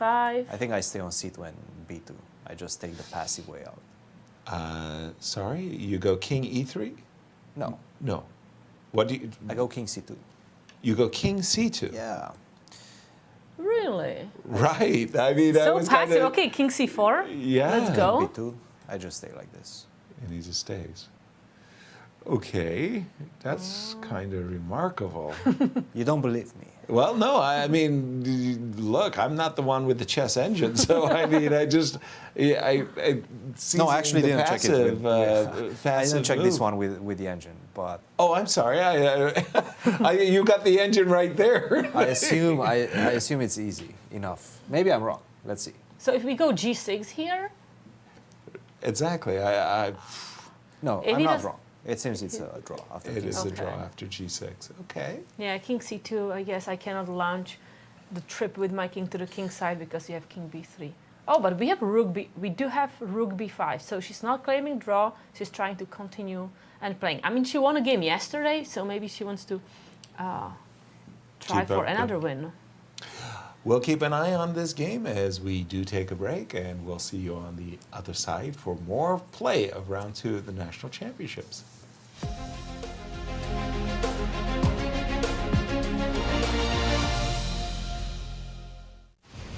Welcome back to St. Louis, Al. It's so good to see you here. Thank you. It's a pleasure to be here. And I have followed your games for a long while, and then we have played a couple of games as well. You have been playing some awesome chess lately. What's your secret? I guess I've just been studying a lot, and I think playing in tournaments. I played in a lot of strong tournaments over the past few months, and most recently I think I played in a New York NAR tournament and a few really strong tournaments before that. And I think these tournaments have helped me not just get experience, but just playing against such strong players. And I've had some both a mix of disappointing results and good results. So I guess it's just important to keep up no matter what your results are, and to keep playing against these strong players. And I think that's definitely helped me improve the most in the past few months. Mm-hmm. You completed your international master norm. Congratulations on that. I was very happy to see that. And do you have any plans on getting GM title anytime soon? Do you have like exact goal to get it, exact date for it, or you're just like going with the flow? Yeah, thank you. So for the GM, I'm like, that would definitely take at least another few years, if not longer. But I hope that for now, I'm just setting my goal to improve like slowly. And I think if I like am able to improve, then the norm should come. But if I'm still like stuck, they won't come as easily. So I think like just working on improving my skill level is the most important thing right now. And that's, I guess, sort of my short-term goal. Playing back-to-back tournaments are pretty tiring. I know that from my own experience. How are you feeling right now? Well, I feel like a bit tired. I didn't have too much time to prepare for this tournament, just like a couple of days in between. Yeah. But I like this format because for this tournament, it's 1 game a day, so you get time to prepare in between games. I know, right? Unlike other US Open events, I feel you. Yeah, like 2 games a day is too much. I bet it is. But, especially like playing back-to-back 2 in a row. I played a couple of events like that, tournaments like this. 2 rounds a day, back-to-back. I was completely exhausted, and you're coming out of those tournaments and then playing another very serious event here. So yeah, but I'm glad that actually there will be a rest day here. So there's going to be some like time to both like focus on chess and relax between games. But yeah, so for this tournament, I'm like pretty excited to be playing. That's awesome. I'm glad to hear that. Is there anything you would like to achieve? One thing you would like to achieve this year? I guess like I will be playing in a lot of strong tournaments. I've actually recently got invited to like the women's Super Swiss, or it's in the Isles of Man. Yes, Isle of Man? Yeah. Yes. So, I mean, I guess, like, I hope that I'll be able to, like, have a really good experience there, especially since it's one of my first, like, serious international tournaments. But overall, I guess it's, like, trying not to have too many regrets, like, not losing games by blundering, like, a piece or something, and just trying to, like, improve throughout the year. But I don't have any specific goal because I feel like if I, like, set a goal, I'd put a bit too much pressure, although I definitely, like, I guess my main goal is improvement. That is awesome.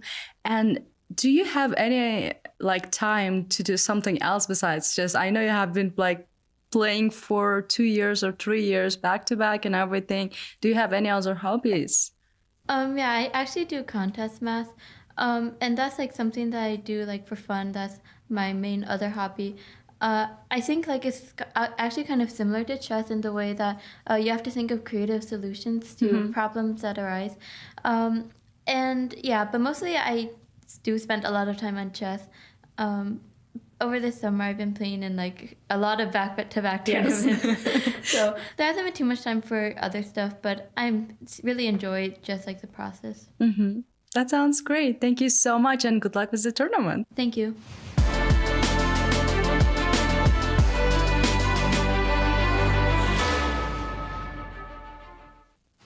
The St. Louis Chess Club is the premier chess facility in the United States. We bring the educational benefits of chess to thousands of students across the St. Louis area. We also promote chess at the highest levels, hosting all levels of the U.S. championships, as well as high-profile tournaments that attract the world's best players. Become a member and enjoy perks such as free classes and lectures, weekly tournaments, and so much more. Visit stlouischessclub.org to claim your membership today.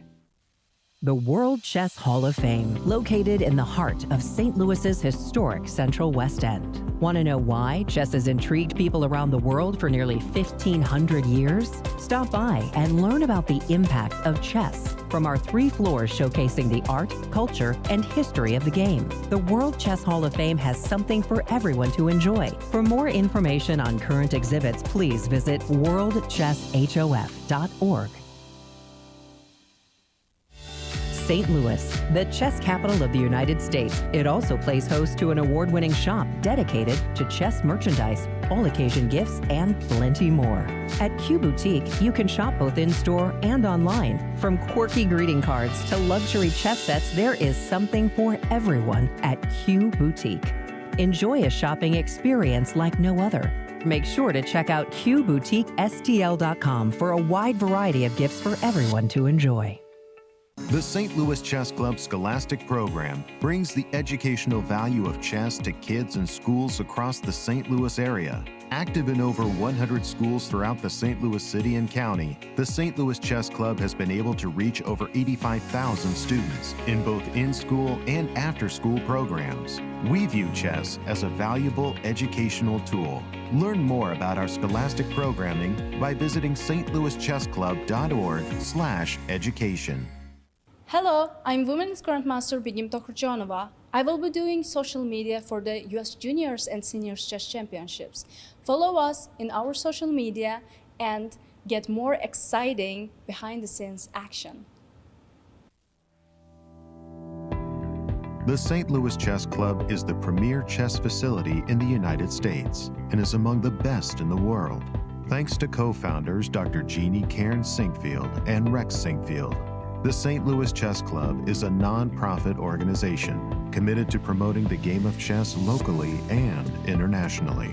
We bring the educational benefits of chess to thousands of students across the St. Louis area, promoting cognitive development, critical thinking, concentration, and analytical skills. The St. Louis Chess Club welcomes chess lovers of any age and skill level to come and enjoy the game of chess. We also promote chess at the highest levels, hosting all levels of the U.S. Championships and the American Cup, as well as high-profile tournaments that attract the world's best players, including the prestigious Sinkfield Cup, Cairns Cup, and many more.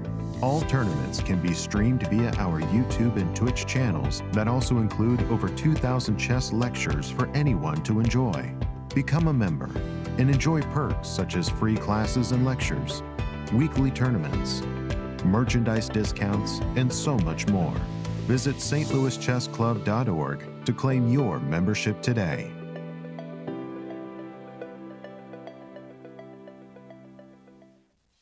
The World Chess Hall of Fame, located in the heart of St. Louis's historic Central West End. Want to know why chess has intrigued people around the world for nearly 1,500 years? Stop by and learn about the impact of chess from our 3 floors showcasing the art, culture, and history of the game. Landmarked by the world's largest chess piece sitting outside our front door, the World Chess Hall of Fame has something for everyone to enjoy, including various exhibitions, monthly concerts, and much more. Whether you are a beginner or a professional, there is something for everyone to learn here at the World Chess Hall of Fame. Enjoy free admission to our rotating exhibitions in our galleries and sign up for chess events, family-friendly programming, and art classes. And don't forget to stop by our award-winning gift shop, Q Boutique, and shop a wide selection of chess-related merchandise. For more information on current exhibits, please visit worldchesshof.org. St. Louis, the chess capital of the United States, boasts the world-class St. Louis Chess Club and the World Chess Hall of Fame. It also plays host to an award-winning shop dedicated to chess merchandise, all-occasion gifts, and plenty more.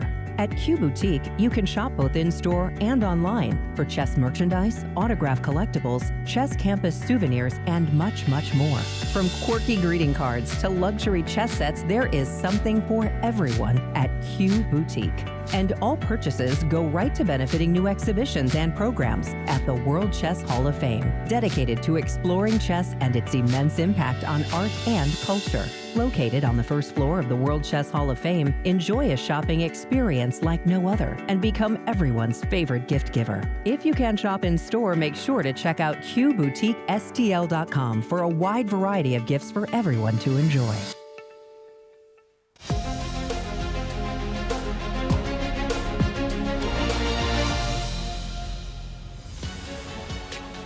Hello and welcome back. We have some results of this round 2. Kate, yeah, do the honors. We were saying yesterday it was a very decisive game. Here we have same draws. Atwell drew Yip, Mo drew Liu, and Yan drew Li. Yeah, Alice Lee, one of her pre-tournament favorites, along with Chris Lee. Yeah, getting nicked for some half points. And in the juniors, the result thus far, I think we have one. Hong won against Liang. However, in the seniors, we've got a whole slew of decisive games. Maxim Dlugy won against Patrick Wolff, Shabalov lost to Kaidanov, and Akopian won against Ruth. For Patrick Wolff, he crashes to his second loss, which was really annoying because he was, frankly speaking, a little bit better. He went for a speculative exchange sacrifice that I didn't think it was going to turn out this badly, but it sure did. And the final position was that, well, we got the queen traded off, and, well, there's a reason why rooks are stronger than bishops. Yeah, the bishop is locked on the h4, and the other pawn is just running. Exactly.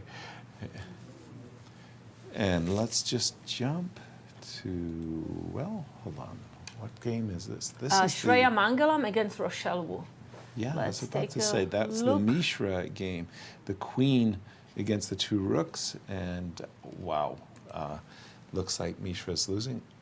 Bishops of opposite colors. The first thing that stands out to me. Rochelle is trying desperately to save this position. Yeah, so Rochelle is pawn down. Shreya is enjoying healthy extra pawn, but opposite colored bishops, and Rochelle There's wants a to go threat. after those pawns. Exactly, there is a threat to do that. So we're more or less obliged, I would say, to start with the move king d2, because again, I'm seeing bishop b1, right? And I want to be able to meet bishop b1 with a3, and I want to be able to meet bishop a2 with king c2 and trap that bishop.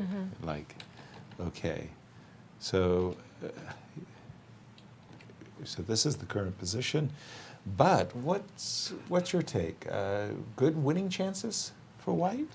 Because again, these three pawns are all on dark squares, kind of is encouraging me to think about going after them myself, right? I was also thinking about maybe g5 break, but that can maybe help black for exchanging some pawns. Exactly. So I like just to move the king back, kind of recover, and like make sure my pawns are safe. And then I like to move bishop a3, just go after those pawns. Well, that was why I wanted to play bishop to b1. I'll find it. It's been a long day. And to provoke the move a3 so that you wouldn't have that. I mean, eventually you're going to have bishop c3. I would say Shreya is good chances still of winning this game. She's got the outside pass pawn. But let's go to Cristian, who has guest in studio. Thank you, Yasser. Maxim, an important victory for you, but not an easy one. In fact, it felt like at some point you might have been even in trouble. How did you assess this game? I thought after I played this horrendous move g3, I was worse, which I see now this is move true. g3 is absolutely true. I was trying to find a way to like get an advantage, but but the solution is much worse than the problem. So at this point, you were playing for an advantage. You yes. thought that you were better. I thought I could be better. I thought I can't. I'm not worse. So what would I do to play for an advantage? I have to stop f4. F4. So to play g3. But then when he played queen d5, I was like, oh my god. Yeah. But you invited this rook takes c3. You showed him, hey, take on e3. No, that I wasn't some worried temptation about. I was worried about present. bishop e5 here. That was the move I was really. And probably this was the much better solution for him. Concerned, right? because it just stops rook f4, which is my idea about queen f3. So now I was thinking, okay, if I play like queen e2, then a number of moves, bishop d4, notably, was what I noticed later, and then that's the main one. Yeah. But f4 is also pretty good. But but so no queen e2. But he took on e3. He took on e3. That made surprise you at all? It was very surprising because I thought, I mean, I'm playing for a win now, although you weren't worried about the weakness of your king. I wasn't worried. I mean, no. Not typical GM level, you like the material. Well, first of all, I like material, and secondly, yes, my king has squares, and the best you can hope for is some perpetual. So why would this be in trouble? Yeah, rook d5 was a mistake, huh? Yeah. Yeah, but and then I was seeing ideas like, well, would I play queen c4 here? No, is that what I played? Maybe, queen c4 works as well. Yeah. Is that what I played? Yeah. And then rook e8, although there are other moves, but now. I think the execution part was pretty good. Very clean. Okay, yes, good. Thankfully. Yeah, I didn't want to play e4 because who knows. But although obviously it's a good move, but like I'm like if I take on e4, I want my queen to go to e8, so I played rook c8 first. Minimal difference. Yeah, and then I'm like, okay, but this is got to be completely. So wait, hold on. Before I played rook c5, I actually thought about playing a4. Before rook c5, but then bishop d6, and it's bad, but it's like at least. So I was because that saves the tempo over the game, right? Yeah. Not to play rook, but then I had to worry. I'm like, okay. Then you have to worry about some transitions. Who knows who's faster? But I've been doing some studies lately, and moves like a4 prop, come in quite often. So that worked out. And it worked out just nicely after the that. pawn's just queening basically. Max, an important victory for you with the black pieces. Last year you made it tie The breaks. white pieces. With the white pieces, excuse me. Well, last year you made it tie breaks. You almost won the championship. What is the plan for this year? And did you do some training, a lot of training before this one? I played one tournament, Philadelphia Open, just the Open. In fact, the game went first 12 moves went like in this game, but then 8 moves later I won against an IM. So that was pretty much it. But I won on 20 moves, and so I was kind of happy that I can still figure out an attacking idea. Well, Joel was saying that he actually prepared for every single participant before the tournament. Did you do anything remotely close to that? I probably shouldn't say because that would give away some stuff. But good kudos to Joel. That sounds a bit excessive to my ears. To me. Guys, join the conversation. No, just congratulations, Max. I did have one question because it had the appearance to me, perhaps it wasn't. Did you blunder at just this moment? Objectively, probably it's equal, but you have a superior pawn structure, right? You have the potential of creating a candidate. But black is thinking bishop h6 and rook e4. Right.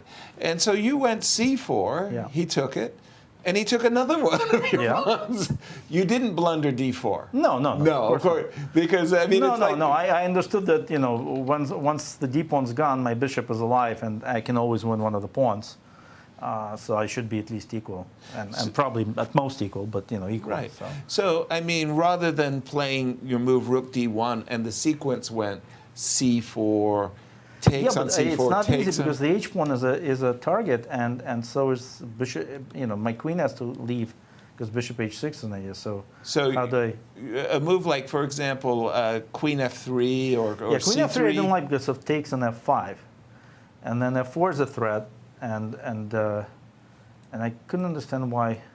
You mean I would be okay here? Yeah, I thought I could be worse. I see. Okay. Yeah, because bishop f6 is also a threat. So at the very least, I'm going to trade on g5, and the rook comes to e2, which is not what I want. Not ideal. Not ideal. I mean, not a way to play for a win. So I said, okay, I got to get out of this situation here. Gotcha. All right. Nice. Well, a nice turnaround, and good luck in your campaign. Thank you. Yes. Absolutely. 3 decisive games in the seniors. Wow. And let's just jump to the juniors, because there was this incredible game that was going on, and we didn't really understand it between Brandon and Kirk. And eventually, we thought that Kirk was better after this move, knight e5. That was that shocking move, right? Remember? Yes, a little bit. We got to double the rook. Yes. This position. Yeah. And then suddenly Kirk was better after this star move, bishop b3.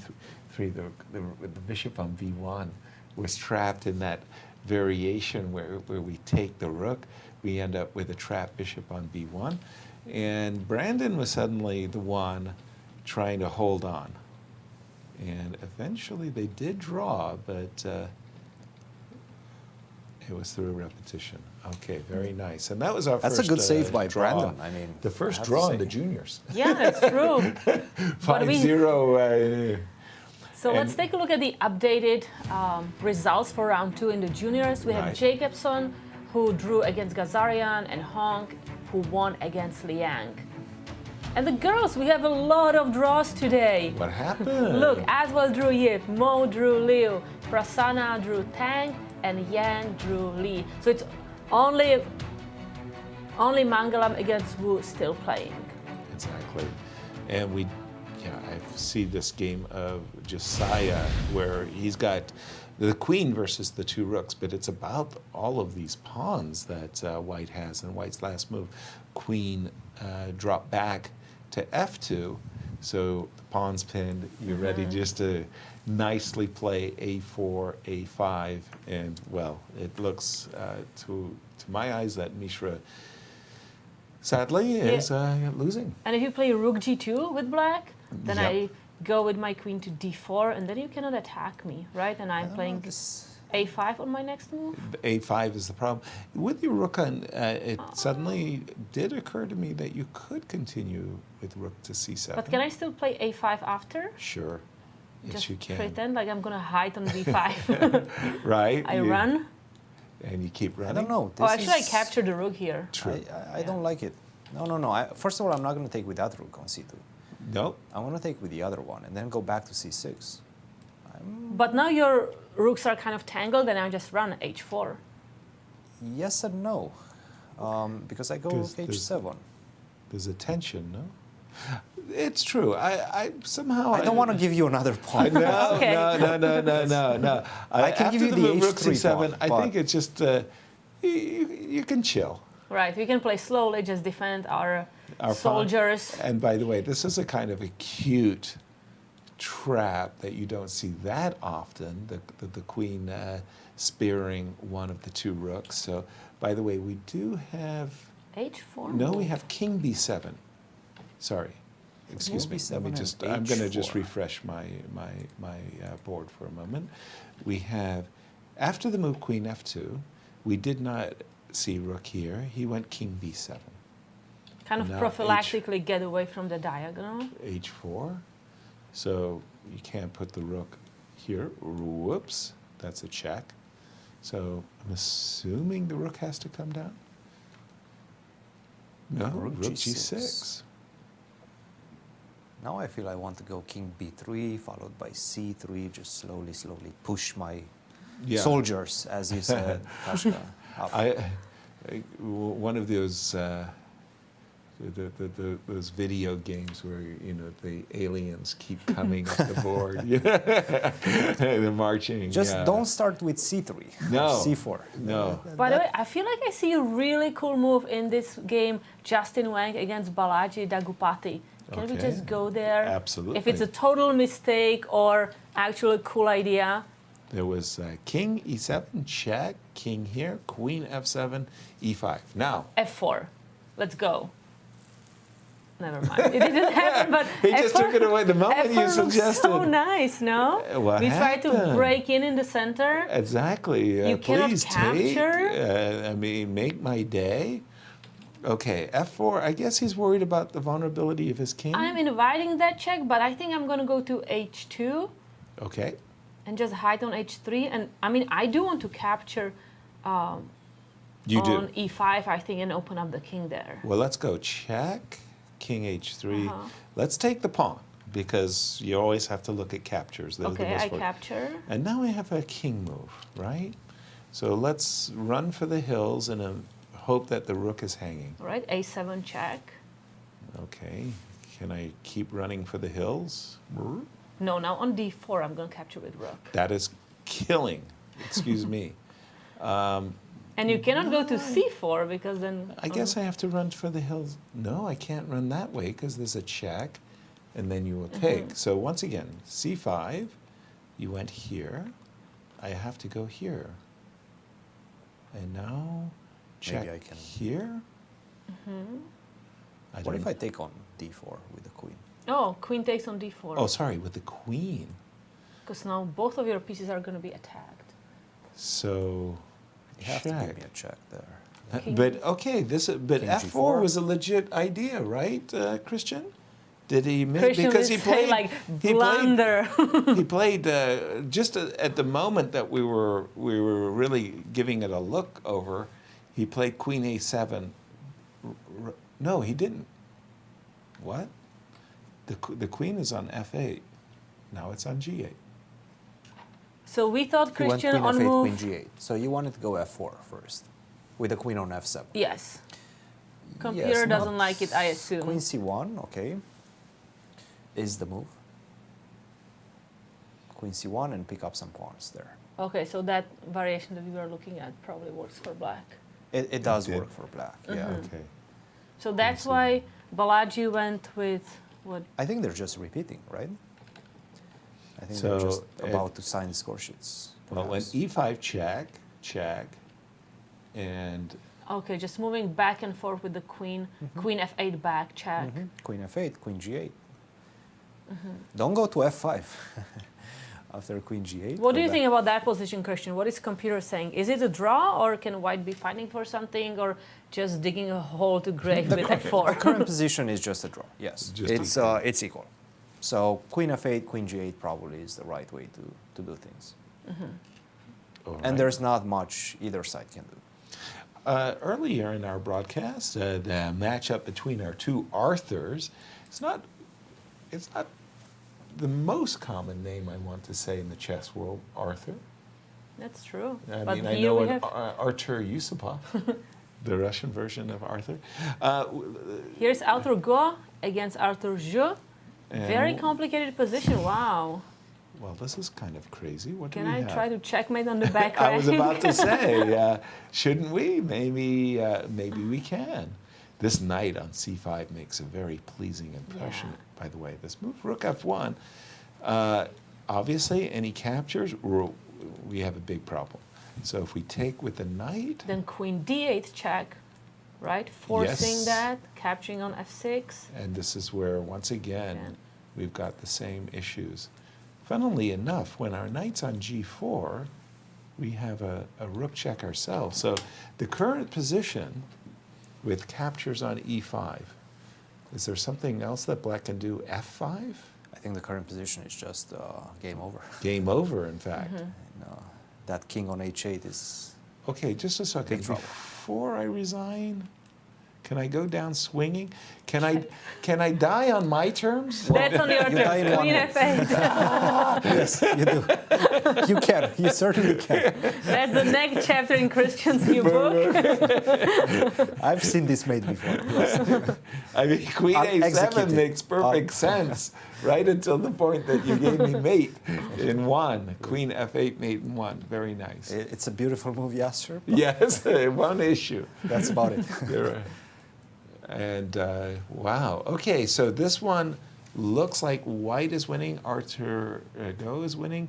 We think Balaji is making a draw. We think Josiah is winning. And in the ladies, the girls, pardon me, we have just one game remaining. Rochelle just played G6. What a blunder by Rochelle. Oh no, because that allows her opponent a passed Absolutely. pawn. And there's It's another horrendous. pass One thing that point you on don't- the queen side. The one thing you don't want to do is give your opponent these A way to make a pass passed pawn, pawns. right? Yeah, Keep the pawn on g7. That's it. right.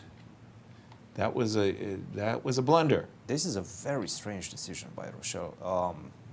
But her time, I mean, she still has 14 minutes. It's I not think like she's pressed on time. you know what she may be thinking about? Let's go g6, h5, Yeah. and then like if I capture, then f5, Right. h6, and f4, and Right. thinking like I'm still holding on to that pawn. My pawns can be running, but the problem is white's going to create two passed pawns, right? Yeah. King Yeah, of 3. yeah.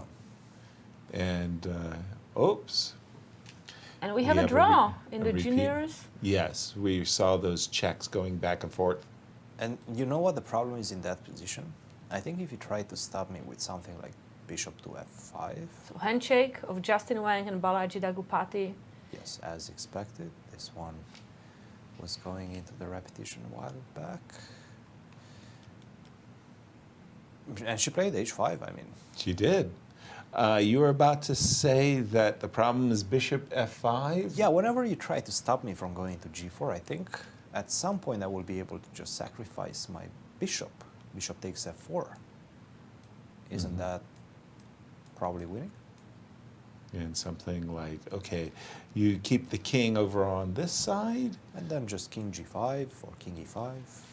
and you, so, I do have to be careful, obviously, but It feels like it should be A5, winning. I think king f6, yeah.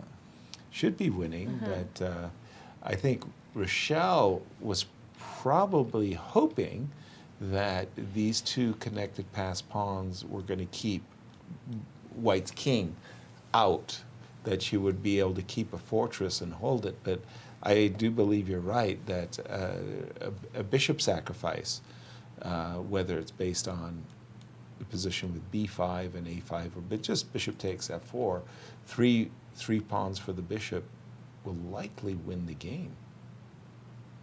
Yeah, but you do have to find this bishop sacrifice, because if you Yeah. do not sacrifice the bishop, then Yeah. it's no clear way how to win. Exactly.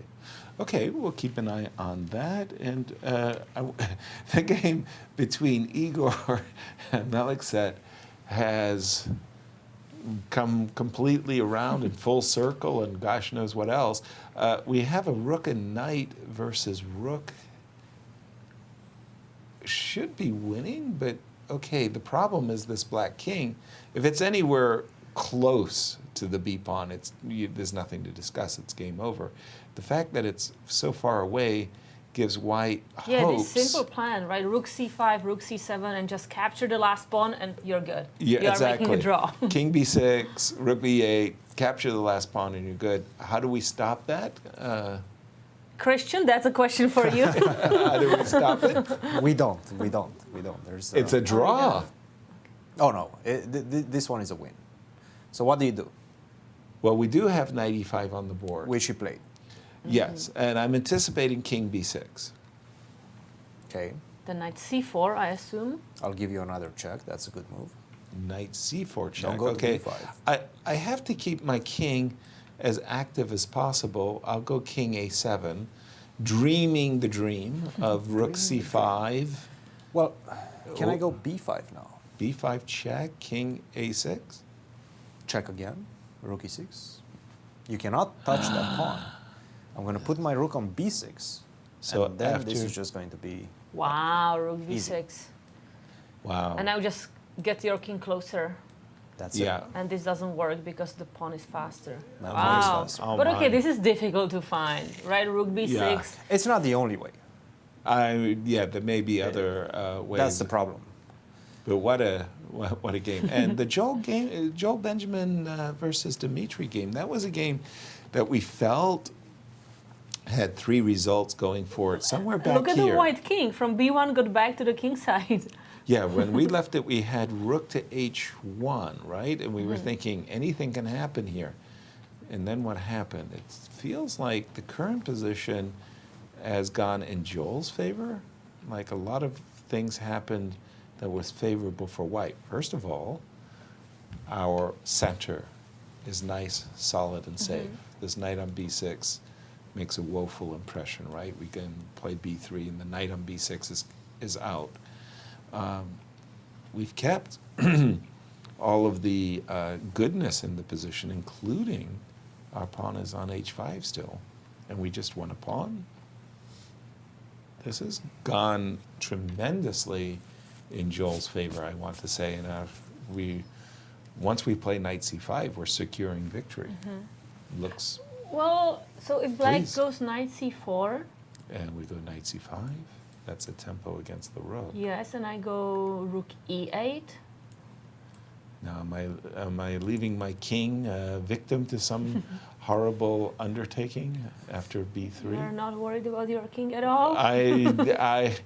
I bravely will take my move back as soon as you demonstrate something harsh. All right, so I'm going to give you check on f5, On f5, okay. and now knight d6. Or you could play rook to a2, knight to d6. Look at you. I want to go to b5. Tactics. Tactics. What if I Okay. go rook g2? Oh, no, that's... That's not fair. Oh, no, I'm going to play g5, like a professional. Okay. And with elan, with grace. Just put it out there. Capture and passant, and knight b5. Wow. Wow. And knight b5. So at the capture en passant and knight b5, you hit my rook, you hit my pawn, and Yeah. And then e5 is gonna fall, right? Well, it's still like, I mean, I'm lots of pawns Okay. up. Check. Kate. Knight f3. Be careful. A lot of stuff is happening there. That one getting me from. Okay, let me try to do some tactics. After your knight b5 move, Knight takes e5. Yeah. Knight d5 move. I'm gonna go rook f7. Rook f7. Tactics. You're trying to tactic me, I'll tactic back. Yeah, well, there's a lot of white pawns in the position. That's the problem that Dima is facing. It's an uphill battle. So knight takes a4. Yeah, no, this doesn't work. If you take, I go king d3. Yeah, this is very good defense. You like knight a4? No, this I think sorry, this is rook bad. f7. This is just sorry, bad sorry. for black. Yes. Yeah. Good no. idea, but not a great execution. Sorry, I'm just going to quickly refresh my board because I was really surprised by the decision to play knight a4. Like, I mean, even if you win this pawn on b2, and can you win the pawn on b2? So you can force knight trade with knight c5, but maybe that is what black wants, to just go to rook endgame. Exactly. Boy, it would be nice if your knight was already on b2. I'd have a rook check, knight here, and knight coming to f8. Ooh. So yeah, I'd almost like you to take this pawn. So you want to play king f3, just to... Well, then you can't take the pawn. I'll take your knight. Oh, right? that's true. I just wanted to play any move. Exactly. Yeah, please take go for it. How do I? So let's go thing, with knight c5. Let's see what's happening there. Right? I can, if I can double the rooks. No, you'll take on h5. Sorry, So knight Cristian c5. wants to go knight c5, forcing. Shoot. Knight Okay, I takes, trade. rook takes, Okay, he went for it. and rook b6, right? Yep. So And how can I hide my king somehow? king Where f1. do I hide it is the question. King f1, so that you want to take the pawn, obviously. Maybe that's the way, yeah. And you want to, I'm not saying that you necessarily want to do this, but if you can, if you ever get into 2 versus 2, like you take, right, and we get something like this, and you go after the h-pawn, I think this is really, really, really bad. I just think that white's pawns are too far up the board, and I will be the one queening my pawns while yours are still at the starting gate, you know. And knight takes c5 on the board, rook takes c5. They're going into this rook ending. Joel looks like he's doing very well. And the battle of the Arthurs. Let's just go there very quickly because we are expecting a result. I'm not sure we are. Because he has been thinking after this move, rook f1, 41, for quite a long time. And I don't think we have a move on the board, do we? No. At least for like 20 minutes, I think he's been thinking about. He's really thinking. Maybe resignation? I don't know. Like, what is he thinking about? I would guess he's thinking about f6, f5, and trying to maintain that knight on g4, because there is these back rank mate issues, right? Like, you know, it would really take, we need white to do as a great service and capture this pawn on f5 so that we have this chance to get back into the game with rook b1. So I'm assuming it has to be f5 because all of these moves, any capture on e5 is being met by queen d8 check, as Kate pointed out, and I was dead.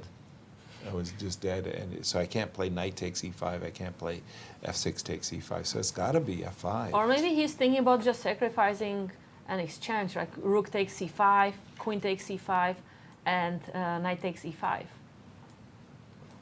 But the pawn on a6 is going to fall, and the whole position is probably going to fall. Yeah. I think it's Queen just rook b6. b1, right? Yeah. Rook b1 and get the rook involved in the game. And we have a move, yeah. h5.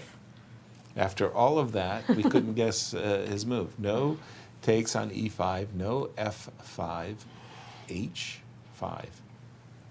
Well, that looks bad.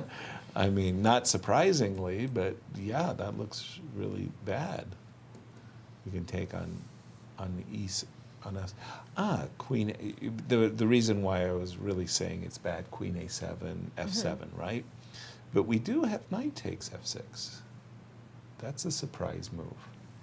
Because rook takes F6, as rook takes. No, what am I saying? This must be winning. This must be completely winning. Guys. Yeah, we should go to the seniors. Not in the seniors, in the junior girls. Rochelle? The only game that we still have left, Rochelle versus Mangalam. Mangalam with the white pieces. After this move, G6, H5, F5 was Rochelle's invitation to the complete change of structure in the position. If I go H6, right? Yeah. H6, you have to go F4, I go back, you go G5, you have to stop me from playing H7, right. Otherwise I queen, right? Right. And this was the position that she needed to assess. Is it winning or is it not? And it seems like the answer is pretty clear. It's completely winning. Because I'm going to go bishop to B2. Right. You don't have a way to go E4 because that's going to allow me to go H7, king to C1 followed by H7. So you have to be careful about that. But next, I'm going to go A4, B5. I'm going to use my pawns on this side as decoy for your king. Then I'm just going to simply pick up your E, F, G pawn because they're stuck, right? Right. You don't have E. Again, if you push F3, I go king E3, I stop everything. This is game over. So big missed opportunity. I understand why she didn't do it because, sure, it is a little bit difficult to allow these pawns to start rolling down the board, the E and F pawn for black. She did not do that. She played G takes F5, G takes H5, but this is just after G takes F5. This is problematic. F6, King E6, I'm catching your pawns, B5, but now I'm just simply going to take. You take back. Bishop. I'm going to go bishop to A2. I need to stop your pawns. Right. I cannot take, I don't have time for that because of B6. I don't have the E4 square for my bishop, so I need to get my bishop ready to stop your pawns. But I can do that simply by bishop to A2. You go here, I go here, I stop your pawns, I pick up this guy, and that's it. Then I bring back my king. This is an easy draw right now. Easy draw. So Rochelle has really dodged the bullet on this one. I mean, she was dead in the water in this one. Just on that once more. A, B, C, B, bishop B, bishop A2. Bishop A2, yes. Now, I understand B6 is not going to bring home the bacon, but A4? But A4, I can go bishop C4, right? Ah, exactly. You keep me honest. You force me to And play I don't B6. even have to do it immediately. I can just take on F6. She's captured. And then you go A5, I go this bishop is the C4. key moment, bishop A2, and she'll save the game. And that will, sometimes that's what it takes. It's not always about winning. It's about saving the bad games. I mean, you have a few games in a tournament that you really need to save. Right. Right, and then you have a good chances to actually be winning because those critical moments could be those actually decisive ones. Indeed. So bishop A2, and she's got 10 minutes. No, huge find save for Rochelle if she finds bishop to A2 because she was on the back foot the whole game. And truly. Since the opening, she was a pawn down. She never recovered. Right. Mangalam really did a good job to increase her advantage, but then just at the final moment, she didn't capitalize. How many times does the end game, that slip, that, you play a perfect game 4 or 5 hours, and just... Then one move, we always say that, right, in chess. That's so brutal. You don't see it in tennis, you don't see it anywhere. Exactly. In chess, one Painful. move. Truly. Painful. Truly. Let's take it. And she found it. She found it. Wow, good job, Rochelle. I know. That's how we save a game. Bishop A2. Well, she's a women's grandmaster for a reason, right? I mean, it's... I remember she was also on the U.S. women's national team when I was also there in Kazakhstan World Team Championships. And she was just celebrating her 13th birthday there. We were like, wow, she's already in the national team and she's only 13. But look at her now. She's older. She's at Stanford. She's, woman grandmaster. No, she's not yet in university. Oh, it's Carissa. Oh, okay. I know that because I'm trying to get her to my You're a recruiting coach. I'm recruiting around here, yes. I remember at the U.S. Championship last year, Rochelle and Jennifer came to me at the opening ceremony. So, You know, you're bad. You're bad as a commentator. We could do a lot better than you guys. You know, Jennifer and Rochelle, we should be the commentator. I said, please, come on the show. Take my spot. Take my spot. I'd love it. Really? What? They didn't expect amazing, that. really talented players. Truly. Bishop A2, nice save. But I do want to go to the juniors Please. because Igor Novikov and Melik Khachiyan. Well, that's not the juniors. Oh, sorry, the seniors. Because it was super close. When we go back one move only, Melik played exactly with Igor what computer suggested. Check. B5. Check. Check. You Check. cannot capture the pawn. You have to move back. Which is what? And now the last move computer was suggesting rook b6 and black is winning. Correct. Right? But that did not happen. Knight e5. So should also still be winning, knight e5? There's- Because the problem is the all black king needs to do is just come on over, right? And we are having a check issue too. King b7, king g4. Sorry, Kate, what would you like to say about the position? No, I'm just wondering if this works without the king kind of being stuck there. So if I go rook f1. Okay, rook f1. Looks like a very decent move. And somehow this construction, I'm going to go back with Christian's idea of just sticking the knight on c4 and playing rook to b6. Maybe he's worried that he's not going to be able to pass the f file. Yeah, I'm just going to, Okay, camp so- my rook on the f file and your king. Yeah, let me just do something of this nature, right? Okay. Now I'll go knight c4, and you'll manage this, right? I'll wait. And then check, King and let's say c7. here, I'll wait. and I will go here. So eventually, if you do trade, I'm going to stick my knight Yeah, this is on over. the a3 square. Yeah. And This then is that's over. easy, right? Then my king will eventually make its way to your pawn. Well, that seems like the easy plan. Except I don't he have has to his own capture, approach. right? He has his own approach. He played knight f3, so So he he's wants trying to get the king there. he wants to cross this way. Makes sense. Makes sense Makes a too, lot of because sense. the knight will always be able to defend like if we shift, right? If we shift our rook, So perhaps this is what he's calculating. Just that we'll have Okay. the knight, and we will slowly. I mean, it takes time, but It works too. It so works. Black works has a well. lot of ways to win here. the more Yeah. challenging would be to go rook d1 instead of rook c1. I'm sorry. What would be more challenging? Rook d1. Rook David. Yes. One. It makes it. But now I think I can go king f4, rook d5, and now rook e5, right? Yeah. And if you do take on e5, I take with the king, not with the knight. And then you just plant the knight on d4, and eventually you will worm your way to the c4 square. Yes. Wow. He's done it. He's done it. Yeah, for wow. Melik, winning this it's, one. What a recovery from this Yeah. kind of tough middle game. Well, I remember at a Sinkville Cup making a toast. Wesley So had just won the tournament, and Wesley had been last and then first. So I said, from the lowliest to the holiest. Wesley So. And we have a result. Sorry, Yeah, we have Arthur. a result in the juniors between Arthurs. Yeah, Arthur Guo and Arthur Zhu. What is the result? I believe white won. Arthur Go won, yes. Okay. Yeah. Yeah, that was the H5 game. After all of that long thing. Takes. Look, E5.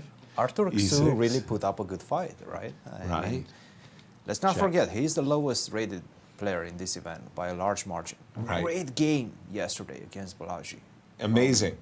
Top to Amazing. bottom. I Right. mean, great opening, great middle game, great execution in the end. And today he didn't play a bad game. It was just that the other Arthur was the The better other. man today. That's it. Right. So we it have looks last like game in juniors, right? Josiah Stearman against Abhi Mishra. it looks like again a whitewash, as White is really scoring a lot. Well, first of all, a lot of decisive games to begin with, 60% decisive games in 2 of the section, 100% in the other section. But White is winning far more than his share that you would expect. And it looks like Josiah is winning again. It's the queen versus the 2 rooks against Mishra. And 2 pawns. Yeah, when we left it, it wasn't even clear that White wouldn't win a 3rd pawn here. And he's got a5, check, check. Intriguing.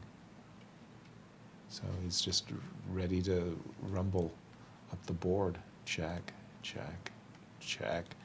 And check on d6, pardon me, and b6. I know it's winning, Cristian, but is it one of those, you know, you have to win it precisely, or is it, there are many It many shouldn't ways be like that, right? of winning, I mean. Right. It should be easy. You'd think, Somehow right? it feels like it should be easy. Right. But maybe it's not that easy. Okay, what if I just, after rook to h1, what if I just try to push my king? Let's go king b4, and if you give me a check, I'll go king c5. Well, You give me another check, I'll go king d6. so I don't know. king b4. I'm trying to be aggressive. One of the things I love is just centralizing the queen. And perhaps that's, When I say centralizing, I mean most specifically one of these 4 squares. So if you could do it with a gain of tempo, like if you could go check, check, you know, and you know your queen is on any of these 4 squares, then I like this because it's sort of like the queen, you know, covers so many of those squares for the rooks. That's probably the technically correct way of doing things. Okay, but your I'm just approach trying is- to go directly. Yeah, your approach may just Maybe I be- make some mistakes. Let's see if Black has any chance of Let's take a finding look. some way Yeah. out, right? Exactly. Let's take a look. And check, check. Check, check. I go king d6. I go all the way up. King d6, and let's say I do my best to hang. Oh! And that's the question right now. Do I hang on? No, I can't go king b7. I'm forced to play rook c8. It's still not easy. I mean, Okay, so long as I haven't, you know, blundered a rook. so now I probably have to go something like queen to e2, but I mean, queen e2, rook b4, and that's actually the way Right. to mess it up. Yeah, you start to feeling that you've lost connection here. That's the way to mess it up. Yes. Right. So maybe we'll require a little technique here. What other remaining games do we have? We think Rochelle is drawing. We do think that Melik is going to win, and Joel Benjamin versus Dmitry. Yeah, so we have He's already won the Ruiyang pawn game. on d5, by the way, so that's very, very bad news for Dmitry, as he is 2 pawns down. Yeah, the b2 pawn is defended. That's healthy, 2 pawns down. It's a very healthy 2 pawns, right? But okay, as white, you still need to put the finishing touches. So something like, I don't know, rook c8 looks c8, nice. yeah. Okay. Now there's like this pause. Is what am I supposed to do next?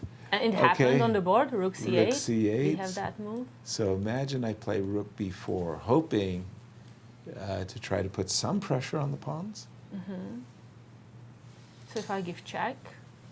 And I'll go king e6. Oh, okay. Well, what am I supposed to do?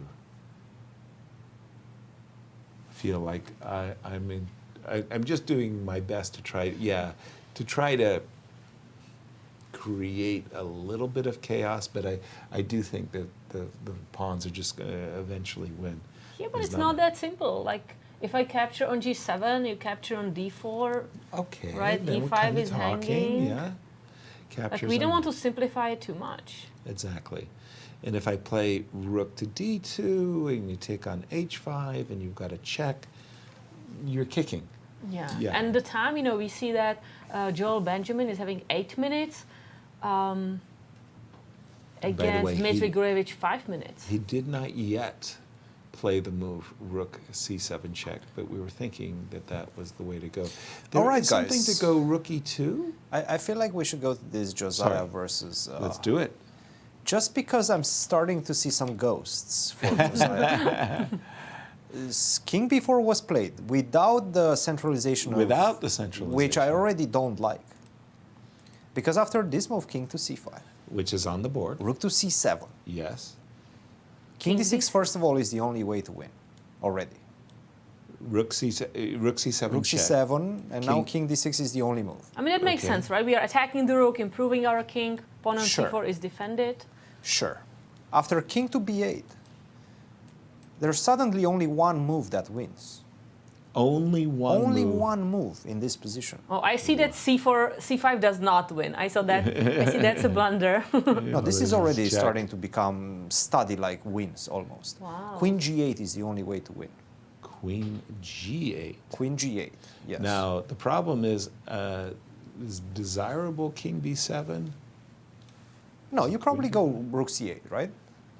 And he does. He did This play is rook- not easy anymore, guys. This Josiah. might be the save of the tournament Wow. if Abhi Well, manages I don't it. know. I mean, there are a lot of saves today. Novikov saved yesterday against Dmitry. That was remarkable. Carissa saved today, right? I mean, Rochelle Rochelle saved. saved Yeah. today. So right now, after rook c8, By That the one is a way, draw. Rochelle has drawn. Yeah, speaking of the Rochelle, game. she did manage to make a draw. And it's a first draw for Shreya Mangalam. After the first loss in the first round, she made a draw. Rook c7, check. We're expecting king d6. Then we're expecting after king b8. You were about to tell us, Christian, that queen g8 is the only winning path. Correct. Why is it so narrow? and followed by rook to c8, Okay. now the only winning move is queen g3.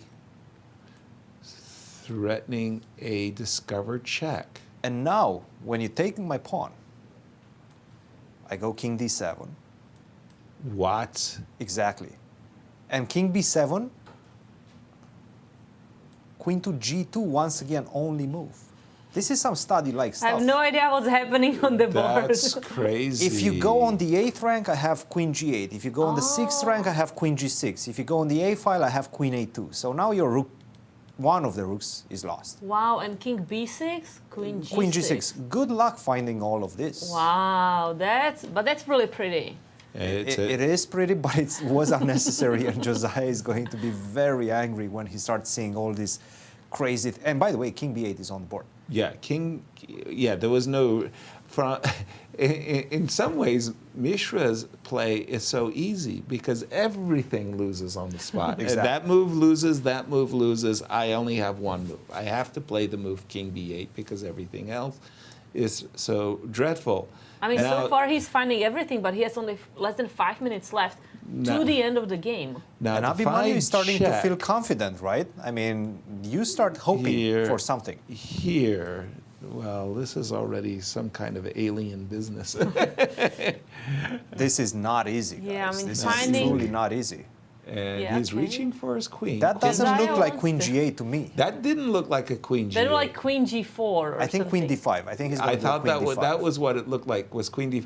Because the idea is you're kind of fearful. Well, you are fearful of rook d1 check. You know, and you. So queen d5 to stop to stop rook d1 check makes. But queen g4 makes sense too, right? You are guarding the pawn, you are guarding d1 square, Correct. and you are thinking about playing c5 maybe? I don't know. But the pawn is still on b5 hanging. Well, the good thing for Josiah, he has 17 minutes. So a lot of time to think. And as Josiah is thinking, we have guest in studio with Christian. Arthur, congratulations. You won the Battle of the Arthurs. This was a difficult game against an opponent, sure, much lower rated, but definitely in shape in this tournament. He showed it yesterday. How did you get ready for this one? What was your approach? Just the usual. I mean, like, I just wanted to get a game, and that's what I did. I think I played shaky chess, to be honest. It was wild chess, Yeah. but it looked quite interesting. And this was perhaps the critical moment, right? When he played this move, rook to b5. After queen to d2, it seems like you're gathering quite a significant advantage. Maybe knight to d6 was the move. Did you spot this one, and how did you assess this Yeah, one? I did. I didn't really think he played it. I just played h4 because I thought he would play rook b5. Yeah, to stop you from going yeah, h5. exactly. It was just the most natural move. He was already getting like down to 3 minutes here. Yeah. And so I was just playing off kind of intuition. Were you happy with your position at this point? I mean, did I you thought assess it in your favor? I thought it was winning. Yeah. Like close to winning at least. And then once you picked up the But there's a moment I got told outside that he had a chance. Wait. At what point? After f4 or knight f5, queen c4. Oh. Okay, knight f5, queen c4, king No, h8. yeah, king 8, rook d5 is, oh my gosh. Oh, this is winning for Yeah. him. Did you spot it? No, yeah, I didn't spot it, that this is too hard. But he played like king h8 immediately. Yeah. But I got told outside, rook d5 is just insane. Rook d5 wins on the spot. Yeah. Wow. What? But by the way, at this point, you guys both had, well, he had 1 minute, you had 3 Yeah. minutes, still a few moves to go. Rook to d5 was not played, but what a blow, yes. And after king to h8, it feels like you kind of took over and never let it go after that. An important victory for you. How was the preparation coming into this event? Did you spend time looking at the games of your opponents, or what was? I don't really what do was it much. like? I've been playing like 5 tournaments in a row. So it's you've been been a having a hectic busy summer, yeah? Yeah, exactly. But yeah, I mean, the preparation year was good. He was like up to like move 18 or something. I was in prep, but I mean, like I think prep doesn't really matter that much these days, especially when there's so many like opportunities for your opponent to go wrong. So what do you, what attributes do you focus on in your training to develop? What skills do you focus on developing? I think the biggest like key for me was just to play like smart chess and just like follow the principles, not getting careless in a way, and like being able to just hold a draw against these people, because half points are always, you know, important, especially in these tournaments. So yeah, playing smart chess, sticking to just the principles, like the basics. You know, I don't think anything can go wrong. Staying resilient, playing fighting chess, that's definitely a good recipe. Yeah. Congratulations, we'll see you in the next rounds. Thanks. Congratulations, Arthur, absolutely. As the game of Josiah and Mishra, he didn't play that move queen g8. Yeah, that's a draw which is, right now. A hard move to find. He played queen e2, which looks okay. You know, you're defending the pawn on c4, but it gives up the pawn But this on was the c4. exact line that we discussed at the beginning, right? We said that this is the way to mess it up. And indeed he has. He's messed it up with this, the rushing of the king. I think he had to centralize his queen first, queen on e4, queen on d4, queen on d5, and by advancing with his king too early, he's left a c4 pawn behind. Okay? That's a difficult pill to swallow, because you played such a great game. Right. You had an incredible chance to beat one of the favorites. The event's favorite. I mean, no question. Okay, so and look at him. What if I go so Christian like right now. king d5 and dance around with the king? I know you're going to give me a check. No, king d5 I take on c4. Oh, right. That's it. That's the problem. And then I've got the king in front of the pawn. It just became too easy. For me. Yep. Yeah. That's the problem. This is heartbreaking right now. Wow. Heartbreaking stuff. By the way, not for nothing, but after rook check. Okay, you're being silly, Yasser. Okay. I'll go king e6. All right, king. I'll still make a draw. Yes. Go back. I just wanted to ask. Do you want to take it? Be nice. Be nice. Take my rook. Yeah, this one is over. It seems like Melik got the victory in this one. With the extra knight. What a game. So What a Melik, turnaround. 2 out of 2. What a Wow. start to the seniors championships. Yeah, but truly, for me, he was just lost out of the opening, and he was. And Castle's long, at that moment, Igor was +5 according to the computer engine. My goodness. Yeah, that's a sad loss. What a great start, middle game, and then. And let's just jump. If we have, first of all, I'm just looking. This, I'm almost going to predict it. I will predict this. We won't have 5 draws in the girls' tournament in any other round, not a single round. You heard it here first. Commentators curse, by the way. But Joel Benjamin versus Dmitry. That's remaining in the senior section, as the seniors today are duplicating the juniors of yesterday. Very fighting. Oh, wow. All decisive. All decisive games. That's what I mean to say. After the move rook b4, let's catch up with the players. Check. Nope, sorry. This is not. That was the analysis. Apologies. We left it at rook b4. Right here, rook d8 was played. King e7. And we're catching up with the players. And now we have the current game live.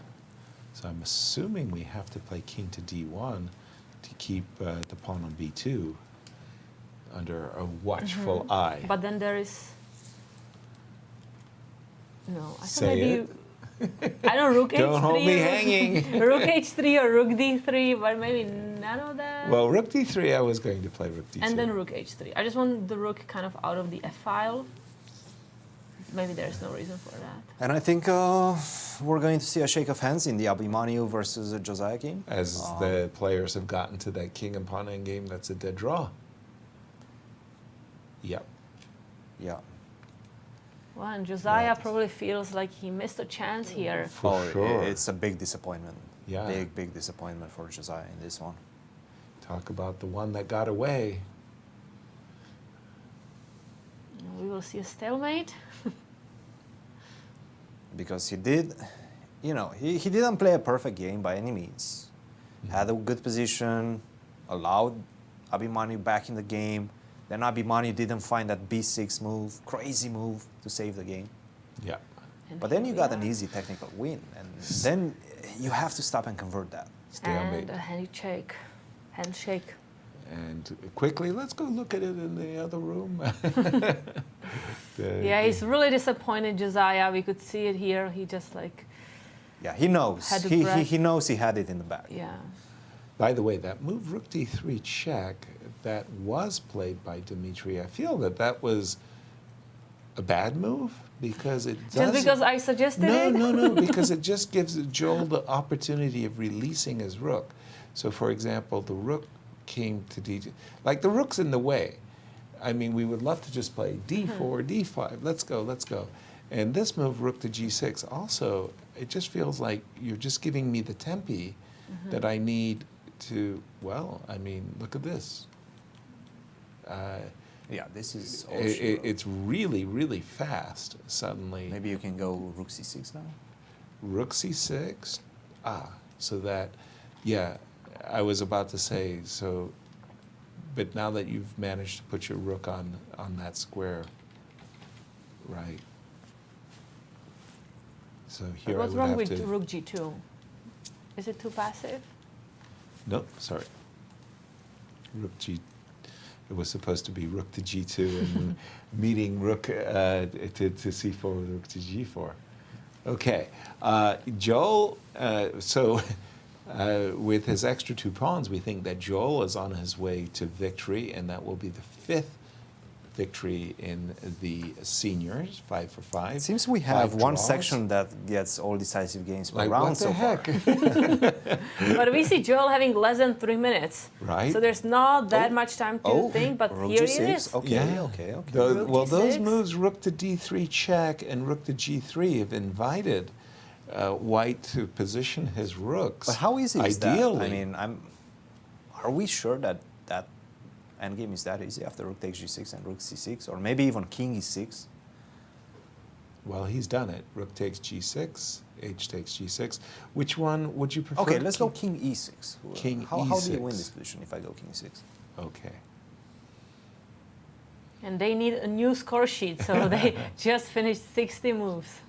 Right. Well, the idea was to play d5 check, but if It's starting to become some sort of a race, right? Right. King takes e5, d6, rook d8. He's going for He's it. going for the blockade, right?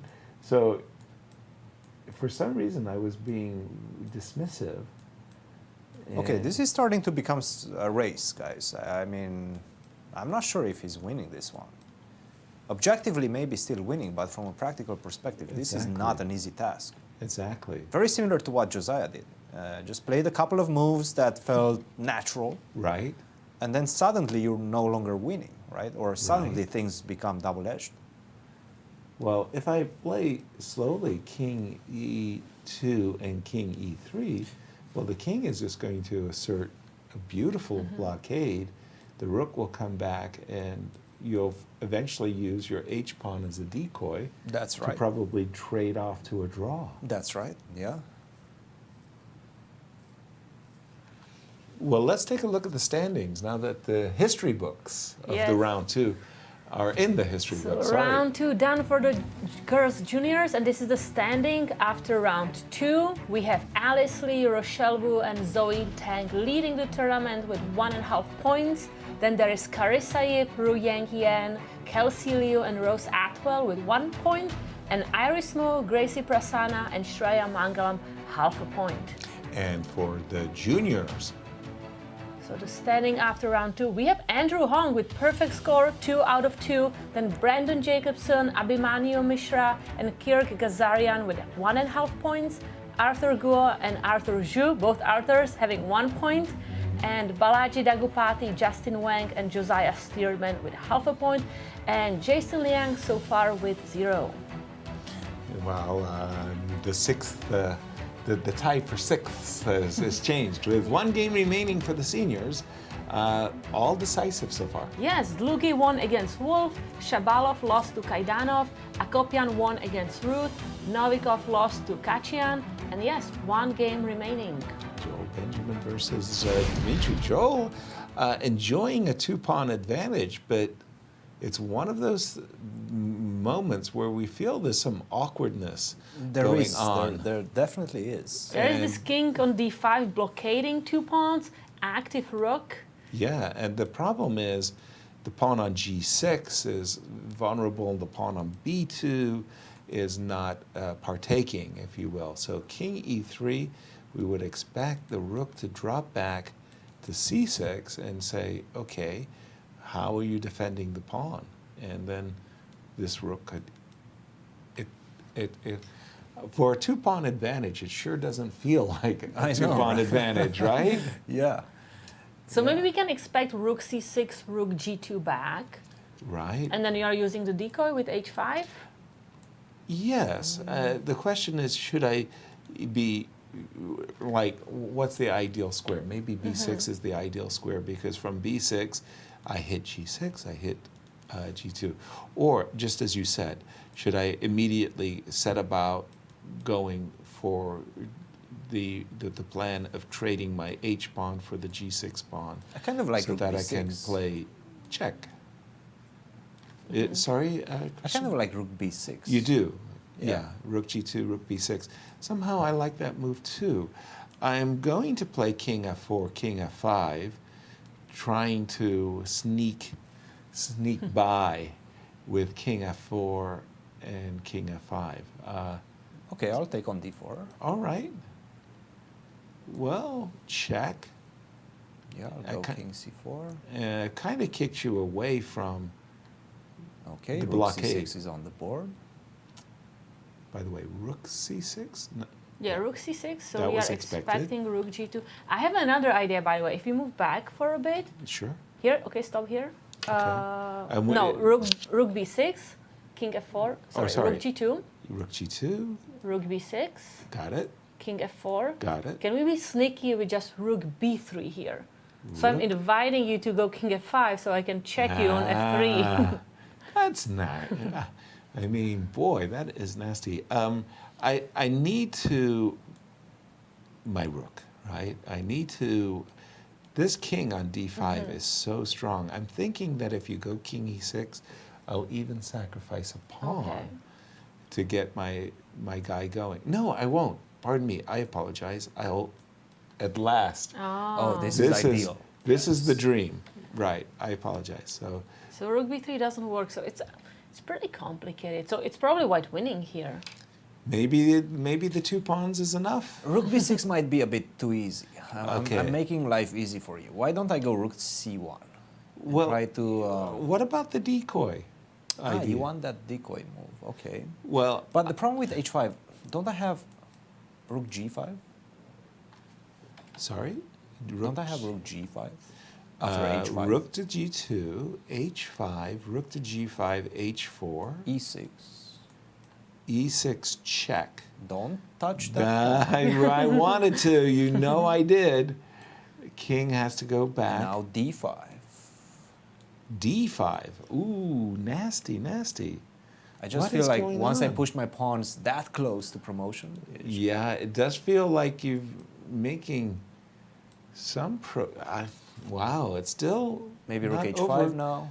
By the way, we see a lot of moves, but what if we show viewers why not to capture the pawn on e6 before we get to... Never mind, we can go back to the current position. Okay, but something else happened, right? Yeah, big a lot time. Of moves. A lot of moves happen. King e3, rook c6, rook d3, inviting rook takes g6, which was accepted, and rook c3, and Joel said, I want to play rook check. That's fine, I'll give you a check first. But I will be the first to check you. And king f4, and has he done it right? So we're not interested in this. This is probably a losing king and pawn endgame for black. So we have to go rook here. And you can see Joel doesn't like this. I mean, he knows something went wrong. Yeah. I mean, he's not happy about the position right now. Well, just because he had a much easier win, even if this is still winning. And that is very, very questionable. This That's is a big the current, this is the current position. Is Dmitry trying to determine whether or not he can play this? No way. No. No way, right? No. He cannot. He has to play rook g2. Rook g1 or rook g2 is his question right now. Rook g2 just feels more natural because I'm also attacking a pawn at the same time. But what would have attracted Joel to this position? Why would he give up his g6 pawn? What happened here, Kate? Do you see some trickies? I don't know what happened. I'm sad that the pawn on g6 is gone, and I'm worried about time. 2 minutes? 2 minutes, less than 3 minutes. Okay, that's still possible, I guess. No, I think it's one of those trends that you start experiencing during a game. You know you're winning, and then slowly that win becomes more and more difficult to achieve, and you make more and more repetitive mistakes. Just because you want that pressure to be gone. You want to finish the game. You want to win the game, right? Right. And you know you were want so it close to be over. You want it to be over, exactly. Yeah. Oh, I have an idea here. What about rook g3?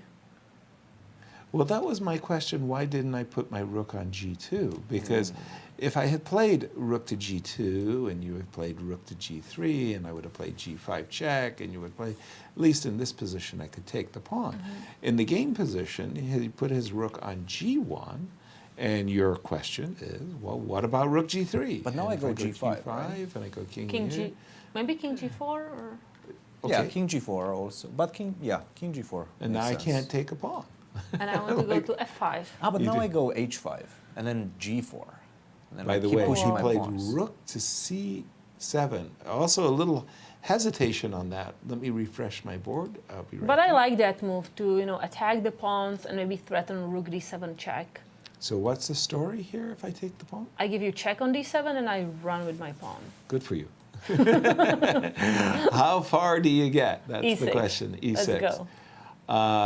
So if I go rook here, you're going to go king f5, right? Correct.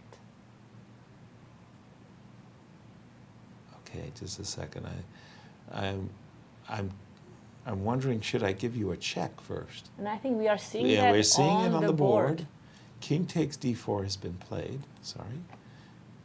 This is the current position. we're expecting, well, maybe I can go king c5 then. King c5, yeah. Which is probably a better move. e6 and king c6. I mean, that e-pawn won't win the game by itself. You have to go rook to d8, yes? Yes. Now it's important that I get my my rook, pardon me, behind the pawn. King f5. Now let's king move c7. the h pawn. No, don't give that pawn. Don't give the pawn. Okay, I'll give a check. Rook d7. Don't give Yeah, the pawn. he's saying yes, don't sir. give the pawn. Just Sorry. go h5. Just use the decoy. Let's go. Yeah, and that looks even. Yeah. Looks like Joel should have kept that g6 pawn with the move rook g2 earlier. But also, he's been playing the last few moves Slipping. as if they're forced of some degree. I mean, he hasn't spent any time. He had 3 minutes a while back also. He still has 3 minutes. He's been making very important decisions too quickly. Yeah, but Joel Benjamin is just shaking his head, not being very happy about his position. Check. All right. All right, king e5. Oh, Go. wait. Is this the easy way? To just like check your way? Because you cannot go to g6. So king e5, rook check, king f5, rook check again. Cristian is right. I cannot King go to G6. g6. Rook Because f6. I have rook f6. Okay, that's a nice way if it works. Yes, I think it does. That's a great save by Dmitry. Truly. Well, you know, yesterday he was victimized by a great save by Igor. Today, he turns the tables. Yeah. It's all about Kaisa, right? And the chess gods. One day you're the student, the other day you're the teacher. Yeah. And Still, Joel knows it. This will eternally last as one of my greatest and most favorite quotes was from Vishy Anand. He was asked by an Indian journalist, Mr. Anand, what is it like to be the world chess champion? And Vishy said to the journalist, well, every day I feel like an athlete. Some days I feel like an artist, some days I feel like a scientist, and other days I feel like an idiot. That was it. That was just one of my favorite quotes ever. Because we all feel like idiots Chess at times. is brutal. You just always make mistakes, at least, you know, in one game or another. But every day I feel like an athlete. Some days an artist, some days a scientist, and some days an idiot. And the players are heading completely to a draw. So we won't see 5 decisive games. We will see 4 decisive games. Not 5 decisive games. Yeah. Okay, why would you do this? I'm not sure. But Allow b4 and stuff like that? I mean, it's an extra check that I really didn't want to see. Deal with it, right? And eat the pawn and let's go. Well. King c5. Let's go. Capture that last baby. Yes. Yes. The crazy part is if White's king were on c2, it would be the Mishra ending. Yes. That we would be true. seeing. The very same stalemate. And we're not going to get the stalemate. We're going to get naked kings. And the players are about to shake hands. Yep. Yeah, Joel Benjamin, like, no, what have I done? Right. Just let one get away. And Great battle between these two players, I have to say. exactly. Well, this, again, another eventful round full of decisive games, but you're going to have to sum up the round for us, Cristian. Yeah, so many comebacks from so many players. Yeah, no, I mean, first of all, I believe in the juniors we got 4 decisive results and only 1 draw, and that could have been a decisive result. That should have been a decisive result as well. So definitely a lot of fighting chess. As Arthur put it, it's all about, not necessarily about the openings, but definitely about the resilience and the fighting spirit of the players. And we can see that, and that's being displayed in all three sections, in the ladies, in the girls section, in the seniors, in the juniors as well. Just incredible chess so far. Sure, a couple of mistakes here and there, but this is exactly what we like to see as commentators and as fans as well. A lot of exciting chess up to this point. Yeah. And here we have our picks, our predictions. Oh, wow, Yasser, we are a minority here. Hey, I know. Like, what's up with that? You did well That's today. all right. We're happy. We're a co-leader. I see we have Begim as well with Carissa Yip. Okay, interesting pick by Begim, yes. Next. We have the juniors here. Okay. Mishra, he saved. And Jacobson. That was a big save. I was really feeling good about my pick up until the last few moves. Rough, really rough. But I see that Begim is keeping the team spirit also. And here we have seniors. Right. I went with the defending champion who unfortunately lost to Gregory today. Gregory's doing well, yeah.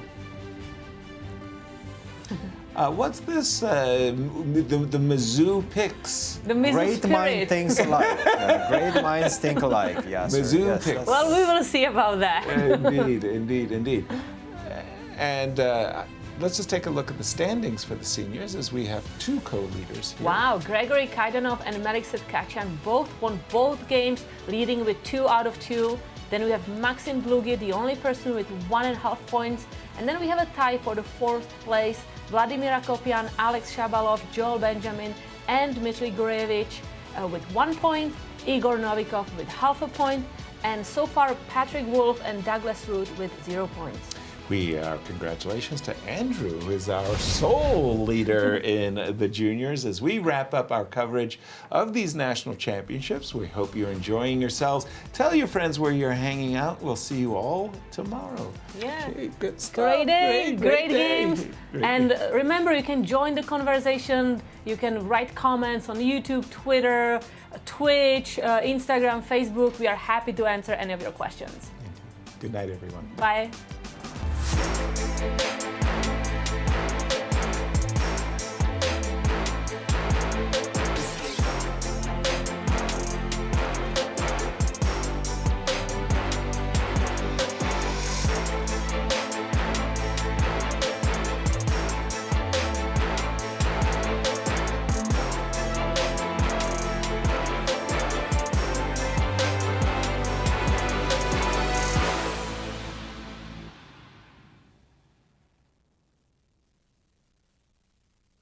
This has been a presentation of the St. Louis Chess Club.